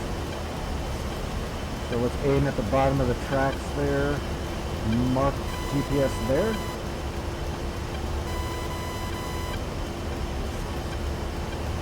Alright, let's get nose on the target. Are our Mavericks up yet? Are we cooking yet? We are not hot yet. I'm gonna slow down a little bit. Oh, they're gonna be, never mind. I'm back on the throttle.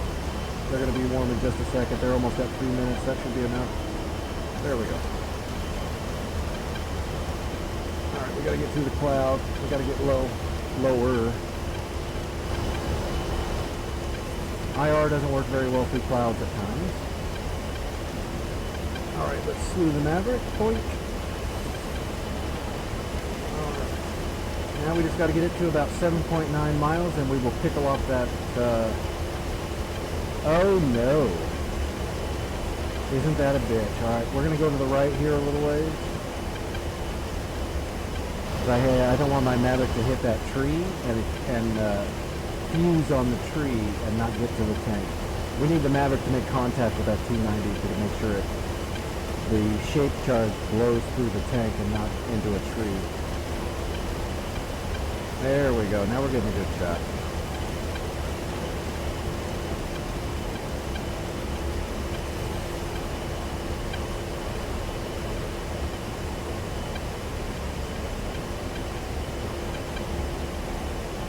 Now we're cooking with oil.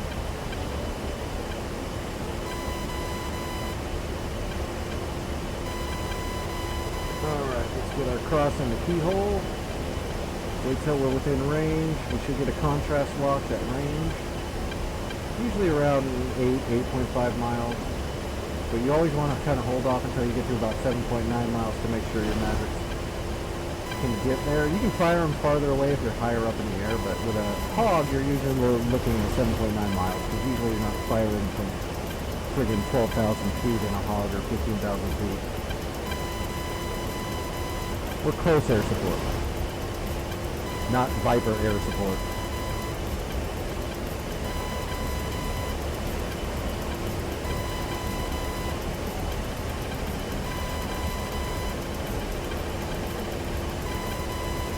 What's nailing me here? I say 8. Still waiting for a contrast lock. Got it? Except that looks like it's on the BMP. That is on the BMP. That's on the truck. We want rifle on the BMP.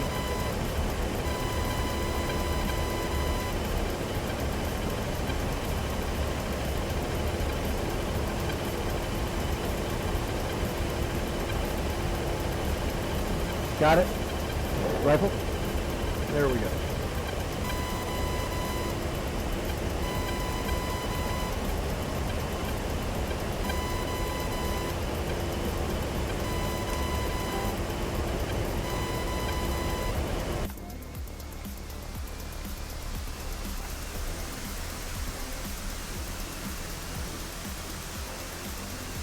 This one looks like it's going after, I can't tell actually, it might be the T-90.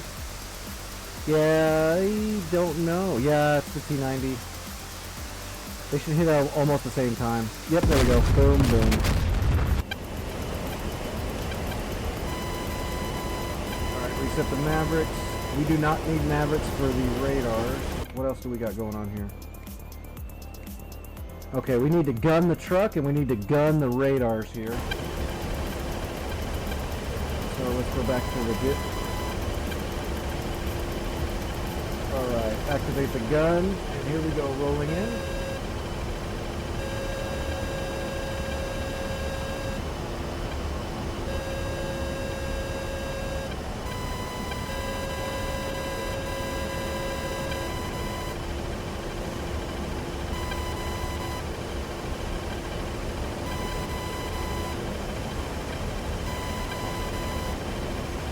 Those two radars are on the back ship.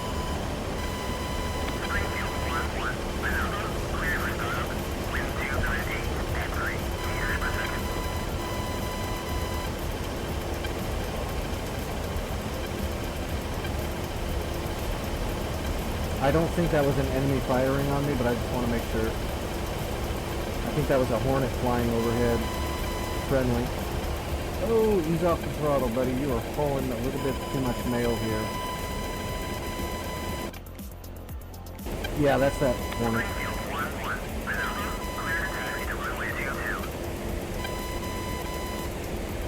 Alright, where's this truck? I don't see it. I still don't see it. Did it move? Is that it right there?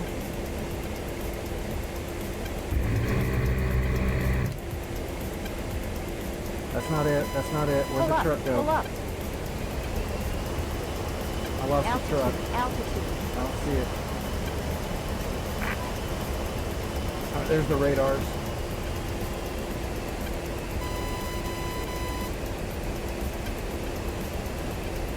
Pull up, pull up.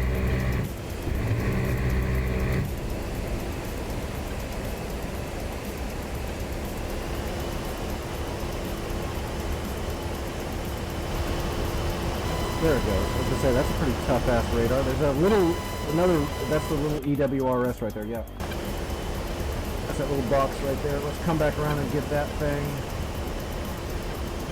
We need to slow down a little bit, so we're just gonna use the vertical. Slow down just a tad. Give us a better angle here.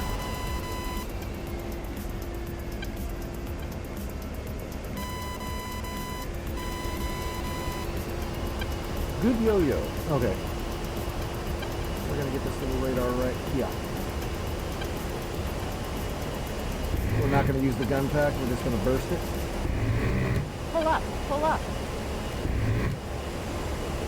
Altitude, altitude. That thing should be dead. It's just not exploding yet, it will. Oh, is this truck still here? Okay, the truck's gone. So whatever. Dead truck. So stand by. Get our waypoints back on our HUD. Now we're looking for a BRDM and a truck. Where was it? It's on the back side of the lake there. So we're looking right over here somewhere.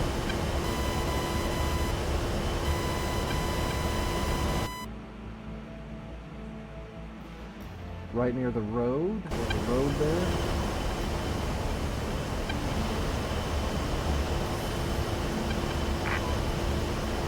I don't see them, but it should be right around here somewhere, I believe. So let's just set right here, and then we'll zoom out and try to get a better view here.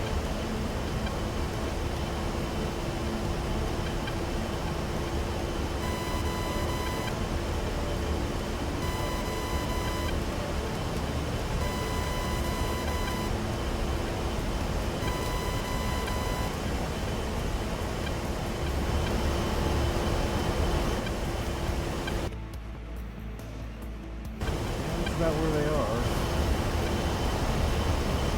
We just need to get parallel now off the left wing because our T-pod is on the left side. Oh, shit. The T-pod's on the right side. You. Why would Burning Skies do that to me? They put my T-pod on the wrong damn side.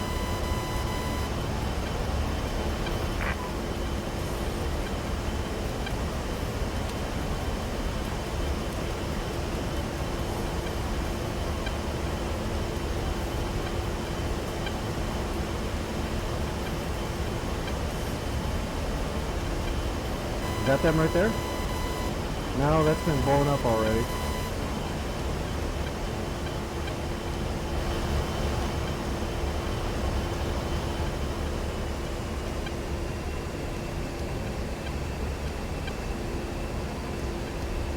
That definitely looks like something.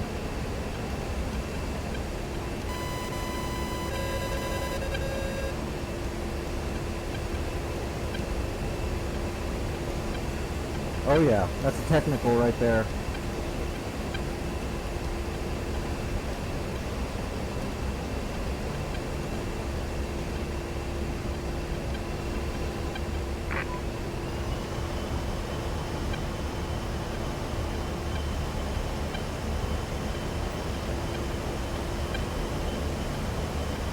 Good luck, rifle. Good luck, rifle. Rifle times 2, we're off left.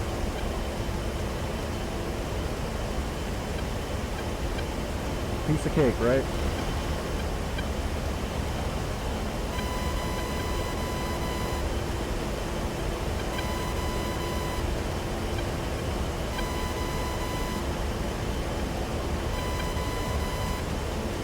Boom! Oh shit. The other one missed. There's that sucker is though.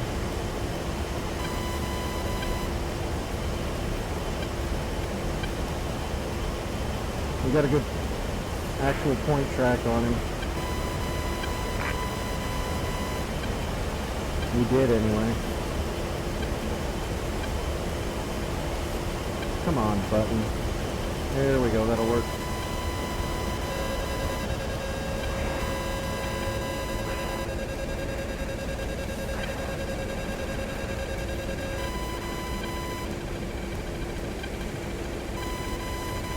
Oh shit, it gimbal rolled. Got it anyway? Right. Now who just blew over my head?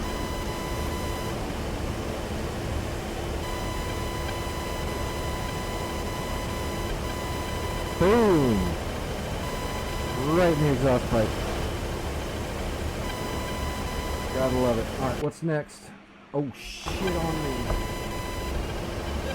Hey, I find out what blew over my head.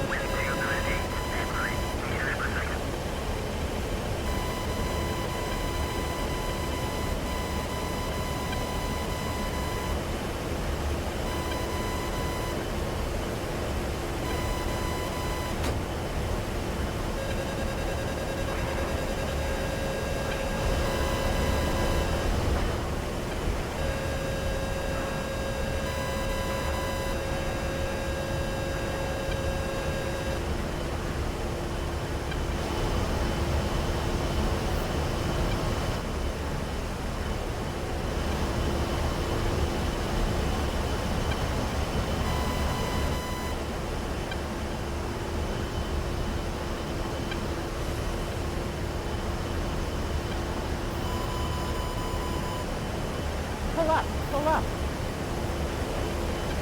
Shit, I'm on the wrong program.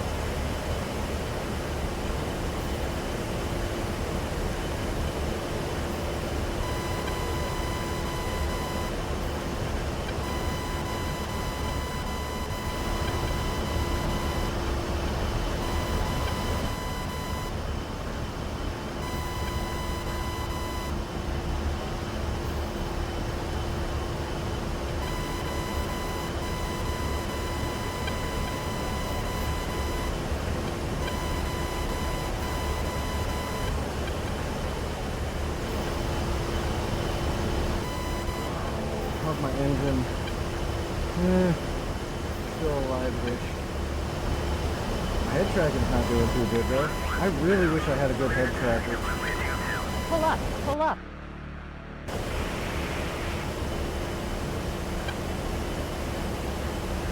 Where's Prince?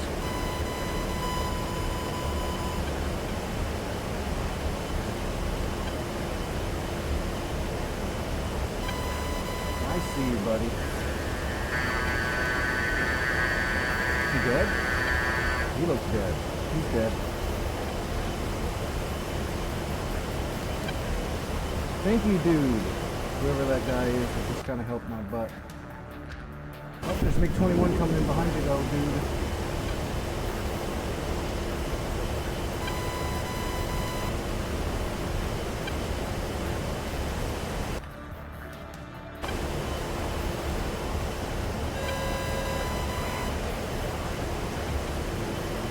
I got you.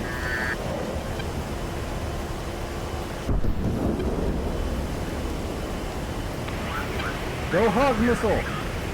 Ugh! That was a Sukhoi 24, so that's a fitter. Or a fencer, one of the two.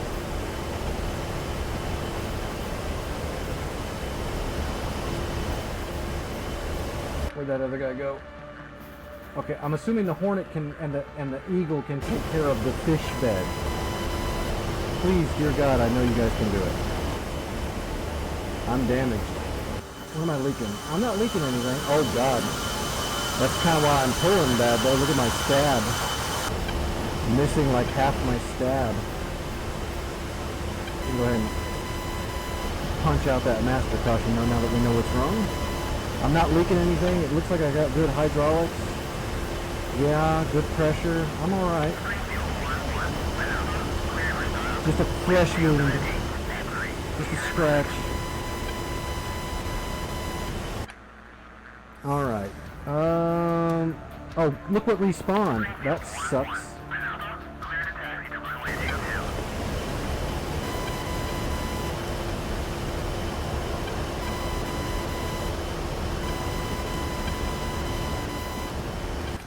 Where's Crimp? It should be right here.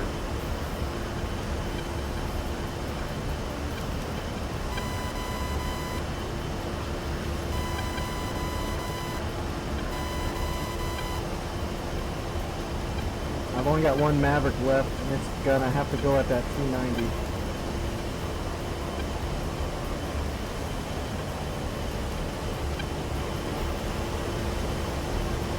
Whoa, there's some server lag. Alright.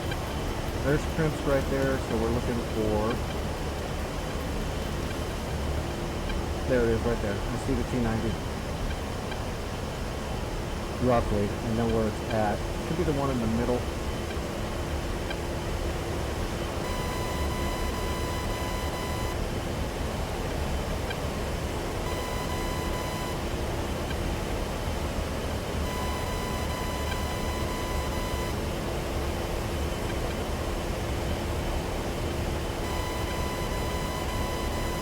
Oh, you're kidding me. Come on. Don't do me like this. Right there. Got it. T90. Rifle. Put some 30 mil onto the BMP. Pull up, pull up.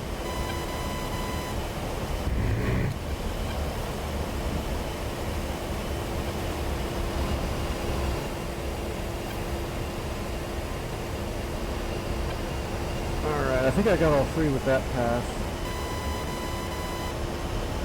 Oh, I can really feel that stab being half gone. Oh, yep, there it goes. Truck's gone. That's all three. Crimps is clear. Alright, let's see if we can go take out that T80 and T72. I've got a couple of 105s. We can spend them. We're out of Mavs, but that's okay. Hey, Dodo, how's it going, buddy? Yeah, I'm just farting around on a regular, somebody else's server tonight because I'm really tired.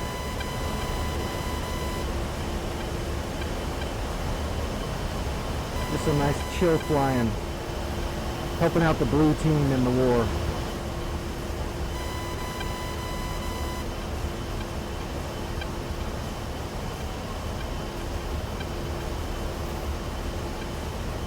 Alright, these guys are like right out in the middle of a friggin' field, right? No, okay, they're on the back side of Adams. Which is a big town over here, I think.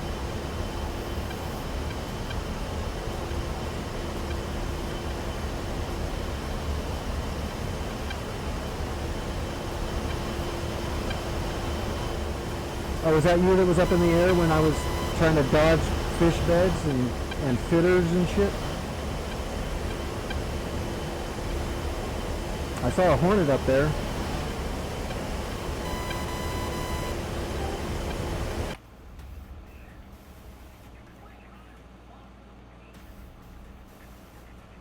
Oh, someone else's... Are you strafing? Wow, you are really low. You're really low altitude for Mavericks and a Hornet there, my guy. Mavericks are not swords.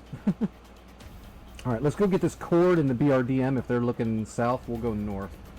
So, big town. We're looking roughly 077. That's right over here. How close to the water is that thing? Right in between the two lakes. So we're looking like right there. Get a marker right there. I think that's close. Whoops.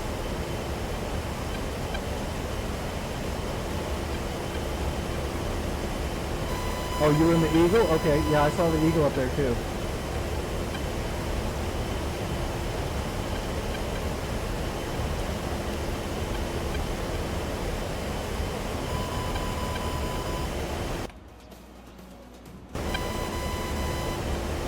Like the right spot, so we're looking for a cord.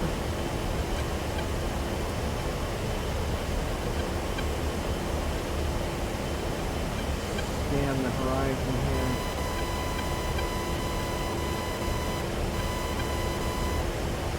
Not seeing them yet. Might be in the wrong spot.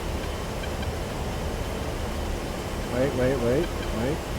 Nope, that's a house. That's a house. They probably would not take kindly to me dropping 105s into their yard. That's the town. That's the road.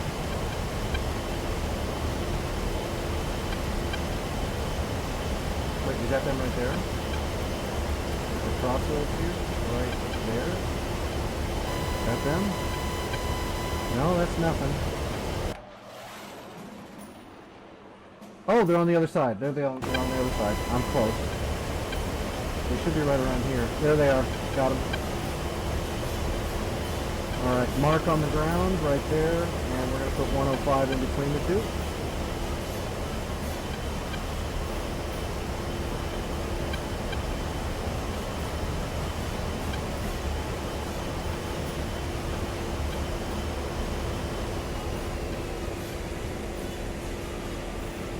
Whoa, lag.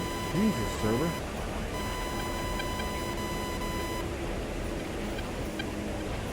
Pickle.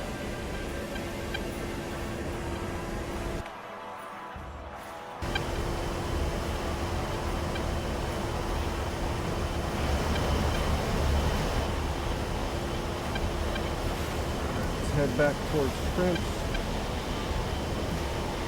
and let our bombs fall.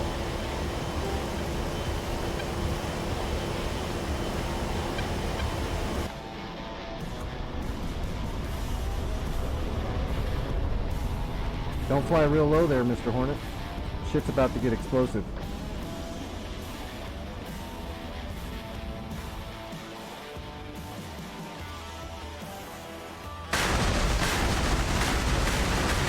Oh yeah.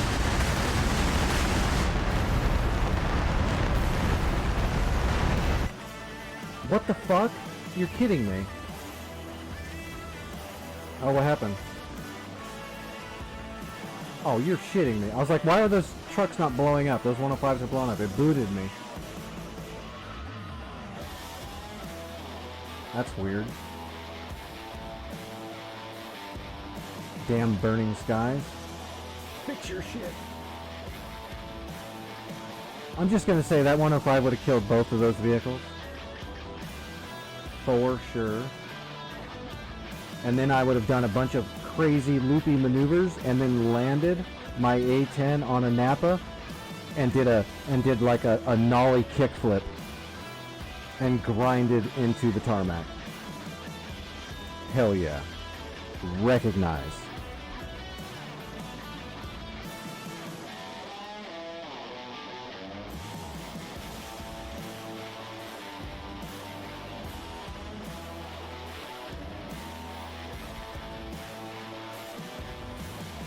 Oh look, Mr. Nightmare was there.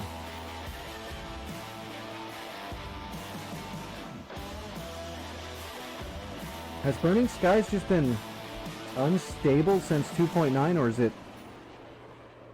it my... No, my computer's a fucking beast. The only thing wrong with my PC is the one HDD left, but that shouldn't, like, do that.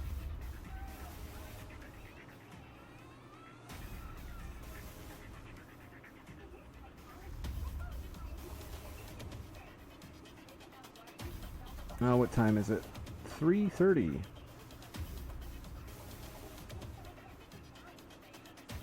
I'm debating on if I want to do another flight or just take the rest of the night off and relax.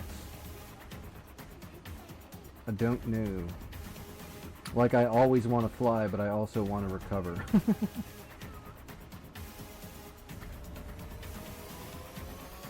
Return to pre-contact. I wonder if their stuff works good or if it's having a bunch of problems. Well, last night wasn't that bad. The problem with last night was I literally messed up my medicine real bad, like dangerously bad. Like very dangerous. It was really bad. And it's no one's fault but my own, but I completely forgot.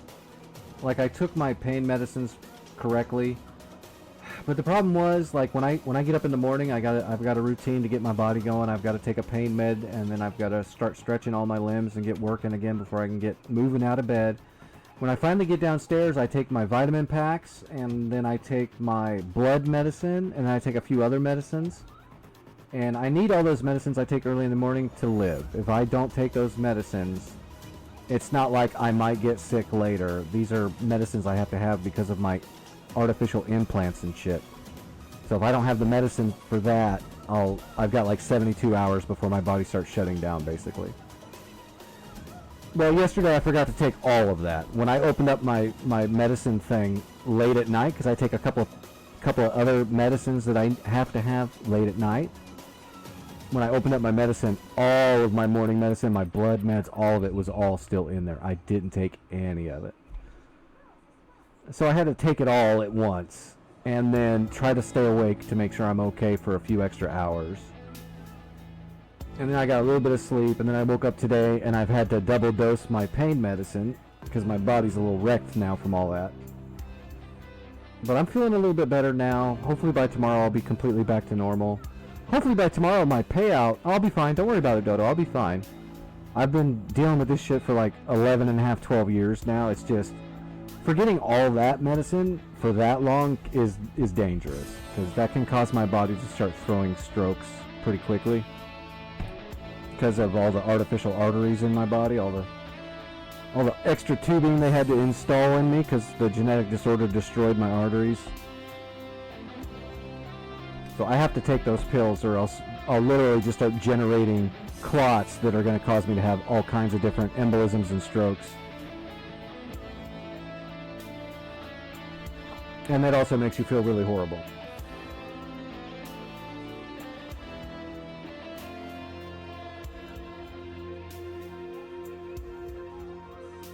Alright, you know what? Let's see. What do I have for missions where I can just take a nice easy flight, blow some shit up?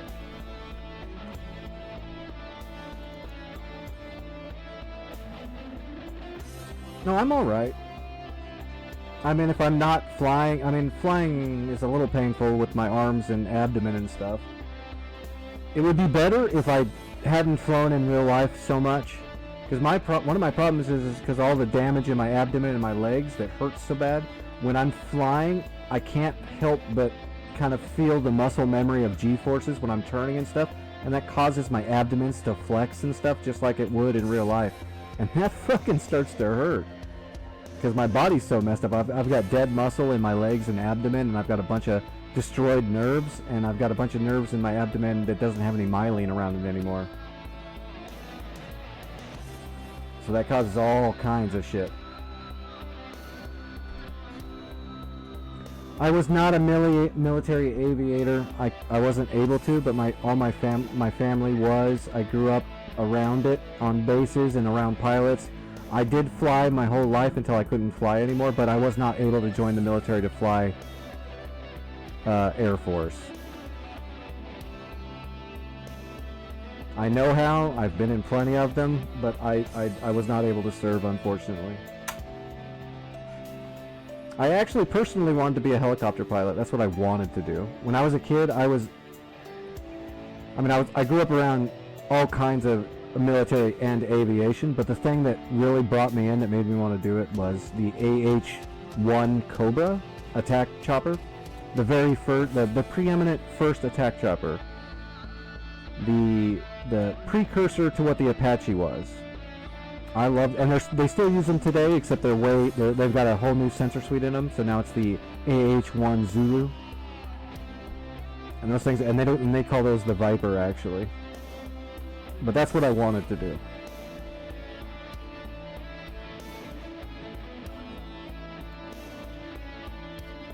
And I was around, and if you want to know the whole story, my biological dad was on an aircraft carrier. My stepdad was actually engineer that worked on and built and worked on and maintained and upgraded and stuff A-10 Warthogs, which is why I have been around Warthogs for a long time, and I know a lot about them. I mean, I was literally on the base with the Warthog guys for years and years and years, and my stepdad literally was building their wings and all that shit.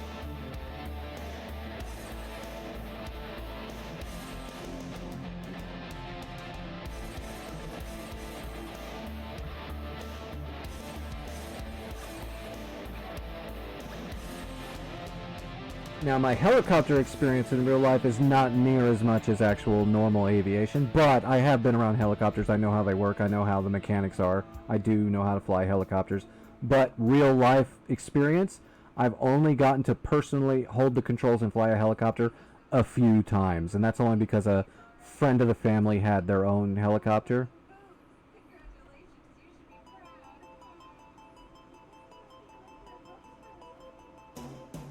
Out there at the airport where we used to all fly our Quicksilvers and our MXs and stuff and Cessnas and shit.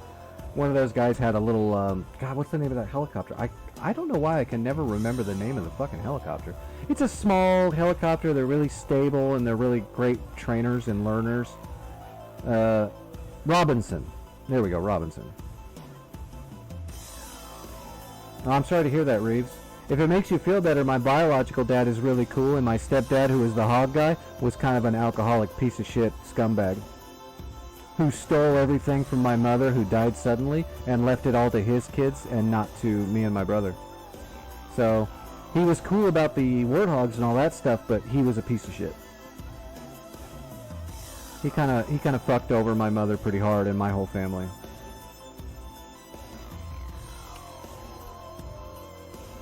So I feel you.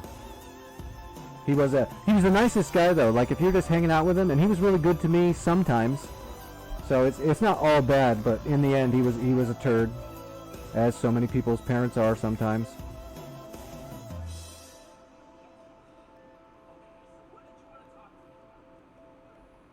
Well, that sucks too, Dodo. But at least you got away from him. I mean, that might actually be a good thing in the long run. Always remember. People that say blood is thicker than water are usually full of shit, because an accident of birth doesn't mean anything. People are just people. It doesn't matter if you're related or not. They're either good or they're not. I really hate it when people use the whole you're related to people and that means more than so they're allowed to mistreat you and be a piece of shit. I hate that stuff. I'm almost have no family left because of people dying suddenly and stuff. I'm basically kind of alone. I'm living in a friend's house because of my conditions. I lost my house. And my friend has been more family to me than most people I'm blood related to. He's real family. So that sucks that your dad left, but if he was a turd that was beating people and drinking and all that, you're better off. Don't look at the bad things that he was and just look forward and do things for yourself. Make yourself whatever you want to be. Don't worry about what other people try to do with you or to you, or if they're pieces of crap.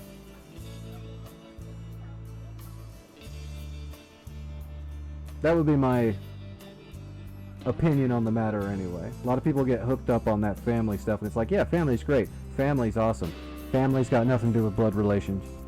Usually, bad people will be the ones that use blood relation quicker than anybody else. So I'm even if they're family, they have to earn my familyness. They have to earn it.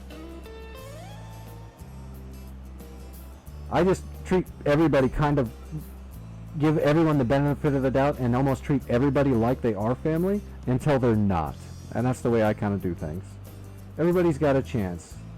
If they turned out to be a turd, then you know, and that's when you don't deal with them anymore.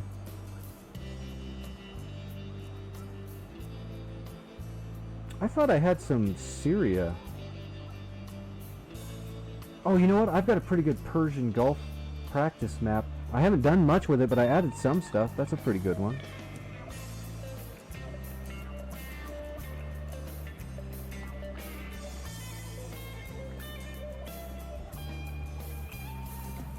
Yep, that's all. That's the best advice I got for you. Now buy my book, and I'm running for Congress.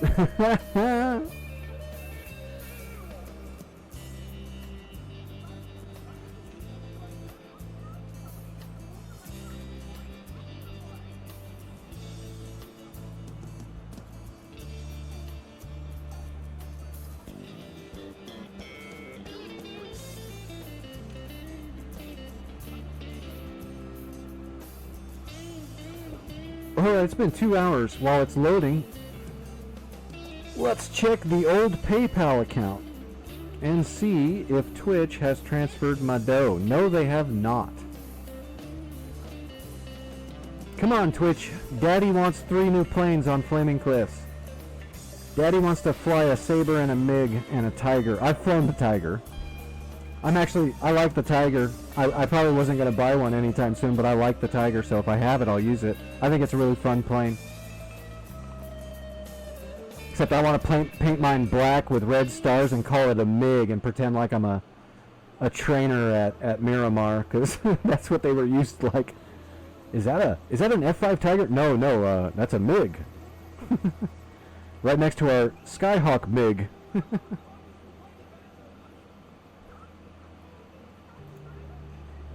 Make sure nothing changed on my account.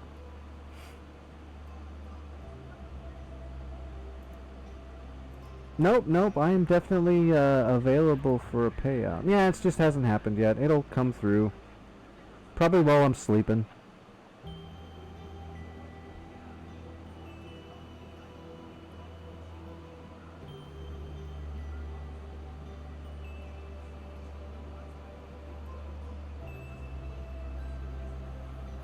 Well, what makes you say you can't be a pilot? Do you have a vision problem or a medical issue? Usually the biggest things are hearing, vision, and some kind of physical disability that might make it to where you can't, but that's not a guarantee. Don't listen to that kind of stuff. It's not a guarantee. A lot of people that have certain vision issues or hearing issues can still sometimes become pilots. It just depends on what kind of pilot. And you can probably get, like, depending on where you live, you can probably get like a sport license if you do the schooling and do the work. You can at least get like an A sports license so you can fly yourself. You probably won't be able to get, if you put in, like I said, it all depends on your conditions. Getting a B license is a little bit harder, which means you can actually fly with other people that aren't licensed pilots. But that takes a lot more work and effort, and it's got more restrictions. But like an A sports license, depending on where you live, is actually not that bad. It's going to cost money to do the schooling like anything else, but it's plus it might be way worse now. I haven't been able to touch the controls in a plane and fly for over a decade now, so stuff's probably way more expensive now, and laws have probably changed. I'm not really the best person to ask because of all that. For all I know, it's quadrupled the price and nobody's teaching anymore, and I imagine the restrictions still aren't that bad, but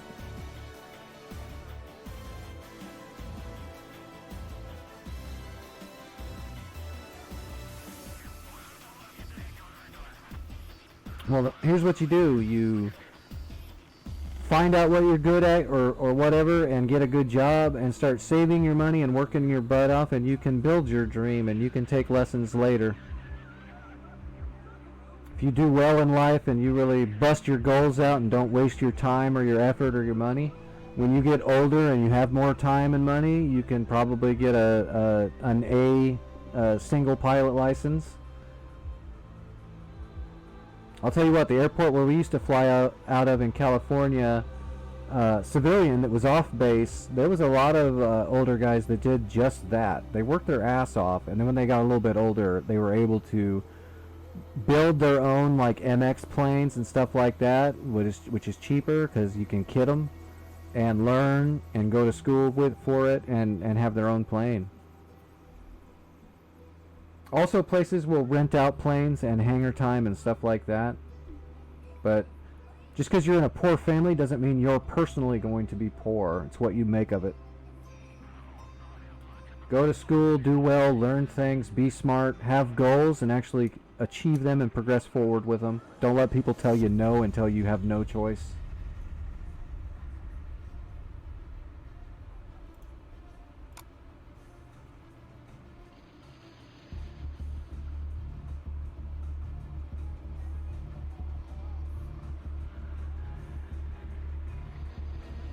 Plus, to be honest, having an easy route to it might be a bad thing. If you have to work more in your life to earn it later in life, you'll appreciate it way more, and you'll probably be a better person for it. You'll have a better outlook on life, and so on and so forth. There's nothing worse than someone that's overly entitled, and they might be good at something, but they also didn't necessarily earn it, and you can tell by the way they act and talk. Nobody likes that person. Don't be that guy or gal. But life is absolutely what you make of it.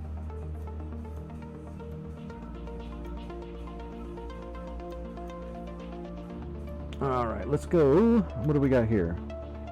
We have bad guys trying to take over small towns. That's not cool. What else do we got here? Oh, Jesus. So that's like an enemy base, I suppose. I haven't messed with this map in so long. I got started working on like a map idea for something, and I just haven't messed with it. Is that all that's here? Yeah, that's about it. Oh, I didn't put anything in Dubai.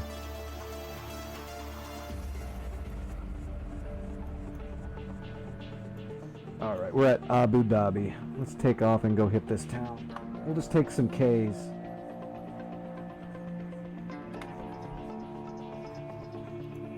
Oh, we can use our desert. Our 1776.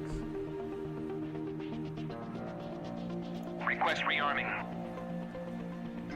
Copy.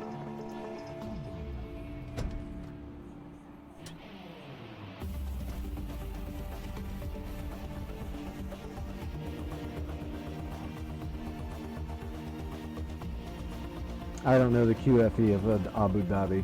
That looks about right.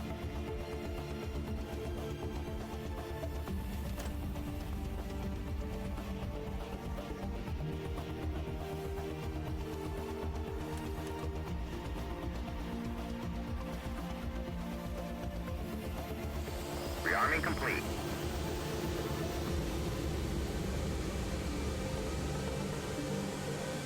Oh, I really can't wait for Eagle Dynamics to come out with these new and improved dynamic campaign editor tools with more ability to actually script things without having to use third-party programming that likes to break. Can't wait for this so I can make some really nice missions for everybody. That's going to be great.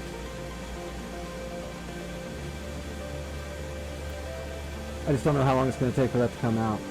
And the save state. That's supposed to happen at the same time as getting the save state. That way when we're working on one of my maps, we can save it, and then when we come back to it on another day, we can start from where we left off, not starting from scratch every fucking time. It still blows my mind that this game doesn't have a save state, but it has a replay feature. What kind of backwards shit is that?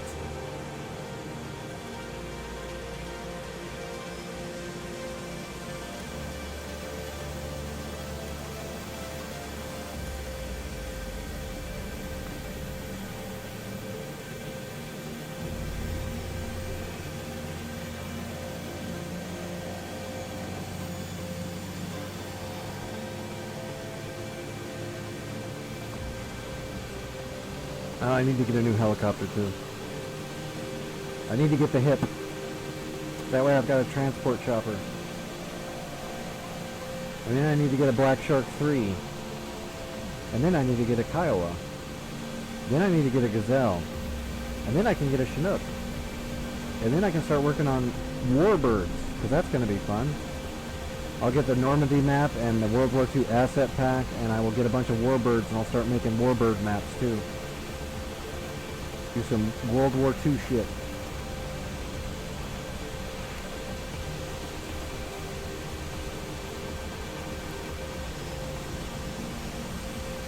Down the road. Is there a windsock around here?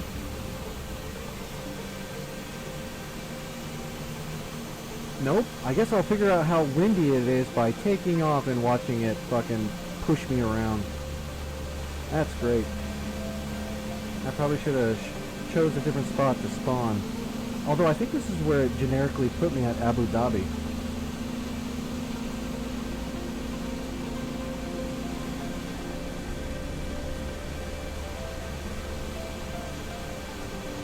Come on, baby. Calm down so we can get the throttle going. Here we go. Rotor RPM low. Rotor RPM low. And I really hope someone at Eagle Dynamics brings an AH-1, at least an AH-1 Cobra. It doesn't. I know it's not going to be the Zulu, but I really want them to put a Cobra in here. I love that friggin' helicopter. I want a full fidelity AH-1.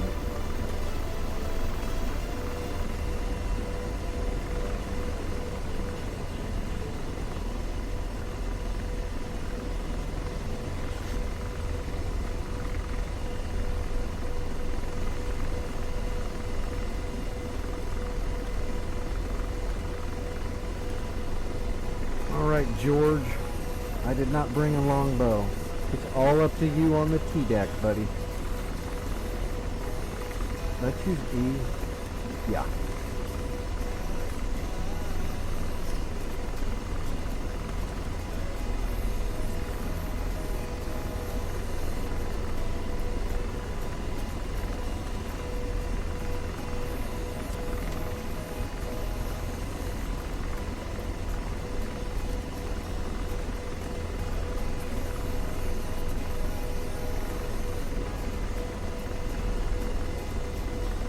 Alright, just waiting on the sat nav.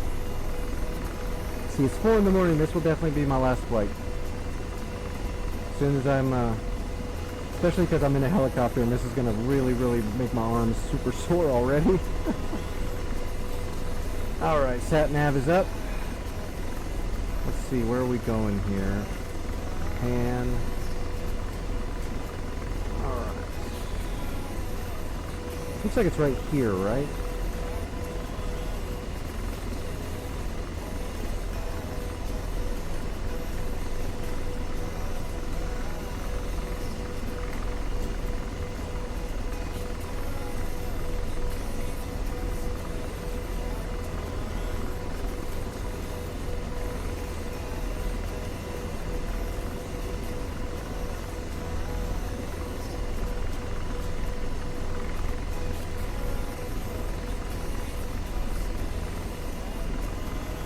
Did it not take the waypoint? Ah, well, fuck it. I know where it's at. Freeze. Central. No, we don't want central. We want it down there. Okay, that's fine. We'll just use the damn sat nav. Okay. Oh, I need to turn my fan on too because I'm literally burning up. Another lovely side effect of those medicines is they give me friggin' hot flashes bad. Be sitting here and start burning up. Alright, George, you're up.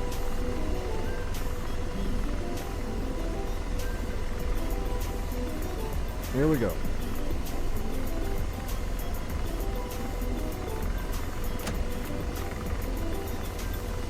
Time to see how windy it is.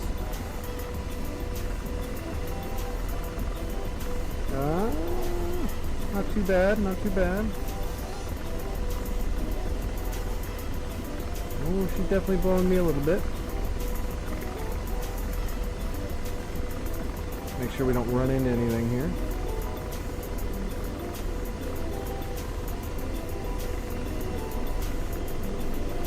Alright, start going for transitional lift, and we are off and running.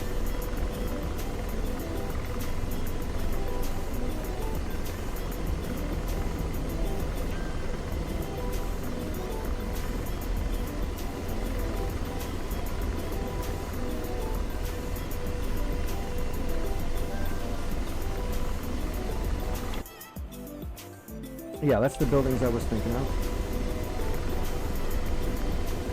Yeah.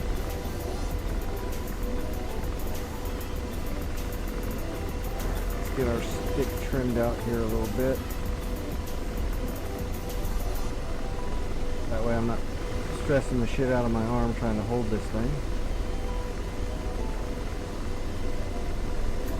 That's pretty windy actually. It's pushing our tail around pretty hard. We've got a pretty good side swipe going here.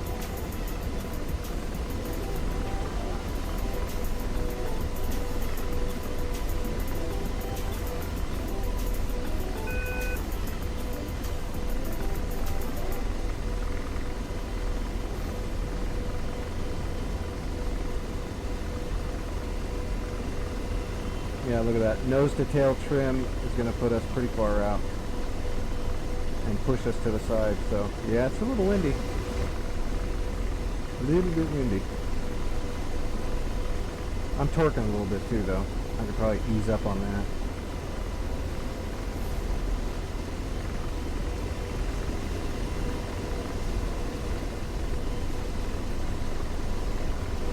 Trucks.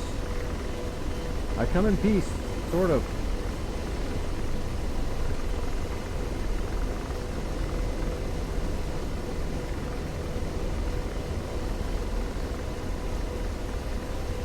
Tree. Dirt.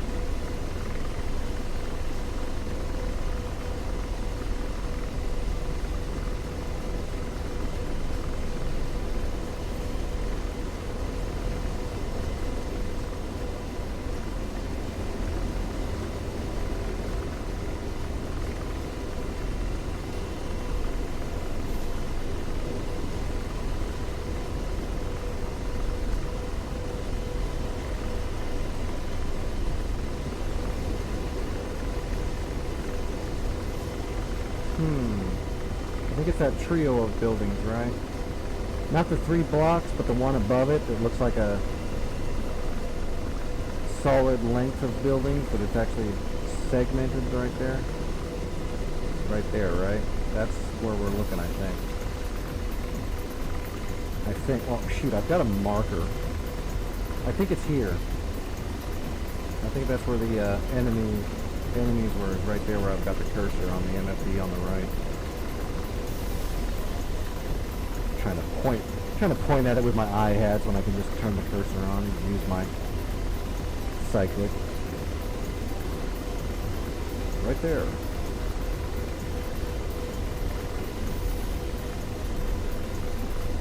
No radars yet, though. Well, stay there.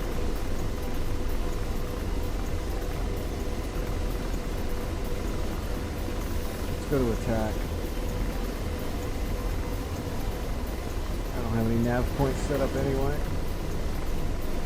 I want to see if something pops up on here. Oh shoot, I should have taken a longbow so I could check out the new C-scope settings for the iHads. Damn it.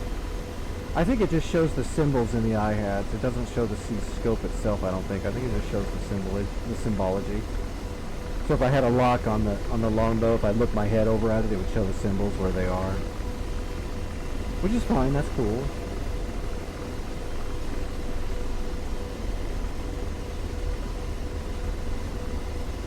Alright, that's the buildings right there, right? Or am I don't think that's them now. I think I'm looking in the wrong spot. Oh, I am. I'm looking way at the wrong spot. I need to be way over here somewhere. Right there.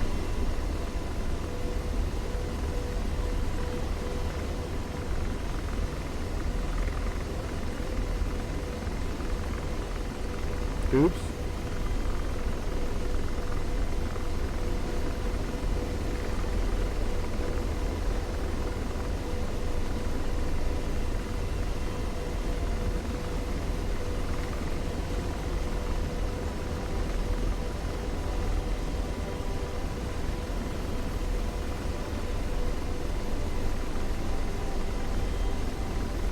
Yeah, right here, I think, on this road.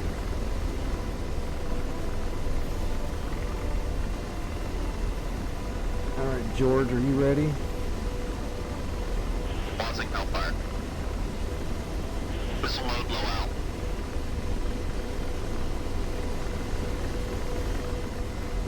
Yes sir, that is a pulse Doppler radar in that ball up there, which I don't have one right now, but yeah, it's a pulse Doppler radar.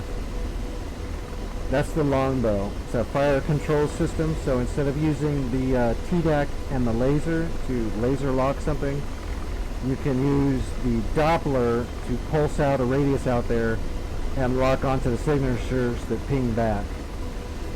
Basically, it's so you can fly around and stay moving and ripple fire your Hellfires off on targets. The problem is, though, is it's not as precise as using the Ks and laser locking. So if there's a lot of targets that are close together, sometimes the longbow is going to fire Hellfires onto already deceased targets, unfortunately. But if stuff's really spread out, it's nice. But it's also nice because, like I said, you can just do a pulse and it'll give you multiple targets and you can ripple through them and you don't have to hold the lock on. You can just fire and move. So it's really good if you're having to aggress on areas that have air defenses that you need to just pop up, fire, and keep moving, which is how you operate a helicopter in the first place. It's all about firing, repositioning. So the longbow's really cool. I should have brought it. I could have showed you. The negative is you don't have as much control on what you're hitting. And it will lock onto the same target too many times and waste hellfire shots on occasion. You can try to switch the targets, but sometimes the Doppler is still going to lock on to obsolete or dead targets. No, you can still use the TDAC, but it still operates differently when you're using the TDAC that way. You don't just hold the laser. George will just have to do an FCR and lock it manually up front to try to be more precise. But it's still not as precise as just using the TDAC and K models. Which, I'll tell you what, I'll shoot some missiles off and then we'll spawn a longbow and I'll show you again with the longbow. Oh shit, there they are right there. Aircraft's armed. Slaving. Alright, Zeus 23, AAA gun, so let's lock that. Target in sight. Actually, let's not lock that, that's too far away. And slave. Empty slave. What's this thing first? BMPs, let's hit the BMP. Target acquired. Firing. Firing. Laser on. Oh shit, I set it on low altitude, that's what it's going on, okay. I'll say I don't have a box, what's going on? Lasers off. Good Smash. effects on target. Low ball. Missile mode, low ball. There we go. We are getting way too close. Let's come back around.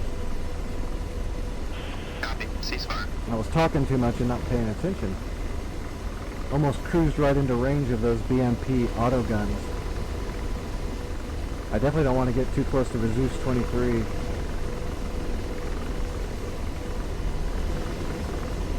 Pull away and post up.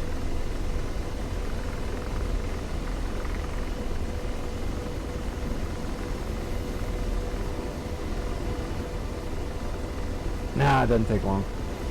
I'm not very far from where I started. I just went the wrong way when I took off.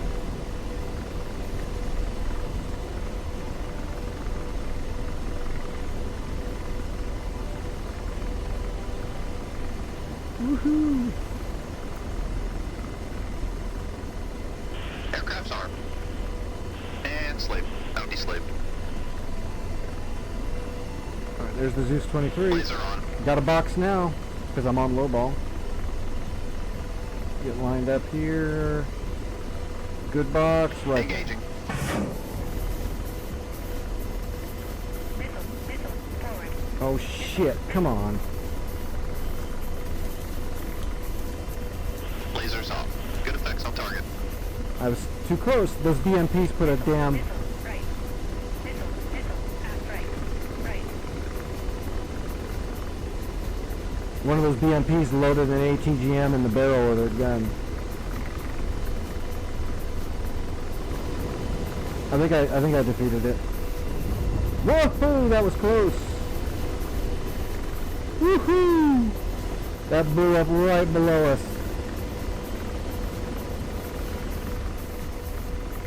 That was so close.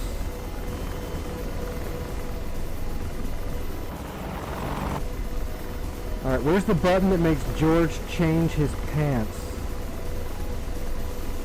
There's got to be a button for that, right?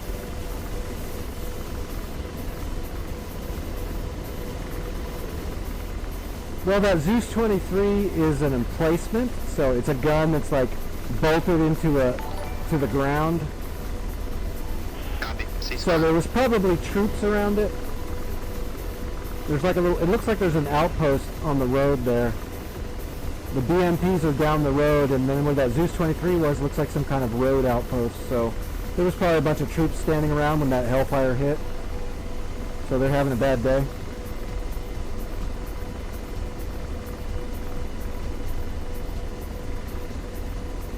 Oh, here, I'll show you something cool. Give me a second.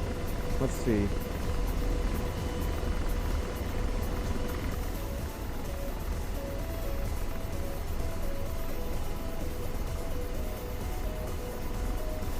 Oh, shoot. Where is my button to...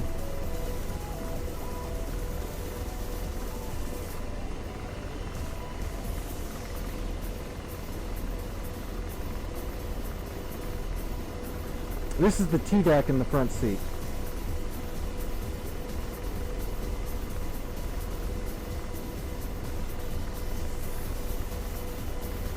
Alright, where is my controls for the pilot?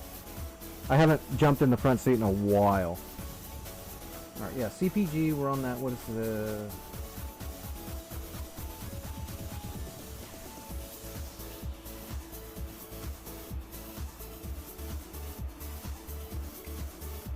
Cursor depress, alternate cursor depress. What was this? Not sure. Okay, that's the shooting. That's the slave button. That's good. What is this? Scan. Okay, those are the 4 scans on the TDAC. Okay, that's the site selection. And this is the... What the hell? I need to change that. That's not good. Alright, that's the FLIR and TV switch, store switch, auto track switch. So there's the tabs, there's the PINVIS.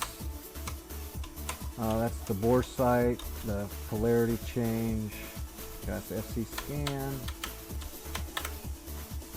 Alright, so where is...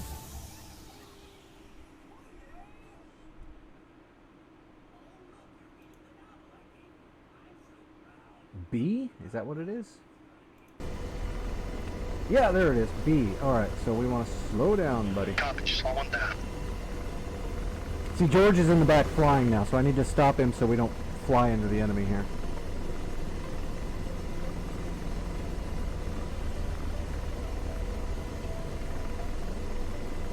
On speed.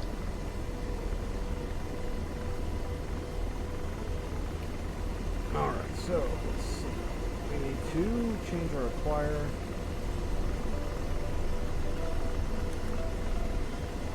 Let's do gunner sight. Alright, and slave. There we go. So now it's looking at where I'm looking. So now we look right here and unslave. Alright, now we get rid of our iHads. There we go.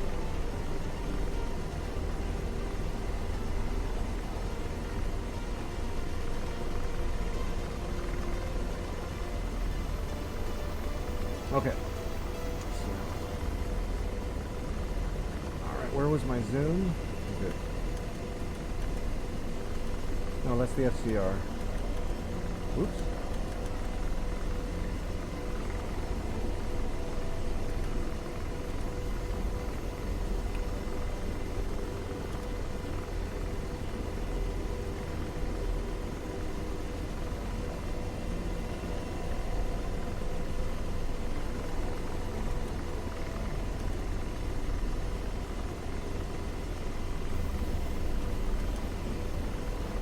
Okay, that looks like the outpost right there. Yep, there we go, okay. Now we're cooking with oil. Alright, this was the polarities change, yep.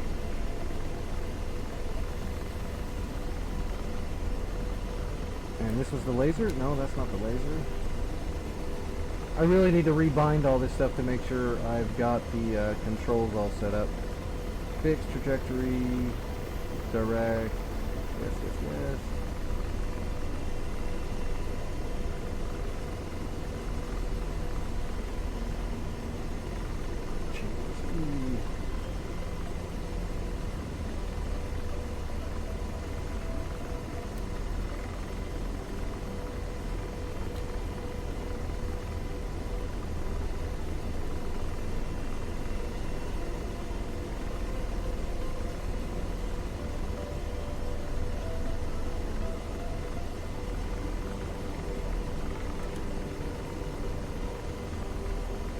There they are.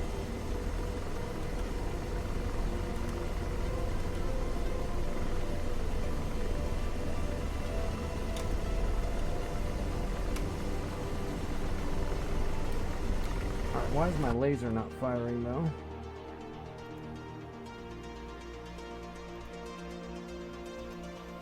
Let's see. Got first and second. That's the weapon fire, yeah. That should be the laser. Cursor, alternate cursor. That was the slave.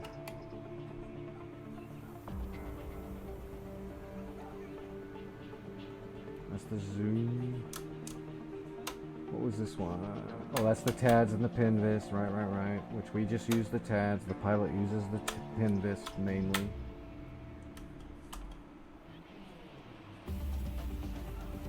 That should be the laser. The second detent right here, holding down, should be the laser to laze the target.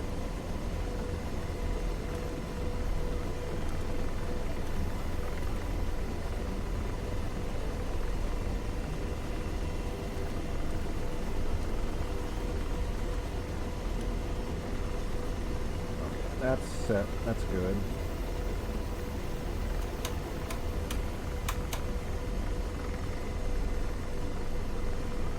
Where's that? Oh, my head tracking is so not being nice to me.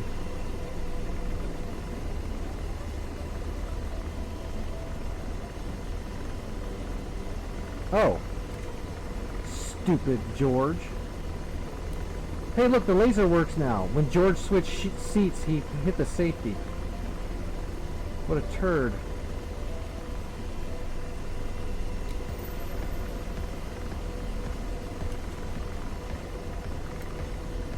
Alright. Got a box. That is not a good box. George, buddy.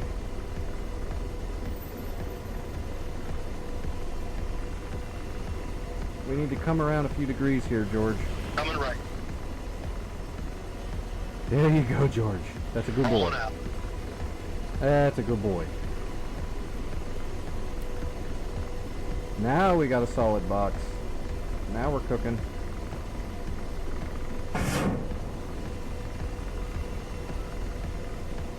And we just gotta hold the laser on there. Kaboom!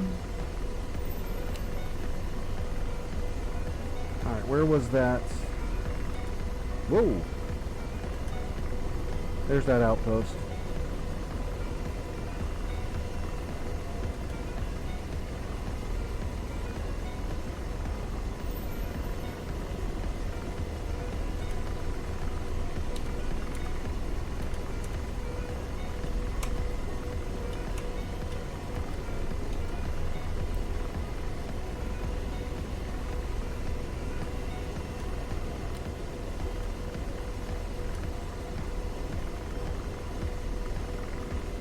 Coming left.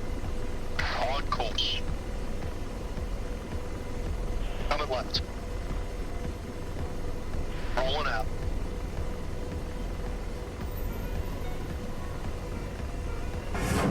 Rifle.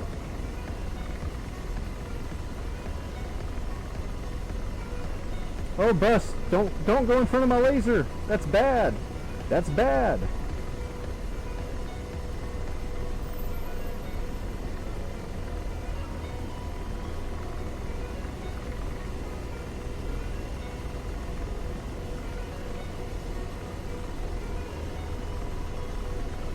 Uh-oh.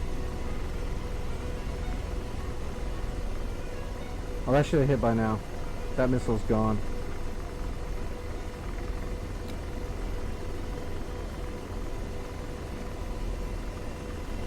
Coming left. Rolling out.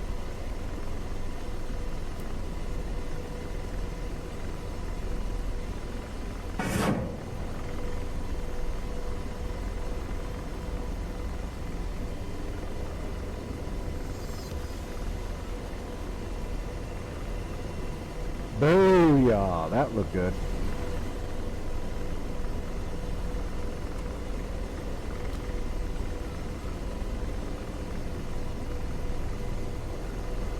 How far away are we?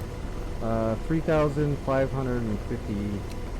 Let's see if we can. Let's see, that's, no, wrong button. There we go, that's what we're looking for. So we want all, and we want ranging. We'll go ahead and just go off the laser. Alright, let's see if we can lob some 30 mil over there. Alright, so let's get a laser range. 3,539, that should be alright.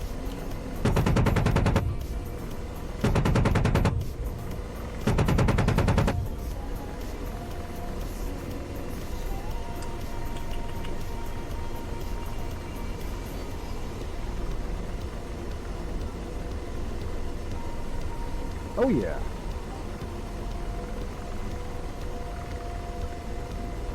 Not bad. A little bit of a shotgun spread, but that's what that gun does. That chain gun is not pinpoint accurate. Hellfires are pinpoint accurate. Chain gun is more like a splatter effect.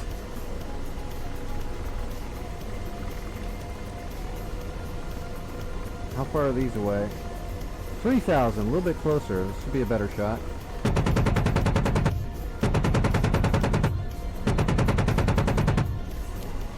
The lock? There we go. Yeah, I've got the lock there. Hey, I got that button right. Ooh, nice hit. Not enough though.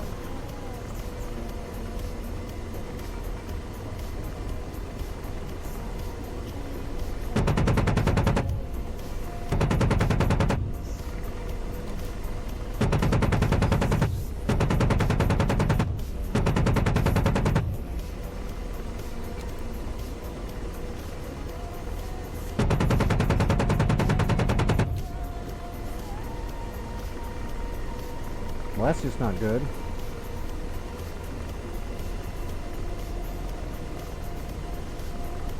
Oh, those hit. Oh, that killed it. Never mind. Never mind. I was wrong. I was wrong. Getting ready to get jiggy with it.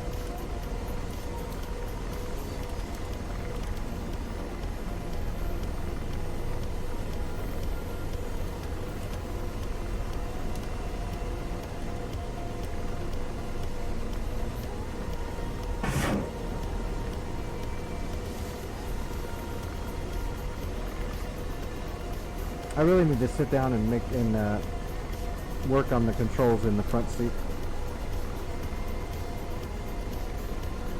But I'm more of a guy for the back seat. Okay, let's spawn another one though.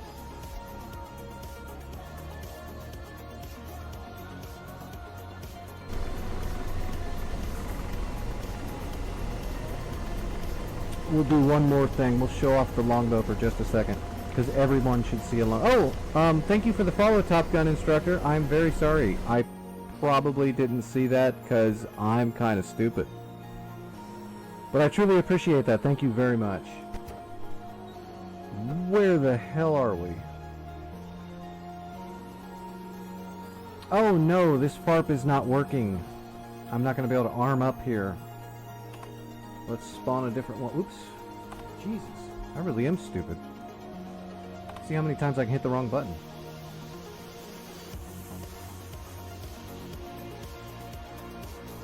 Top Gun instructor, huh?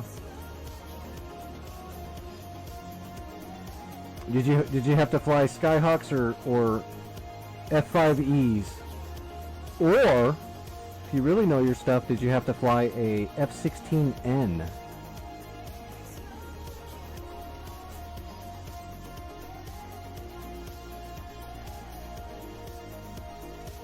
Yeah, the door gunner head tracking thing is such a pile of crap. The only time I've heard people say that they can get it to work okay is when they're using VR, and even then they have to like stand up and squat and do all this weird shit to actually make it work. They really need to fix their door gunning stuff to where you can just aim down the sight and move the reticle. It's really ridiculous the way it works right now.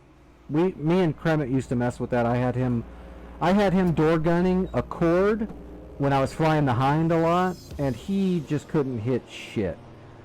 We would be better off if I just flew up above our target and then pushed Kremet out. We would get more kills. We'd get one for sure. That door gunner stuff does not work well.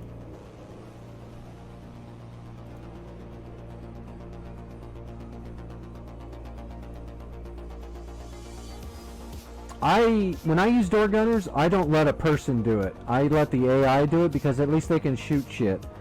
Putting a person on a door gunner, it doesn't work very well.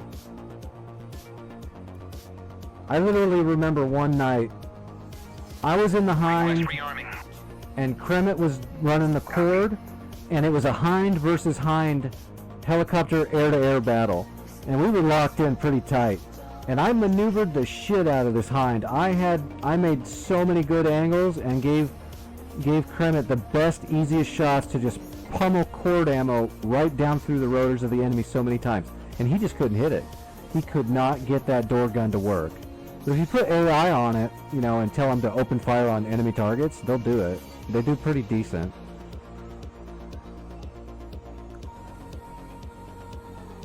Rearming complete.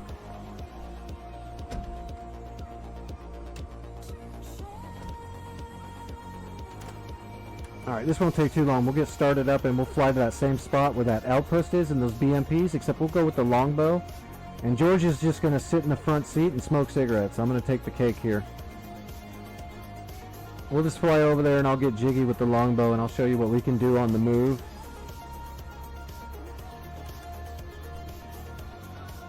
I mean, if I can get there. For all we know, I'm going to wreck halfway there because I am a horrible pilot. It happens. It does happen.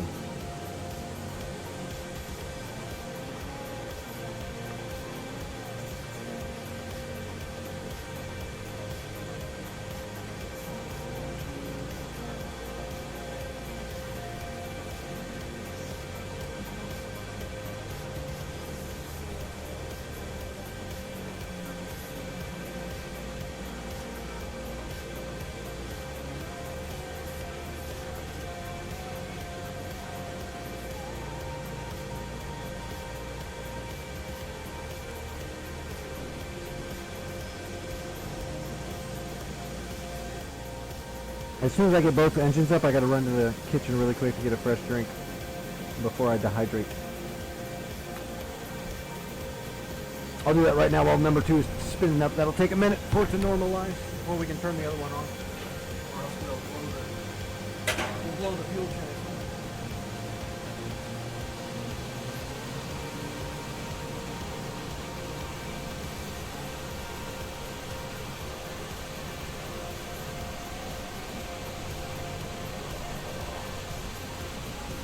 Ruin the transfer of Olean.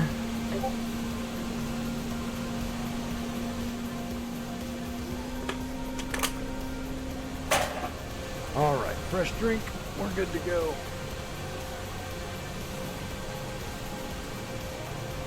Alright, is it normalized? Should be. Yeah. Alright, spinning up number 2.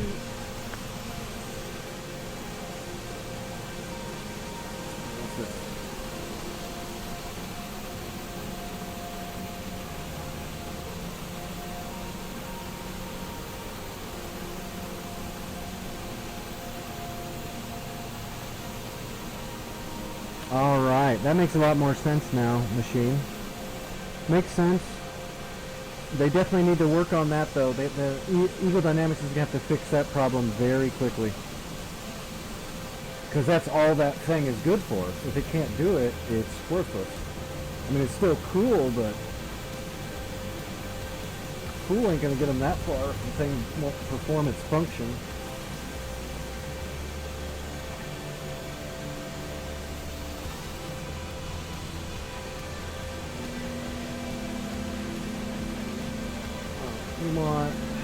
We don't want chart, we want sat nav. We'll leave it on attack.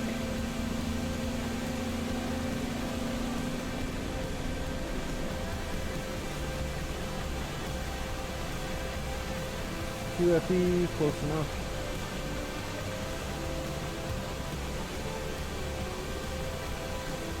Alright, throttle up. RPM low.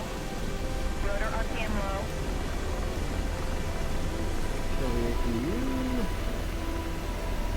Alright, we're definitely going to need to bore sight the IHADs. This will give me a chance to see the new longbow enhancement for the IHADs thing. I haven't got to mess with it really.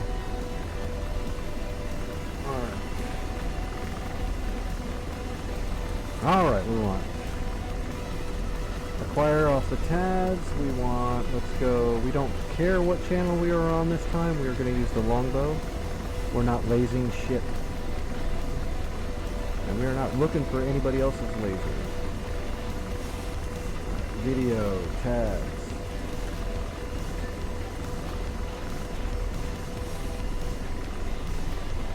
Turn this baby on, go to bypass.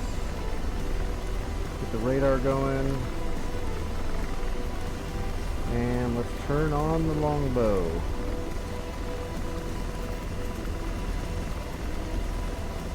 Alright. We're up and running. Sat-nav's good. Brakes off. We're pretty much good to go. Alright. This time though, instead of going north so far, we need to go east. We'll see it quicker this time. This won't take too long. And we're a little bit heavier this time because we've got the longbow and Limas all loaded up.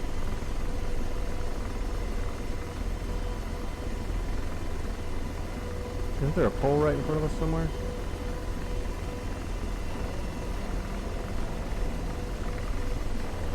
Just don't want to run into a pole.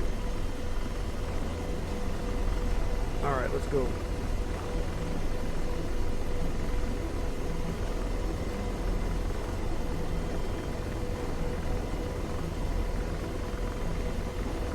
We need to arm the chaff.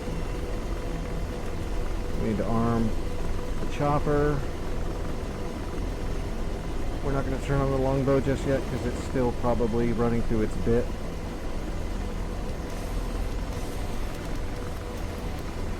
Well, I guess we can find out. Boom, boom. Nope, we're up and running. So that triangle thing there in front of us, you can also see it on the map, on the sat nav, so you can see where it's scanning through. So right now it's off. Now I can do a pulse and it's going to sweep twice and it'll give me all the contacts that are in that area. And that's a pulse. And it's a Doppler radar, so it's a pulse Doppler. So now if I had any targets in that area that the pulse Doppler picked up, they would be labeled with symbols in the area where it is. And then of course on the map I'd be able to see about where they are too. And hopefully in the IHADs I can also see them then. They'd be symbols on the ground, just making it easier to see where they are. But you can actually just turn on the Doppler and let it run too. But you don't really want to do that. Like nobody in their right mind would fly around a war zone with their pulse Doppler on at all times. It might give you the drop on somebody, but probably not, because what you're doing is you're just sending out pulse Dopplers everywhere. It would be like going around in your submarine with just sonar pinging everything constantly, which means everybody would know exactly where you are. So you just leave the Doppler, shrouded until you need to do a pulse. You do it once, check for targets, move on or fire. Yeah, if you leave it on, you're just basically got a giant glowing neon sign over your head that just says, please shoot me. And you're telling everybody about it. Radar's on the ground, AWACS is in the air, enemy jets, everybody can see you.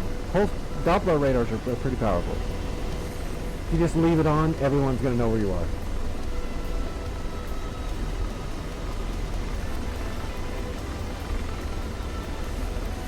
Okay. This is where we're going. I remember now. It's this road right here.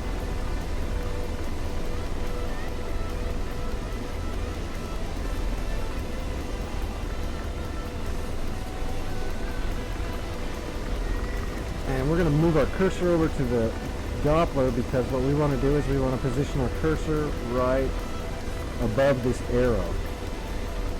That way I can use my depress right here to cycle targets really quick.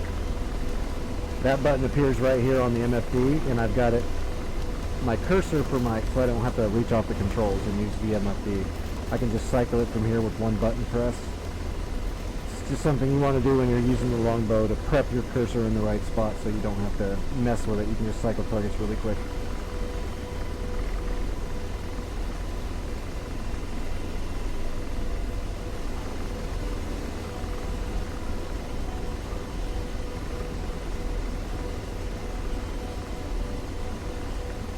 Alright, that should be the, right there where my iHads is looking, should be the town we're talking about. So that main road right there should be the one that's got them. So let's get down and fast.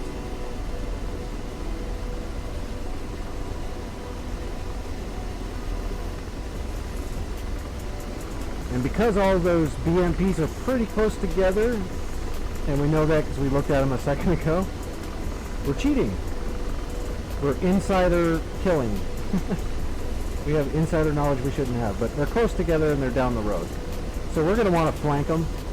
We don't want to go head on with the lead aircraft. The only reason I'd want to go, like if they were moving and patrolling right now, that would be an idea to maybe get your first shot off head on, to make them disperse off the road and spread out. And then I'd want to flank them, because you really, to get the most out of your longbow, you want to try to get people that are close together or far apart and spread out as best you can. Because again, the longbow will multi-lock the same targets quite a bit, especially if they're close together. So you can waste missiles pretty easily with it. Even if you know what you're doing, there's a good chance you might waste a few missiles in a volley. I try to keep an eye on my target switching, but then they can actually switch targets coming down from the air too, so no matter what you do, there's a chance you can waste some shots.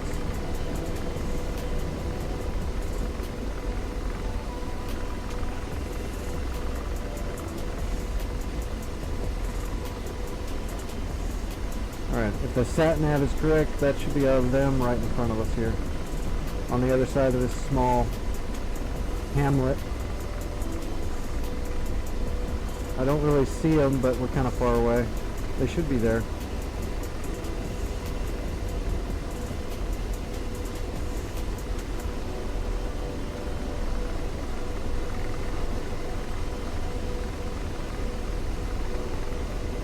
But we can see right around on the sat-nav, right around here where the yellow cursor is, that's about where they are. So as soon as we get this Doppler ring inside that area, we can probably get a good single pulse out and see what we can see. Sometimes you don't pick them up right when they're right on the edge of the radar ring. You got to get a little bit closer, but sometimes it'll pick them up. We'll probably get at least a few signatures because those BMPs are so close together. They're probably going to come back as like, I don't know, it looks like there's like 10 BMPs there, so it'll probably come back as at least 4 or 5 because they're so close. It'll be like one big tank instead of smaller ones. Alright, so let's go ahead and get nose on now. And let's do a single pulse. Nothing yet.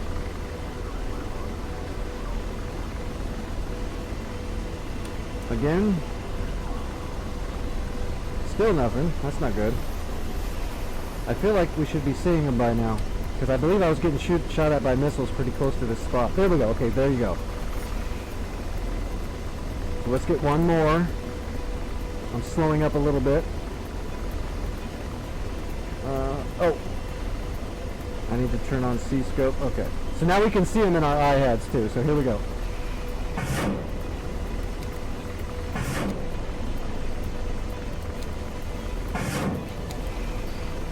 And you see the longbow is rotating through targets now.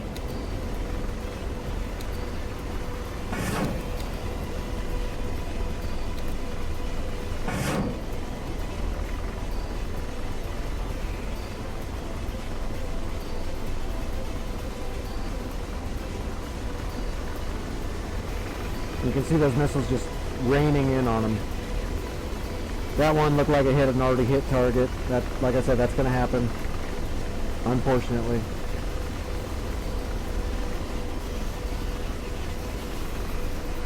Come back around and get a better flanking spot and get another scan and see what we got. But that's the power of the longbow. If those were like shore rads or something like that, where you can't really stop and post up and get a good shot, you get a scan, you fire, you ripple off a couple, and you keep moving.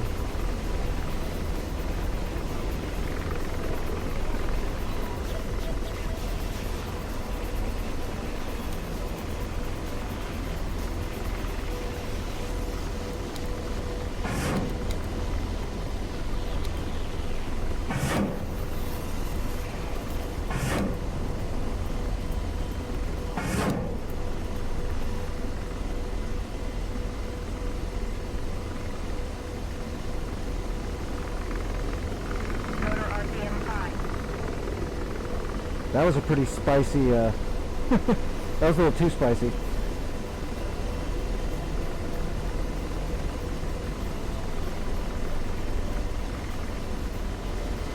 Well, at least we know the iHads is working with the longbow now.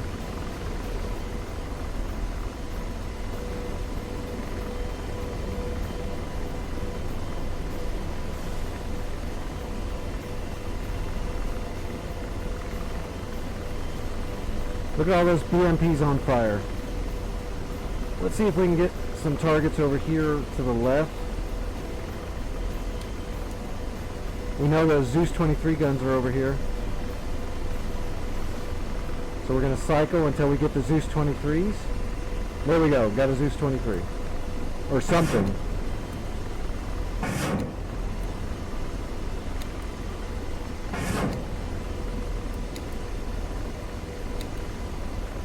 Oh, we're out of hellfires. Oh, no we're not. What the fuck? Now we're out of hellfires. No, what the hell is going on?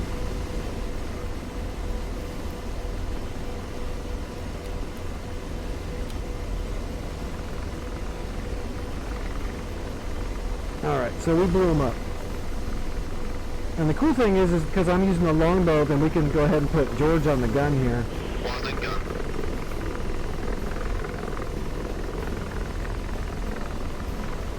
Oh yeah, we're pushing the engine a little bit there. We're alright though. So we can go ahead and get him to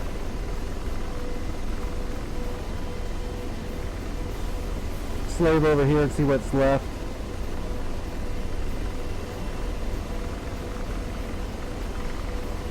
Doesn't look like much, to be honest. Slave it. Okay, I guess there's nothing there, huh? Copy. Ceasefire.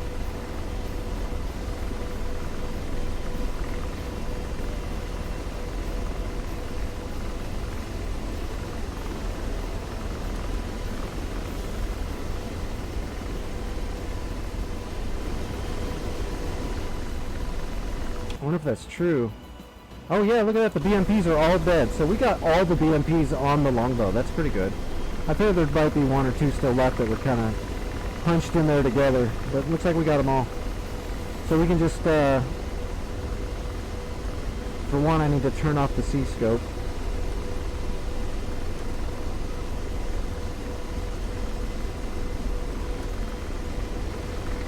Alright, now let's just get the TDAC over here on the outpost. And slave it. There we go. And slave it. Bounty slave. Is there nothing there? Oh shit, there's nothing there.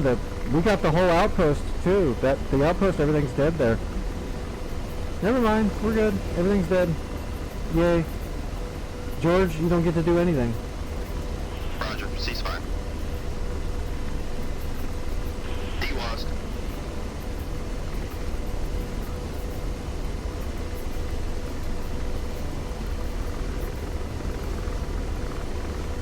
Oh yeah, look at that. That place is a wreck. Look at all the dead bodies in the outpost, man. That place is toast.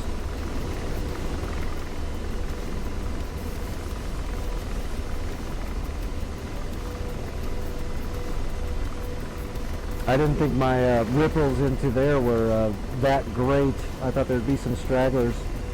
Especially in an outpost like that, you'd think there would be at least a few spitters. running up the road or over towards the town or something. But nope. They are all cooked. Way cooked.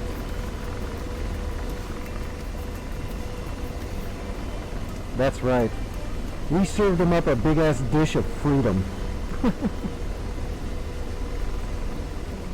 Millions of customers served.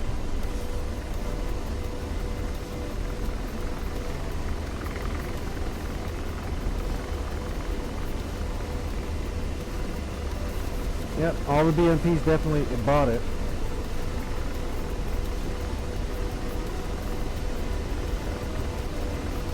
I love how those cars are just driving right on by. Oh, look at that, burning BMP. They should have parked there. Unpaid parking tickets, bitch.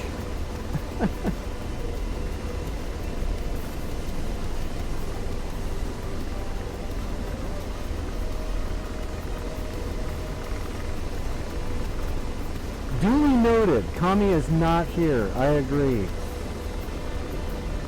Was he supposed to be is the question though.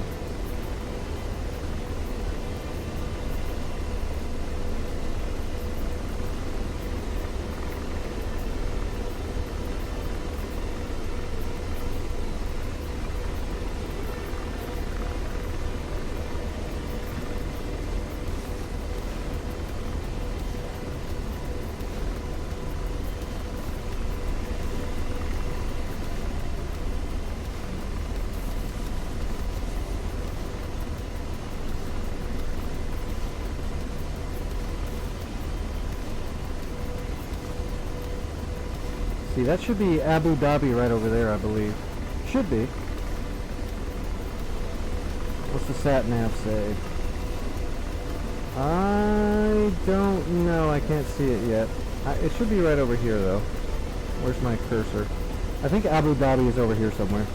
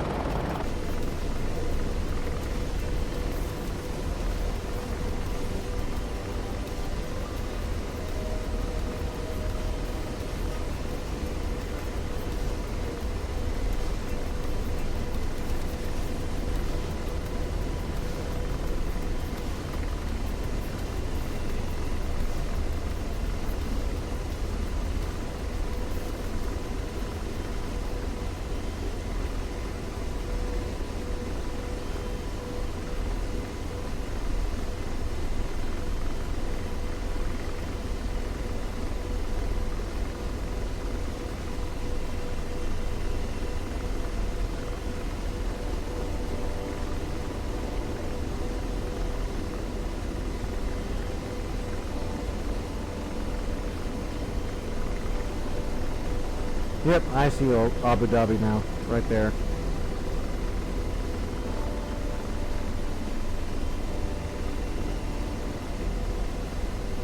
Alright, we're going to come in and land, and then I am going to get off of here. Because I was only supposed to stream for a couple hours earlier to do some map work, and it's almost 5 in the morning now, so... Because I'm a dirty liar, and every time I say I'm only going to stream for an hour, it never works out.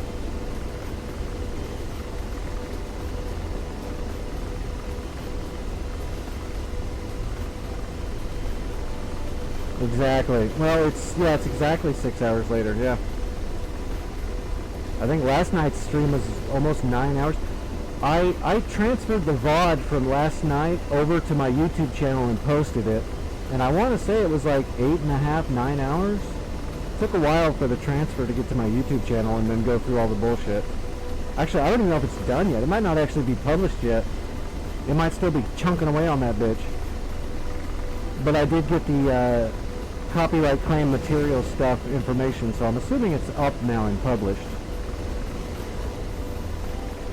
So that entire VOD from last night is on my YouTube channel. I need to start remembering to do that. If I think the VOD was a decent stream, I should start throwing them over there. Even though I'm not actively making like higher production value videos right now, I should keep putting VODs over there, seeing how Twitch doesn't do it anymore.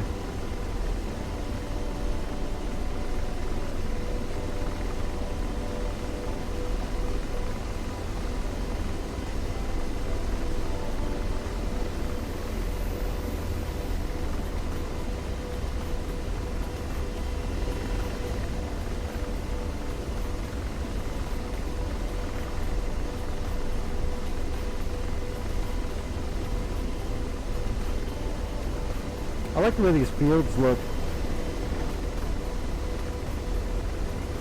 You can tell they've been seeded.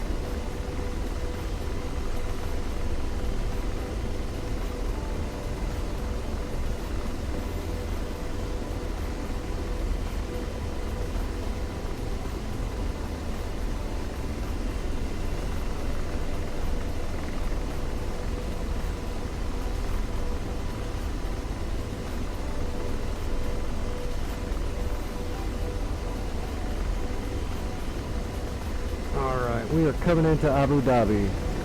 Yeah, there you go, Vic. Yeah, go watch that, because I don't even remember what I said, and I probably made it all up too, so just remember, I could be completely full of shit, and I don't even know what I said. That's very possible.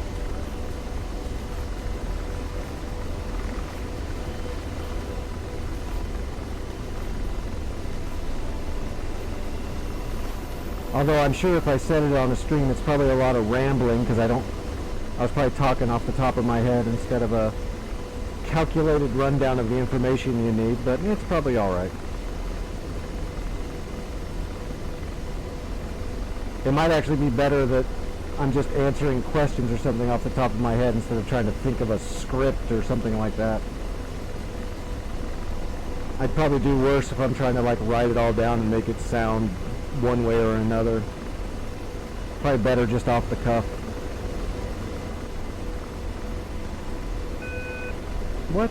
We are so not saturated. What are you talking about?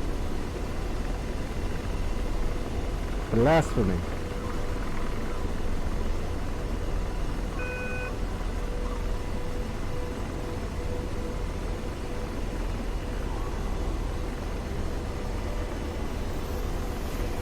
Come on, baby. She really wanted to go into VRS there for some reason. See, I think that's blown up in DCS. I mean, VRS is a real thing and it's dangerous, but in DCS it feels way overblown.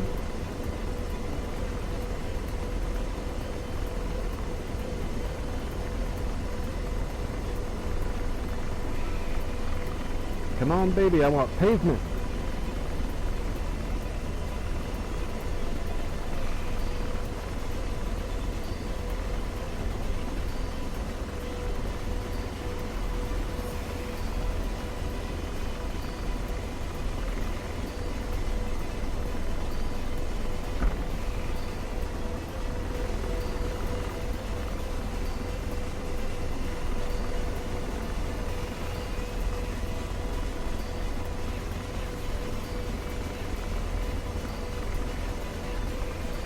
little taxi.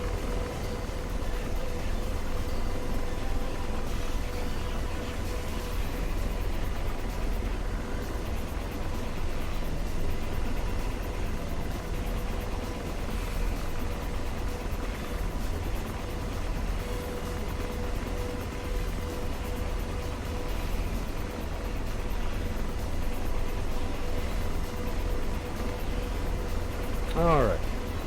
If you've never seen this skin, this thing's awesome for the desert. My boy Irish Fatty, he does good work. This thing's great.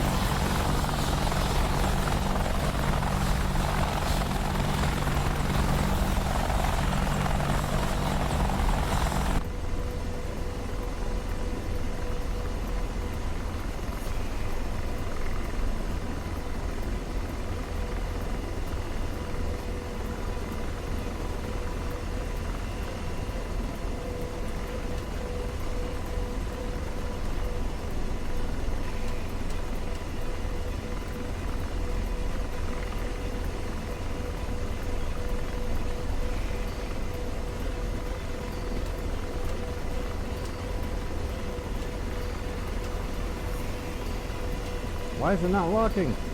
Oh well, screw it. It should lock, but it's not locking.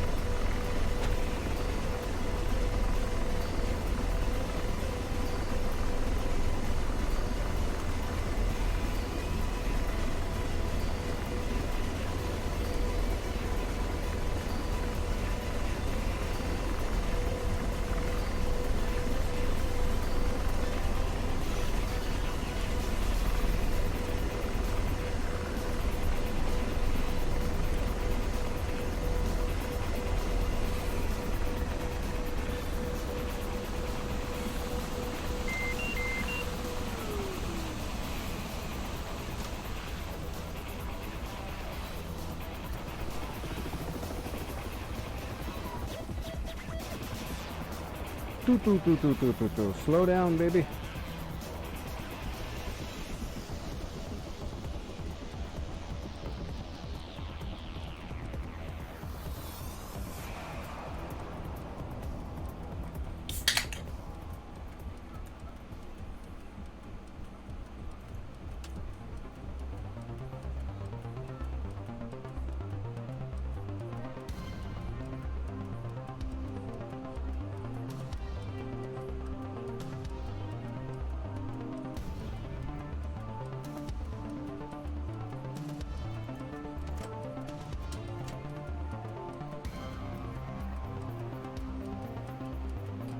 Kind of had it all turned off before I hit the brake, didn't I?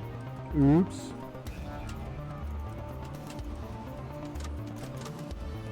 Okay.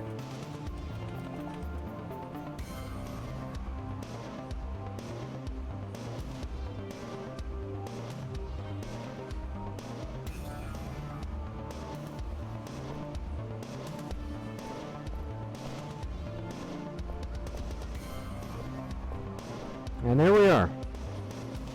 I'm going to call it here, folks. I'm going to take a little bit of a chill pill, relax for a little bit longer, take the rest of my medicine, and hopefully have a better day tomorrow. I should be here late tonight, though, like normal. If everything goes well, I'll get my payout later in the afternoon, and I'll have those 3 new aircraft to work on. So that might be something to do on a Monday. Usually Mondays I either don't stream or it's pretty light, just map work or something. But if I get the new Flaming Cliffs 3 upgrade, then I'll have some new plans to start messing with and learning. That's always fun.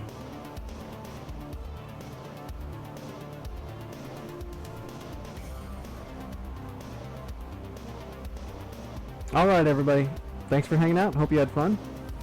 I had a blast just having a chill stream, to be honest. That was great. Nice and relaxing.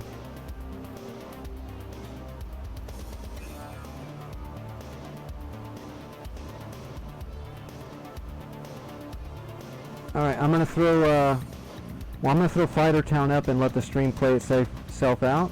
Everybody take it easy. Again, thanks for the follows. Thanks for the subs. Thanks for everything. That's great. Thanks for hanging out. And always remember, don't be afraid to talk on this stream. Everybody's welcome until you're not. Always be cool. Yeah, and anyone that wants to can join the Discord or join the flying maps when we have a server up. Everyone's welcome, like I said, until you're not. Everybody, take it easy.